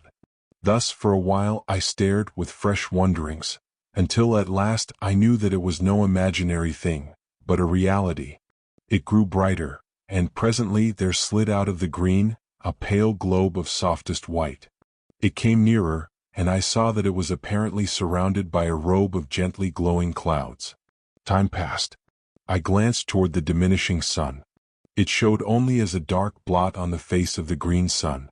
As I watched, I saw it grow smaller steadily, as though rushing toward the superior orb at an immense speed. Intently I stared. What would happen? I was conscious of extraordinary emotions, as I realized that it would strike the green sun. It grew no bigger than a pea, and I looked, with my whole soul, to witness the final end of our system, that system which had borne the world through so many eons, with its multitudinous sorrows and joys. And now, suddenly, something crossed my vision, cutting from sight all vestige of the spectacle I watched with such sole interest. What happened to the dead sun, I did not see, but I have no reason, in the light of that which I saw afterward, to disbelieve that it fell into the strange fire of the green sun, and so perished. And then, suddenly, an extraordinary question rose in my mind, whether this stupendous globe of green fire might not be the vast central sun, the great sun, round which our universe and countless others revolve. I felt confused. I thought of the probable end of the dead sun, and another suggestion came, dumbly: do the dead stars make the green sun their grave? The idea appealed to me with no sense of grotesqueness, but rather as something both possible and probable. Chapter 20: The Celestial Globes. For a while, many thoughts crowded my mind, so that I was unable to do anything save stare blindly before me. I seemed overwhelmed in a sea of doubt and wonder and sorrowful remembrance. It was later that I came out of my bewilderment. I looked about dazedly. Thus, I saw such an extraordinary sight that for a while, I could scarcely believe I was not still wrapped in the visionary tumult of my own thoughts. Out of the reigning green had grown a boundless river of softly shimmering globes, each one enfolded in a wondrous fleece of pure cloud. They reached, both above and below me, to an unknown distance, and not only hid the shining of the green sun, but supplied, in place thereof, a tender glow of light that suffused itself around me, like nothing I have ever seen before or since. In a little, I noticed that there was about these spheres a sort of transparency, almost as though they were formed of clouded crystal, within which burned a radiance, gentle and subdued. They moved on, past me, continually, floating onward at no great speed, but rather as though they had eternity before them. For a great while I watched and could perceive no end to them. At times, I seemed to distinguish faces amid the cloudiness, but strangely indistinct, as though partly real, and partly formed of the mistiness through which they showed. For a long time I waited passively with a sense of growing contentment. I no longer had that feeling of unutterable loneliness, but felt rather that I was less alone than I had been for years. This feeling of contentment increased so that I would have been satisfied to float in company with those celestial globules forever. Ages slipped by, and I saw the shadowy faces with increased frequency, also with greater plainness. Whether this was due to my soul having become more attuned to its surroundings I cannot tell. Probably it was so. But however this may be, I am assured now only of the fact that I became steadily more conscious of a new mystery about me, telling me that I had, indeed, penetrated within the borderland of some unthought-of region, some subtle, intangible place or form of existence. The enormous stream of luminous spheres continued to pass me, at an unvarying rate, countless millions, and still they came showing no signs of ending, nor even diminishing. Then as I was borne silently upon the unbuoying ether, I felt a sudden, irresistible forward movement toward one of the passing globes. An instant and I was beside it. Then I slid through into the interior without experiencing the least resistance of any description. For a short while I could see nothing, and waited curiously. All at once, I became aware that a sound broke the inconceivable stillness. It was like the murmur of a great sea at calm, a sea breathing in its sleep. Gradually, the mist that obscured my sight began to thin away, and so, in time, my vision dwelt once again upon the silent surface of the sea of sleep.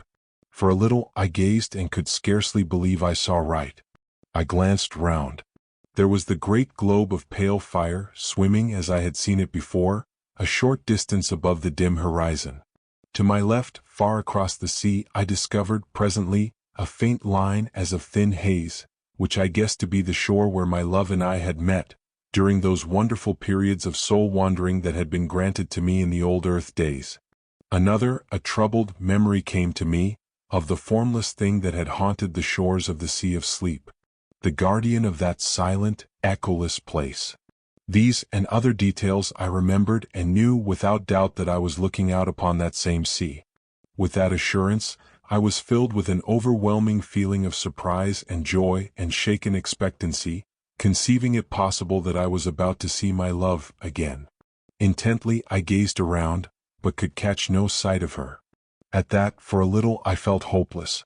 Fervently I prayed and peered anxiously. How still was the sea! Down, far beneath me, I could see the many trails of changeful fire that had drawn my attention formerly. Vaguely, I wondered what caused them. Also, I remembered that I had intended to ask my dear one about them as well as many other matters, and I had been forced to leave her before half that I had wished to say was said. My thoughts came back with a leap. I was conscious that something had touched me. I turned quickly. God, thou wert indeed gracious. It was she. She looked up into my eyes with an eager longing, and I looked down to her with all my soul. I should have held her, but the glorious purity of her face kept me afar. Then out of the winding mist she put her dear arms. Her whisper came to me, soft as the rustle of a passing cloud. "Dearest," she said. That was all, but I had heard, and in a moment I held her to me as I prayed, forever. In a little she spoke of many things and I listened. Willingly would I have done so through all the ages that are to come. At times I whispered back, and my whispers brought to her spirit face, once more, an indescribably delicate tint, the bloom of love. Later I spoke more freely, and to each word she listened and made an answer delightfully, so that already I was in paradise. She and I, and nothing save the silent, spacious void to see us, and only the quiet waters of the sea of sleep to hear us. Long before, the floating multitude of cloud-enfolded spheres had vanished into nothingness. Thus, we looked upon the face of the slumberous deeps and were alone. Alone, God, I would be thus alone in the hereafter, and yet be never lonely. I had her, and, greater than this, she had me. I unaged me, and on this thought and some others, I hope to exist through the few remaining years that may yet lie between us. Chapter 21 The Dark Sun. How long our souls lay in the arms of joy I cannot say. But all at once, I was awakened from my happiness by a lessening of the pale, gentle light that illuminated the sea of sleep. I turned toward the huge, white orb with a premonition of coming trouble. One side of it was curving inward as though a convex, black shadow were sweeping across it. My memory went back. It was thus that the darkness had come before our last parting. I turned toward my love inquiringly. With a sudden knowledge of woe, I noticed how wan and unreal she had grown, even in that brief space. Her voice seemed to come to me from a distance. The touch of her hands was no more than the gentle pressure of a summer wind, and it grew less perceptible. Already quite half of the immense globe was shrouded. A feeling of desperation seized me. Was she about to leave me? Would she have to go as she had gone before? I questioned her anxiously, fearfully. And she, nestling closer, explained in that strange, faraway voice that it was imperative she leave me before the sun of darkness, as she termed it, blotted out the light. At this confirmation of my fears, I was overcome with despair and could only look voicelessly across the quiet plains of the silent sea. How swiftly the darkness spread across the face of the white orb. Yet, in reality, the time must have been long beyond human comprehension. At last, only a crescent of pale fire lit the now dim sea of sleep. All this while she had held me, but with so soft a caress that I had been scarcely conscious of it. We waited there together, she and I, speechless for very sorrow. In the dimming light, her face showed shadowy, blending into the dusky mistiness that encircled us. Then, when a thin, curved line of soft light was all that lit the sea, she released me, pushing me from her tenderly. Her voice sounded in my ears, "I may not stay longer, dear one." It ended in a sob. She seemed to float away from me and became invisible. Her voice came to me out of the shadows, faintly, apparently from a great distance. A little while. It died away remotely. In a breath, the sea of sleep darkened into night. Far to my left, I seemed to see, for a brief instant, a soft glow. It vanished, and in the same moment, I became aware that I was no longer above the still sea, but once more suspended in infinite space with the green sun, now eclipsed by a vast, dark sphere, before me. Utterly bewildered, I stared almost unseeingly at the ring of green flames leaping above the dark edge. Even in the chaos of my thoughts, I wondered dully at their extraordinary shapes. A multitude of questions assailed me. I thought more of her I had so lately seen than of the sight before me. My grief and thoughts of the future filled me. Was I doomed to be separated from her always? Even in the old earth days she had been mine only for a little while. Then she had left me, as I thought, forever. Since then, I had seen her but these times upon the sea of sleep. A feeling of fierce resentment filled me, and miserable questions. Why could I not have gone with my love? What reason to keep us apart? Why had I waited alone, while she slumbered through the years on the still bosom of the sea of sleep? The sea of sleep. My thoughts turned inconsequently out of their channel of bitterness to fresh, desperate questionings. Where was it? Where was it? I seemed to have but just parted from my love upon its quiet surface, and it had gone utterly. It could not be far away. And the white orb, which I had seen hidden in the shadow of the sun of darkness. My sight dwelt upon the green sun eclipsed. What had eclipsed it? Was there a vast dead star circling it? Was the central sun, as I had come to regard it, a double star? The thought had come almost unbidden, yet why should it not be so? My thoughts went back to the white orb. Strange that it should have been. I stopped. An idea had come suddenly. The white orb and the green sun. Were they one and the same? My imagination wandered backward, and I remembered the luminous globe to which I had been so unaccountably attracted. It was curious that I should have forgotten it even momentarily. Where were the others? I reverted again to the globe I had entered. I thought for a time, and matters became clearer. I conceived that by entering that impalpable globule, I had passed at once into some further, and until then invisible dimension. There, the green sun was still visible, but as a stupendous sphere of pale, white light, almost as though its ghost showed and not its material part. For a long time I mused on the subject. I remembered how, on entering the sphere, I had immediately lost all sight of the others. For a still further period, I continued to revolve the different details in my mind. In a while my thoughts turned to other things. I came more into the present and began to look at myself, seemingly. For the first time, I perceived that innumerable rays, of a subtle violet hue, pierced the strange semi-darkness in all directions. They radiated from the fiery rim of the green sun. They seemed to grow upon my vision so that in a little I saw that they were countless. The night was filled with them, spreading outward from the green sun fan-wise. I concluded that I was able to see them because of the sun's glory being cut off by the eclipse. They reached right out into space and vanished. Gradually as I looked, I became aware that fine points of intensely brilliant light traversed the rays. Many of them seemed to travel from the green sun into the distance. Others came out of the void toward the sun, but one and all, each kept strictly to the ray in which it traveled. Their speed was inconceivably great, and it was only when they neared the green sun or as they left it, that I could see them as separate specks of light. Further from the sun, they became thin lines of vivid fire within the violet. The discovery of these rays and the moving sparks interested me extraordinarily. To where did they lead in such countless profusion? I thought of the worlds in space, and those sparks, messengers. Possibly the idea was fantastic, but I was not conscious of its being so. Messengers. Messengers from the central sun. An idea evolved itself slowly. Was the green sun the abode of some vast intelligence? The thought was bewildering. Visions of the unnameable rose vaguely. Had I, indeed, come upon the dwelling place of the eternal? For a time I repelled the thought dumbly. It was too stupendous. Yet, huge, vague thoughts had born within me. I felt suddenly terribly naked, and an awful nearness shook me. And heaven? Was that an illusion? My thoughts came and went erratically. The sea of sleep, and she, heaven. I came back with a bound to the present. Somewhere out of the void behind me, there rushed an immense, dark body, huge and silent. It was a dead star hurling onward to the burying place of the stars.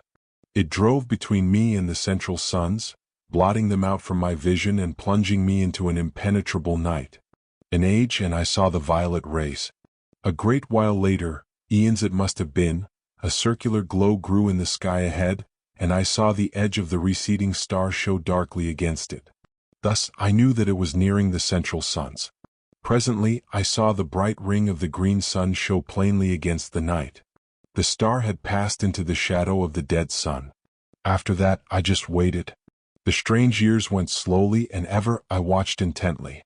The thing I had expected came at last, suddenly, awfully. A vast flare of dazzling light.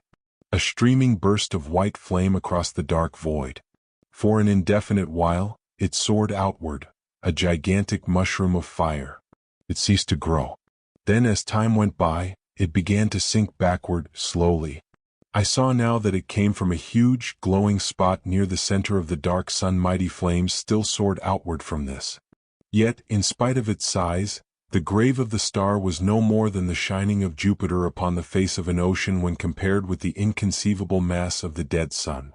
I may remark here once more, that no words will ever convey to the imagination the enormous bulk of the two central suns. Chapter 22. The Dark Nebula.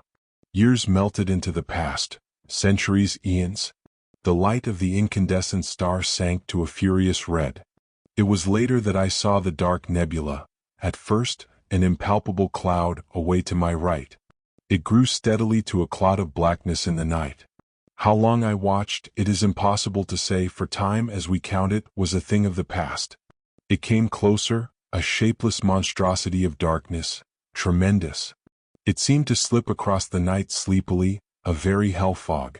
Slowly, it slid nearer and passed into the void between me and the central suns. It was as though a curtain had been drawn before my vision. A strange tremor of fear took me, and a fresh sense of wonder. The green twilight that had reigned for so many millions of years had now given place to impenetrable gloom. Motionless I peered at me. A century fled, and it seemed to me that I detected occasional dull glows of red passing me at intervals.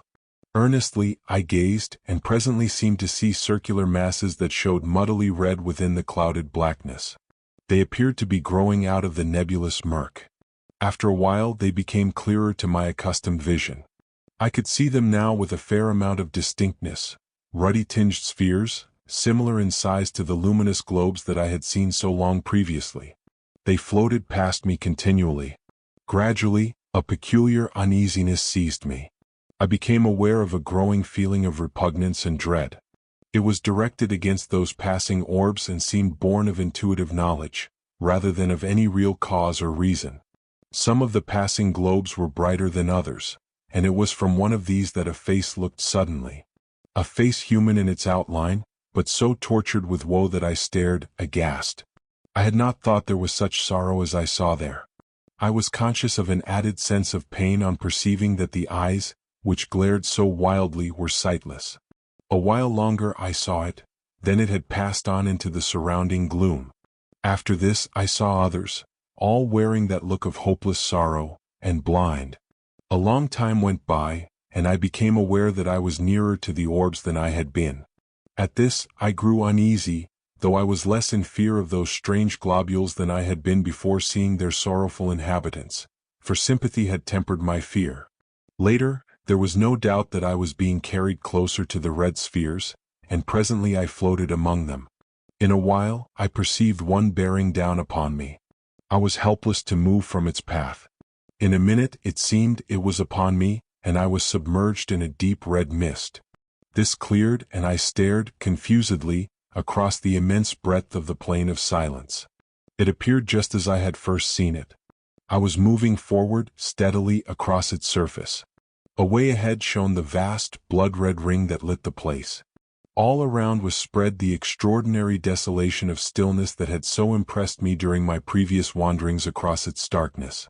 Presently I saw, rising up into the ruddy gloom, the distant peaks of the mighty amphitheater of mountains, where untold ages before, I had been shown my first glimpse of the terrors that underlie many things, and where, vast and silent, watched by 1,000 mute gods, stands the replica of this house of mysteries, this house that I had seen swallowed up in that hellfire ere the earth had kissed the sun and vanished forever. Though I could see the crests of the mountain amphitheater, it was a great while before their lower portions became visible. Possibly this was due to the strange ruddy haze that seemed to cling to the surface of the plain. However, be this as it may, I saw them at last. In a still further space of time, I had come so close to the mountains that they appeared to overhang me. Presently I saw the great rift open before me, and I drifted into it without volition on my part. Later I came out upon the breadth of the enormous arena. There, at an apparent distance of some 5 miles, stood the house, huge, monstrous, and silent, lying in the very center of that stupendous amphitheater. So far as I could see, it had not altered in any way, but looked as though it were only yesterday that I had seen it. Around, the grim, dark mountains frowned down upon me from their lofty silences. Far to my right, away up among inaccessible peaks, loomed the enormous bulk of the great beast god. Higher, I saw the hideous form of the dread goddess, rising up through the red gloom, thousands of fathoms above me. To the left, I made out the monstrous eyeless thing, gray and inscrutable. Further off, reclining on its lofty ledge, the livid ghoul shape showed, a splash of sinister color among the dark mountains. Slowly I moved out across the great arena, floating. As I went, I made out the dim forms of many of the other lurking horrors that populated those supreme heights. Gradually I neared the house, and my thoughts flashed back across the abyss of years. I remembered the dread specter of the place. A short while passed, and I saw that I was being wafted directly toward the enormous mass of that silent building. About this time I became aware, in an indifferent sort of way, of a growing sense of numbness that robbed me of the fear, which I should otherwise have felt, on approaching that awesome pile. As it was, I viewed it calmly, much as a man views calamity through the haze of his tobacco smoke. In a little while, I had come so close to the house as to be able to distinguish many of the details about it. The longer I looked, the more I confirmed in my long-ago impressions of its entire similitude to this strange house. Save in its enormous size, I could find nothing unlike. Suddenly, as I stared, a great feeling of amazement filled me. I had come opposite to that part where the outer door, leading into the study, is situated. There, lying right across the threshold, lay a great length of coping stone identical, save in size and color, with the piece I had dislodged in my fight with the pit creatures. I floated nearer, and my astonishment increased as I noted that the door was broken partly from its hinges, precisely in the manner that my study door had been forced inward by the assaults of the swine-things. The sight started a train of thoughts, and I began to trace dimly that the attack on this house might have a far deeper significance than I had hitherto imagined. I remembered how, long ago in the old earth days, I had half suspected that, in some unexplainable manner, this house in which I live was en rapport, to use a recognized term, with that other tremendous structure, away in the midst of that incomparable plain. Now, however, it began to be borne upon me that I had but vaguely conceived what the realization of my suspicion meant. I began to understand, with a more than human clearness, that the attack I had repelled was, in some extraordinary manner, connected with an attack upon that strange edifice. With a curious inconsequence, my thoughts abruptly left the matter to dwell, wonderingly, upon the peculiar material out of which the house was constructed. It was, as I have mentioned earlier, of a deep green color. Yet, now that I had come so close to it, I perceived that it fluctuated at times, though slightly, glowing and fading, much as do the fumes of phosphorus when rubbed upon the hand in the dark. Presently, my attention was distracted from this by coming to the great entrance. Here, for the first time, I was afraid, for all in a moment, the huge doors swung back and I drifted in between them helplessly. Inside, all was blackness, impalpable. In an instant, I had crossed the threshold, and the great doors closed silently, shutting me in that lightless place. For a while, I seemed to hang, motionless, suspended amid the darkness. Then I became conscious that I was moving again, where I could not tell. Suddenly, far down beneath me, I seemed to hear a murmurous noise of swine laughter.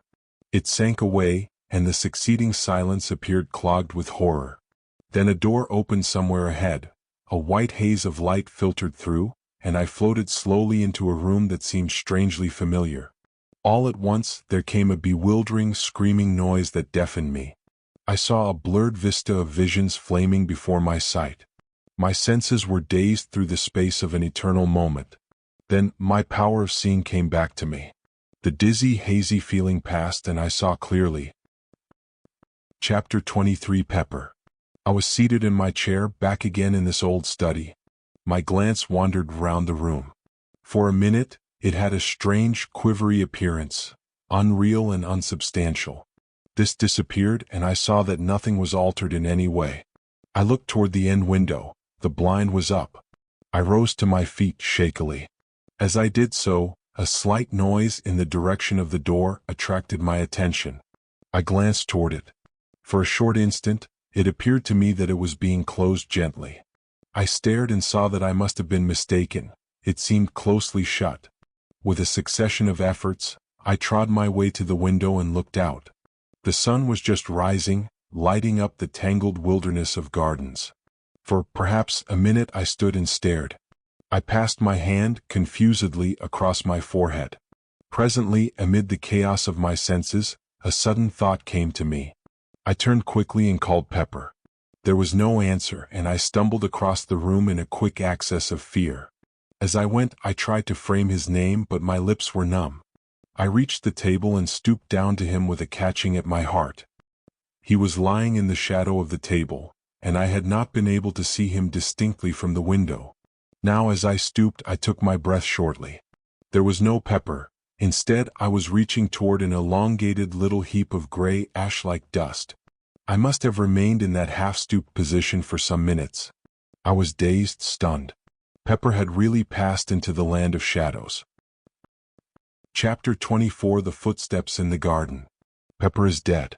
Even now, at times, I seem scarcely able to realize it. It has been many weeks since I came back from that strange and terrible journey through space and time.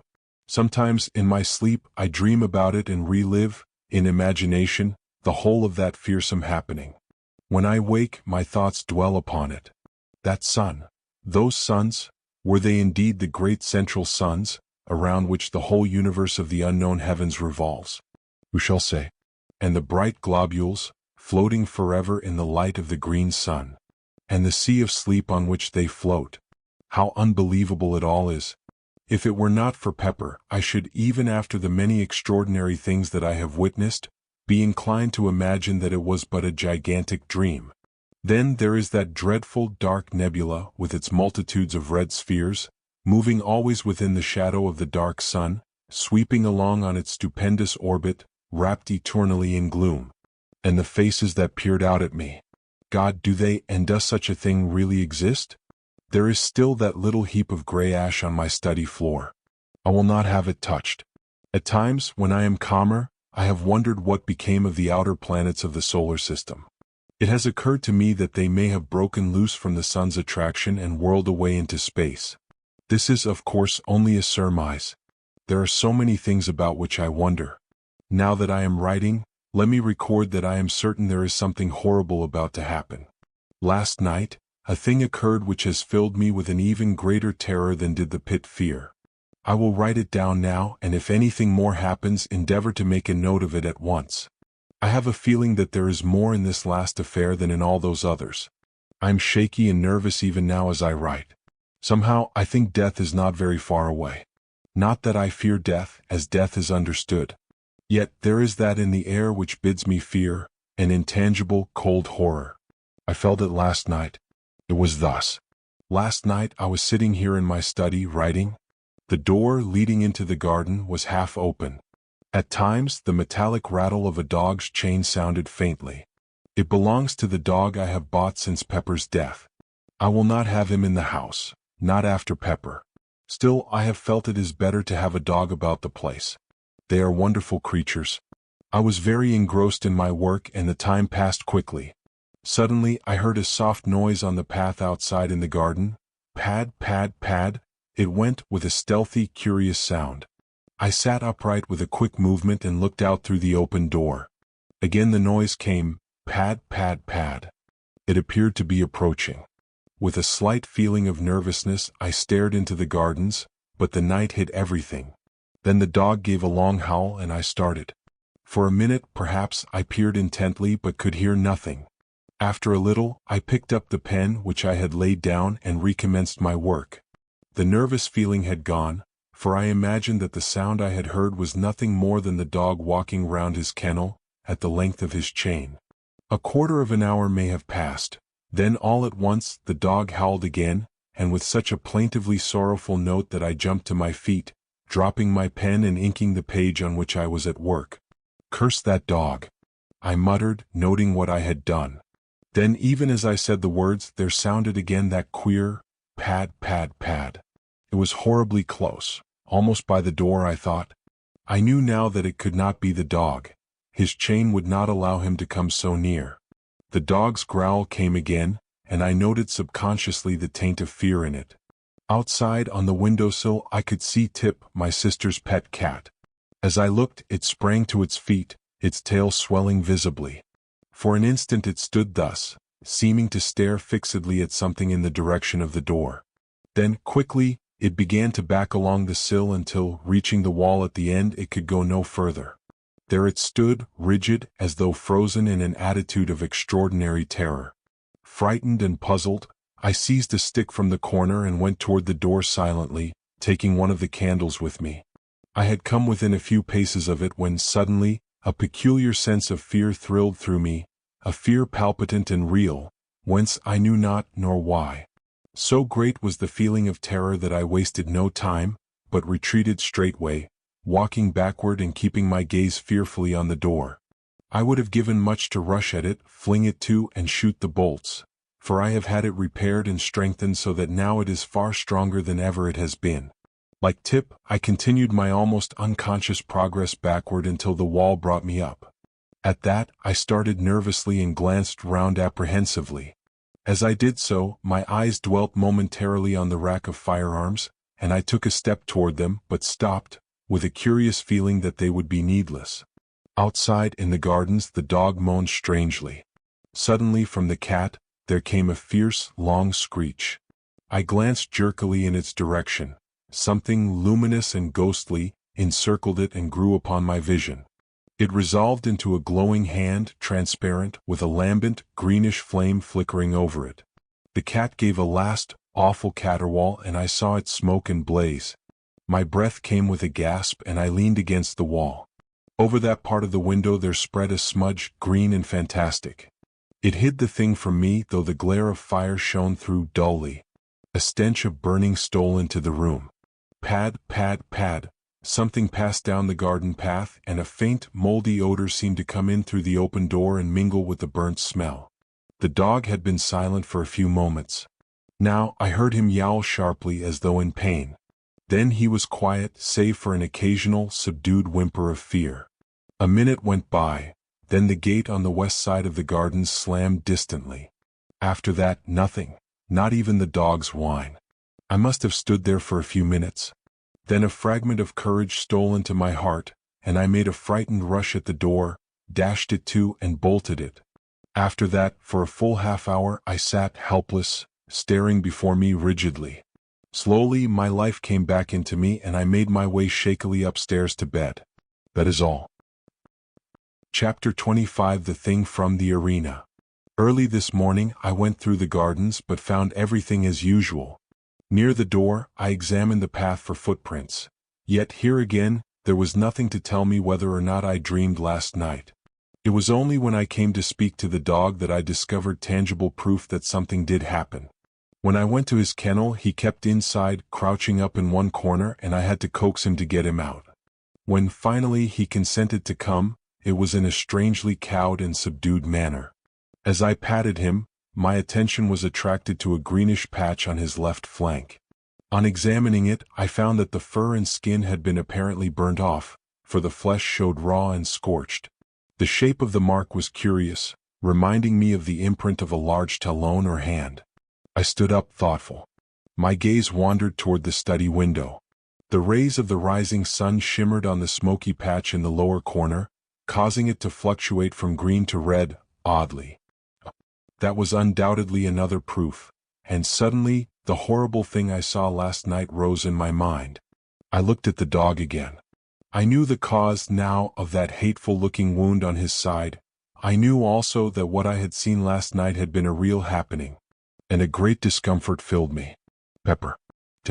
And now this poor animal? I glanced at the dog again and noticed that he was licking at his wound. Poor brute. I muttered and bent to pat his head. At that, he got upon his feet, nosing and licking my hand wistfully. Presently, I left him, having other matters to attend to. After dinner, I went to see him again. He seemed quiet and disinclined to leave his kennel. From my sister, I have learned that he has refused all food today. She appeared a little puzzled when she told me, though quite unsuspicious of anything to be afraid. The day has passed uneventfully enough. After tea, I went again to have a look at the dog. He seemed moody and somewhat restless, yet persisted in remaining in his kennel. Before locking up for the night, I moved his kennel out, away from the wall, so that I shall be able to watch it from the small window tonight. The thought came to me to bring him into the house for the night, but consideration has decided me to let him remain out. I cannot say that the house is in any degree less to be feared than the gardens. Pepper was in the house, and yet, it is now 2 o'clock. Since 8 I have watched the kennel from the small side window in my study.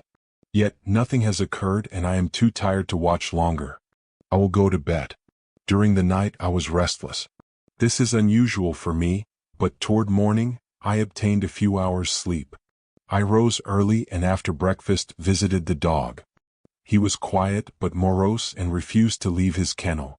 I wish there was some horse doctor near here. I would have the poor brute looked at. All day he has taken no food, but has shown an evident desire for water, lapping it up greedily. I was relieved to observe this. The evening has come and I am in my study. I intend to follow my plan of last night and watch the kennel. The door leading into the garden is bolted securely. I am consciously glad there are bars on the windows. Midnight has gone. The dog has been silent up to the present. Through the side window on my left I can make out the outlines of the kennel dimly. For the first time the dog moves and I hear the rattle of his chain. I look out quickly. As I stare, the dog moves again restlessly, and I see a small patch of luminous light shine from the interior of the kennel. It vanishes, then the dog stirs again and once more the gleam comes. I am puzzled. The dog is quiet and I can see the luminous thing plainly. It shows distinctly. There is something familiar about the shape of it. For a moment I wonder, then it comes to me that it is not unlike the 4 fingers and thumb of a hand. Like a hand. And I remember the contour of that fearsome wound on the dog's side. It must be the wound I see. It is luminous at night. Why? The minutes pass. My mind is filled with this fresh thing. Suddenly I hear a sound out in the gardens. How it thrills through me. It is approaching. Pad, pad, pad. A prickly sensation traverses my spine and seems to creep across my scalp. The dog moves in his kennel and whimpers frighteningly. He must have turned round, for now I can no longer see the outline of his shining wound. Outside, the gardens are silent once more, and I listen fearfully. A minute passes and another, then I hear the padding sound again. It is quite close and appears to be coming down the graveled path. The noise is curiously measured and deliberate. It ceases outside the door, and I rise to my feet and stand motionless. From the door comes a slight sound, the latch is being slowly raised. A singing noise is in my ears, and I have a sense of pressure about the head. The latch drops with a sharp click into the catch. The noise startles me afresh, jarring horribly on my tense nerves. After that, I stand for a long while amid an ever-growing quietness. All at once, my knees begin to tremble and I have to sit quickly. An uncertain period of time passes, and gradually I begin to shake off the feeling of terror that has possessed me. Yet still I sit. I seem to have lost the power of movement. I am strangely tired and inclined to doze. My eyes open and close, and presently I find myself falling asleep and waking in fits and starts. It is some time later that I am sleepily aware that one of the candles is guttering. When I wake again, it has gone out, and the room is very dim under the light of the one remaining flame. The semi-darkness troubles me a little. I have lost that awful sense of dread, and my only desire seems to be to sleep. Suddenly, although there is no noise, I am awake, wide awake. I am acutely conscious of the nearness of some mystery, of some overwhelming presence. The very air seems pregnant with terror. I sit huddled and just listen intently. Still there is no sound. Nature herself seems dead. Then the oppressive stillness is broken by a little eldritch scream of wind that sweeps round the house and dies away remotely. I let my gaze wander across the half-lighted room. By the great clock in the far corner is a dark, tall shadow. For a short instant I stare frightenedly. Then I see that it is nothing and am momentarily relieved. In the time that follows, the thought flashes through my brain. Why not leave this house of mystery and terror? Then, as though in answer, there sweeps up across my sight a vision of the wondrous sea of sleep. The sea of sleep where she and I have been allowed to meet after the years of separation and sorrow, and I know that I shall stay on here whatever happens. Through the side window I note the somber blackness of the night. My glance wanders away and round the room, resting on one shadowy object and another. Suddenly I turn and look at the window on my right. As I do so, I breathe quickly, and bend forward with a frightened gaze at something outside the window, but close to the bars. I am looking at a vast, misty swine face, over which fluctuates a flamboyant flame of a greenish hue. It is the thing from the arena. The quivering mouth seems to drip with a continual, phosphorescent slaver. The eyes are staring straight into the room with an inscrutable expression. Thus I sit rigidly, frozen. The thing has begun to move. It is turning slowly in my direction. Its face is coming round toward me. It sees me. Two huge, inhumanly human eyes are looking through the dimness at me. I am cold with fear. Yet even now I am keenly conscious and note in an irrelevant way that the distant stars are blotted out by the mass of the giant face. A fresh horror has come to me. I am rising from my chair without the least intention. I am on my feet and something is impelling me toward the door that leads out into the gardens. I wish to stop but cannot. Some immutable power is opposed to my will, and I go slowly forward, unwilling and resistant. My glance flies round the room helplessly and stops at the window. The great swine face has disappeared, and I hear again that stealthy pad, pad, pad. It stops outside the door toward which I am being compelled. There succeeds a short, intense silence. Then there comes a sound. It is the rattle of the latch being slowly lifted. At that I am filled with desperation. I will not go forward with another step. I make a vast effort to return, but it is as though I press back upon an invisible wall. I groan out loud in the agony of my fear, and the sound of my voice is frightening. Again comes that rattle and I shiver clammily. I fight and struggle to hold back, but it is no use.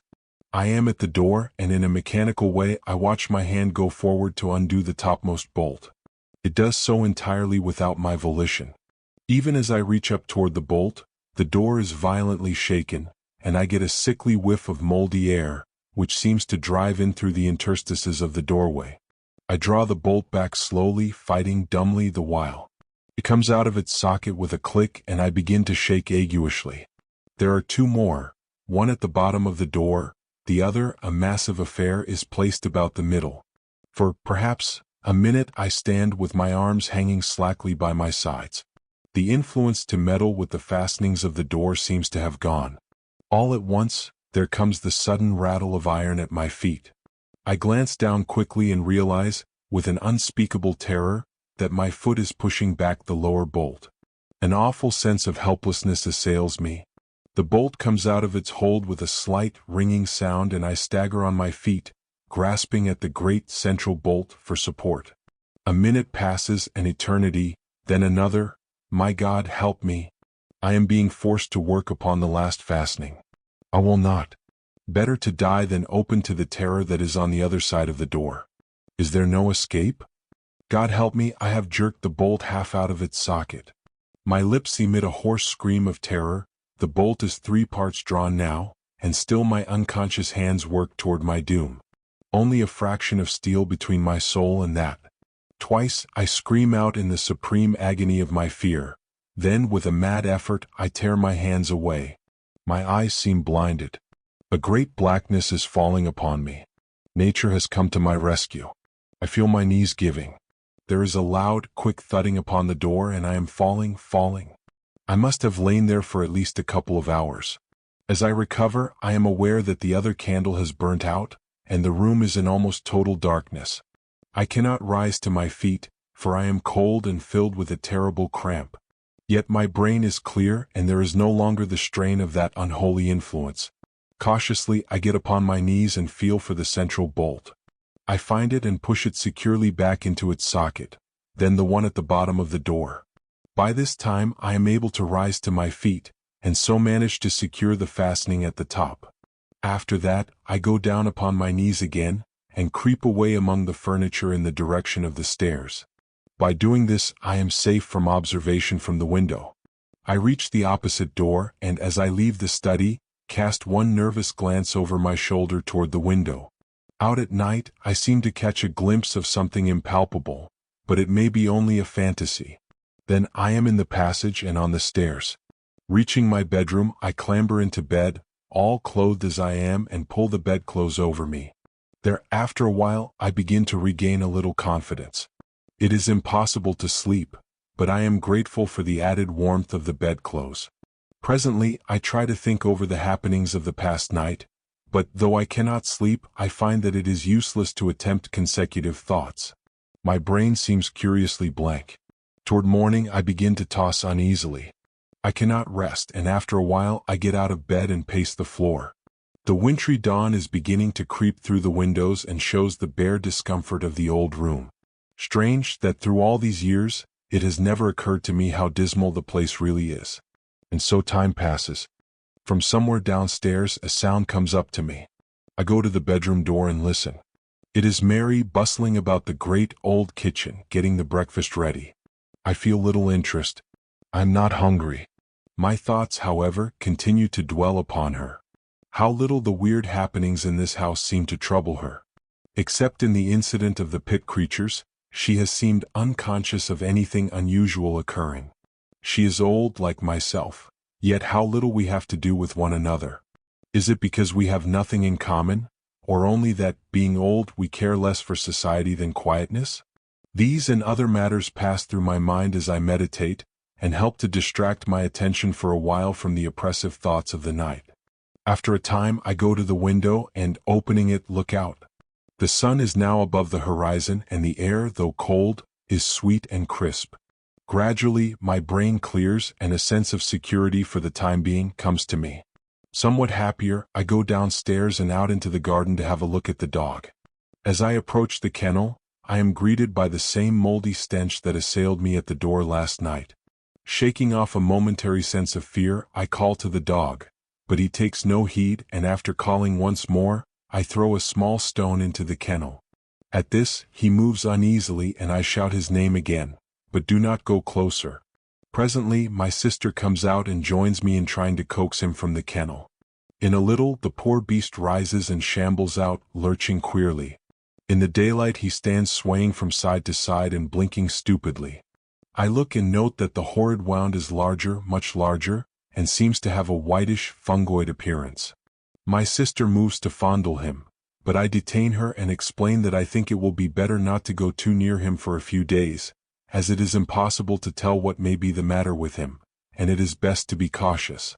A minute later she leaves me, coming back with a basin of odd scraps of food. This she places on the ground near the dog, and I push it into his reach, with the aid of a branch broken from one of the shrubs.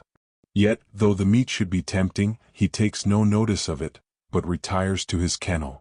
There is still water in his drinking vessel, so, after a few moments' talk, we go back to the house. I can see that my sister is very puzzled as to what is the matter with the animal, yet it would be madness even to hint the truth to her. The day slips away uneventfully and night comes on. I am determined to repeat my experiment from last night. I cannot say that it is wisdom, yet my mind is made up. Still, however, I have taken precautions, for I have driven stout nails in at the back of each of the 3 bolts that secure the door, opening from the study into the gardens. This will, at least, prevent a recurrence of the danger I ran last night.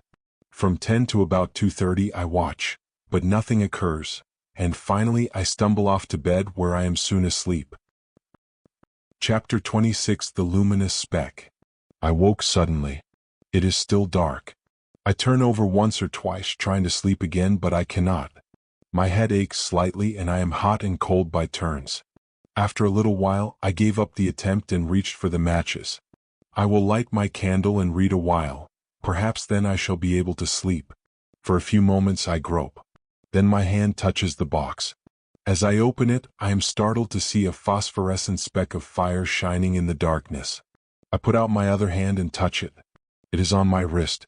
With a feeling of vague alarm, I strike a light hurriedly and look, but can see nothing save a tiny scratch. Fancy! I mutter with a half sigh of relief. Then the match burns my finger and I drop it quickly. As I fumble for another, the thing shines out again. I know now that it is not fancy. This time, I lit the candle and examined the place more closely.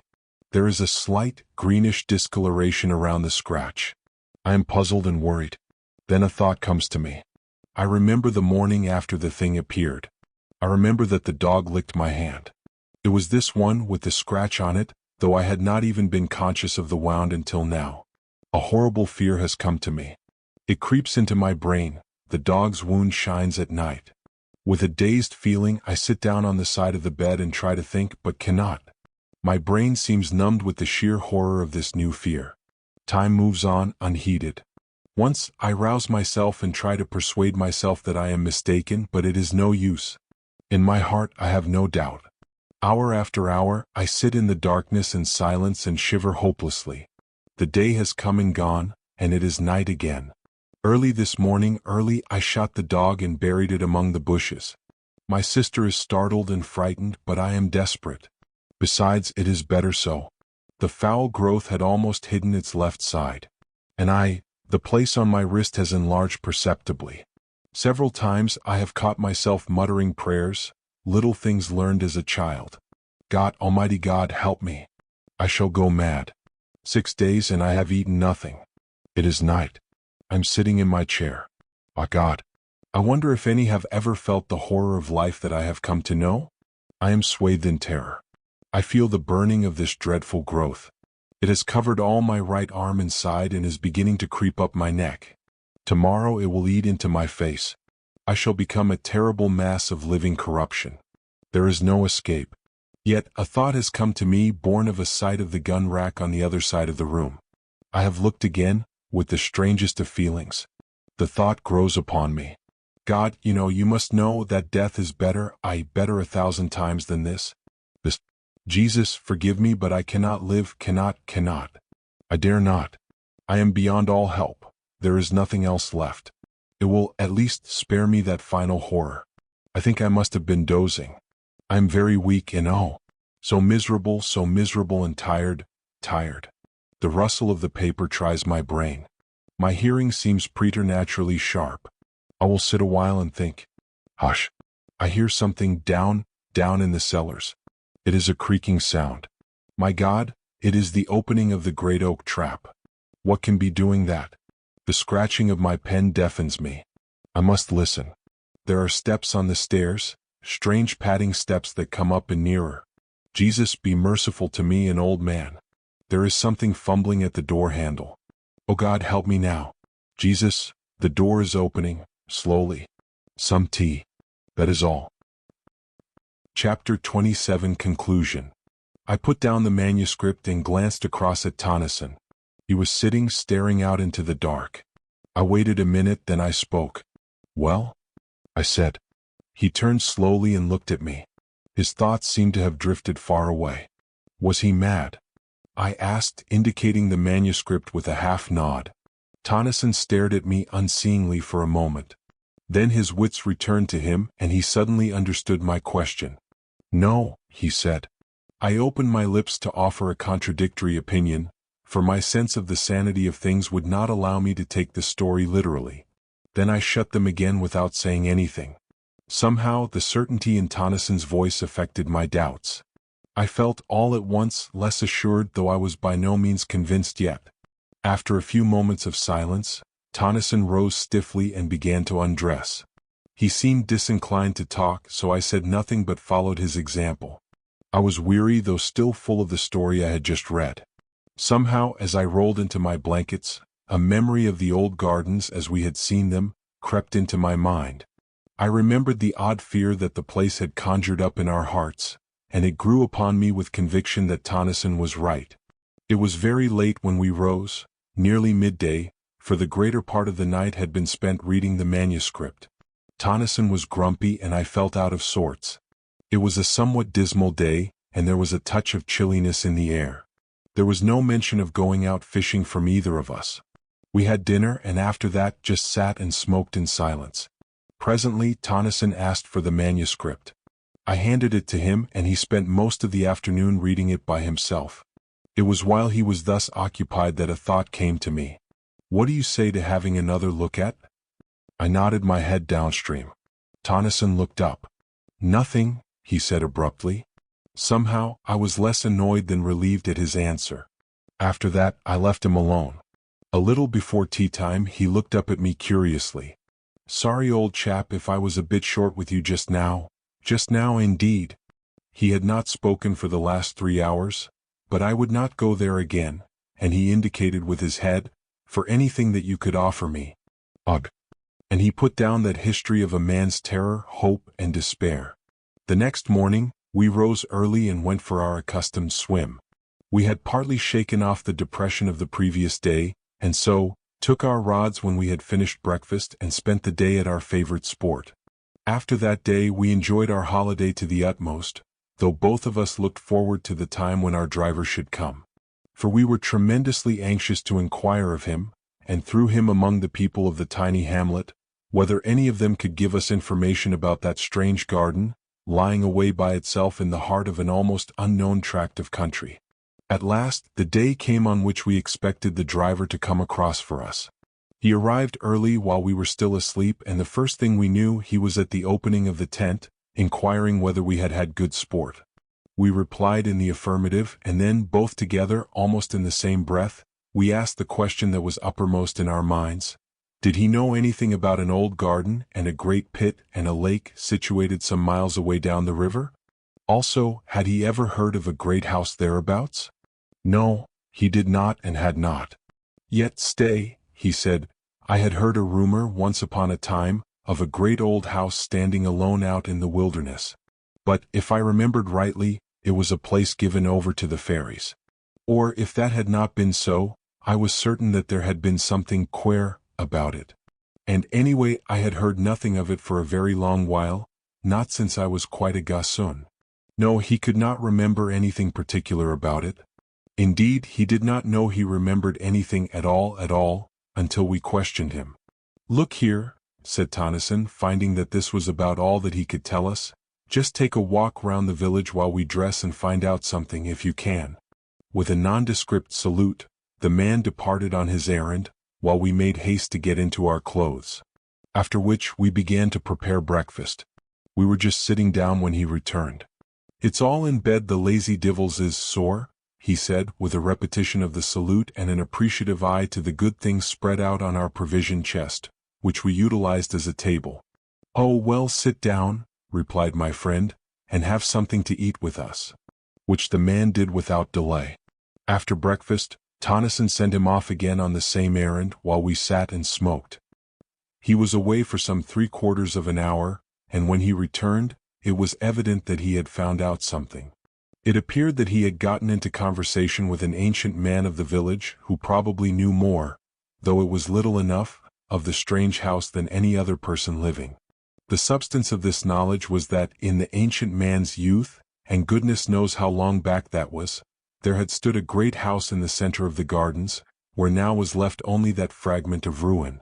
This house had been empty for a great while, years before his, the ancient man's, birth.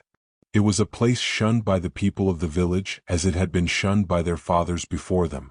There were many things said about it, and all were of evil. No one ever went near it either by day or night. In the village it was a synonym for all that is unholy and dreadful. And then one day a man, a stranger, had ridden through the village and turned off down the river, in the direction of the house, as it was always termed by the villagers. Some hours afterward he had ridden back, taking the track by which he had come, toward Ardrahan. Then for 3 months or so nothing was heard. At the end of that time he reappeared, but now he was accompanied by an elderly woman and a large number of donkeys, laden with various articles. They had passed through the village without stopping and gone straight down the bank of the river, in the direction of the house. Since that time no one, save the man whom they had chartered to bring over monthly supplies of necessaries from Ardrahan, had ever seen either of them.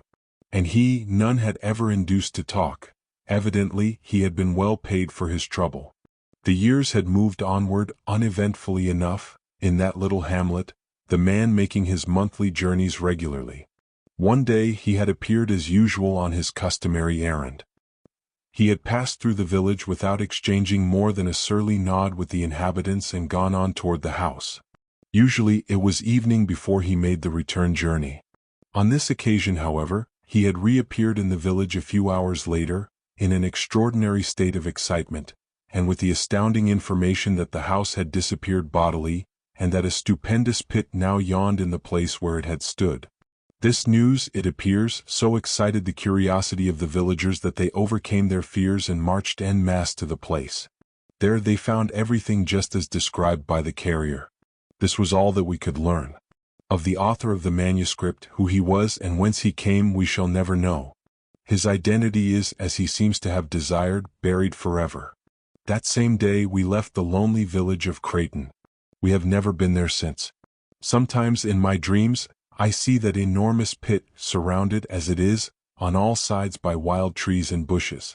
And the noise of the water rises upward and blends, in my sleep, with other and lower noises, while over all hangs the eternal shroud of spray.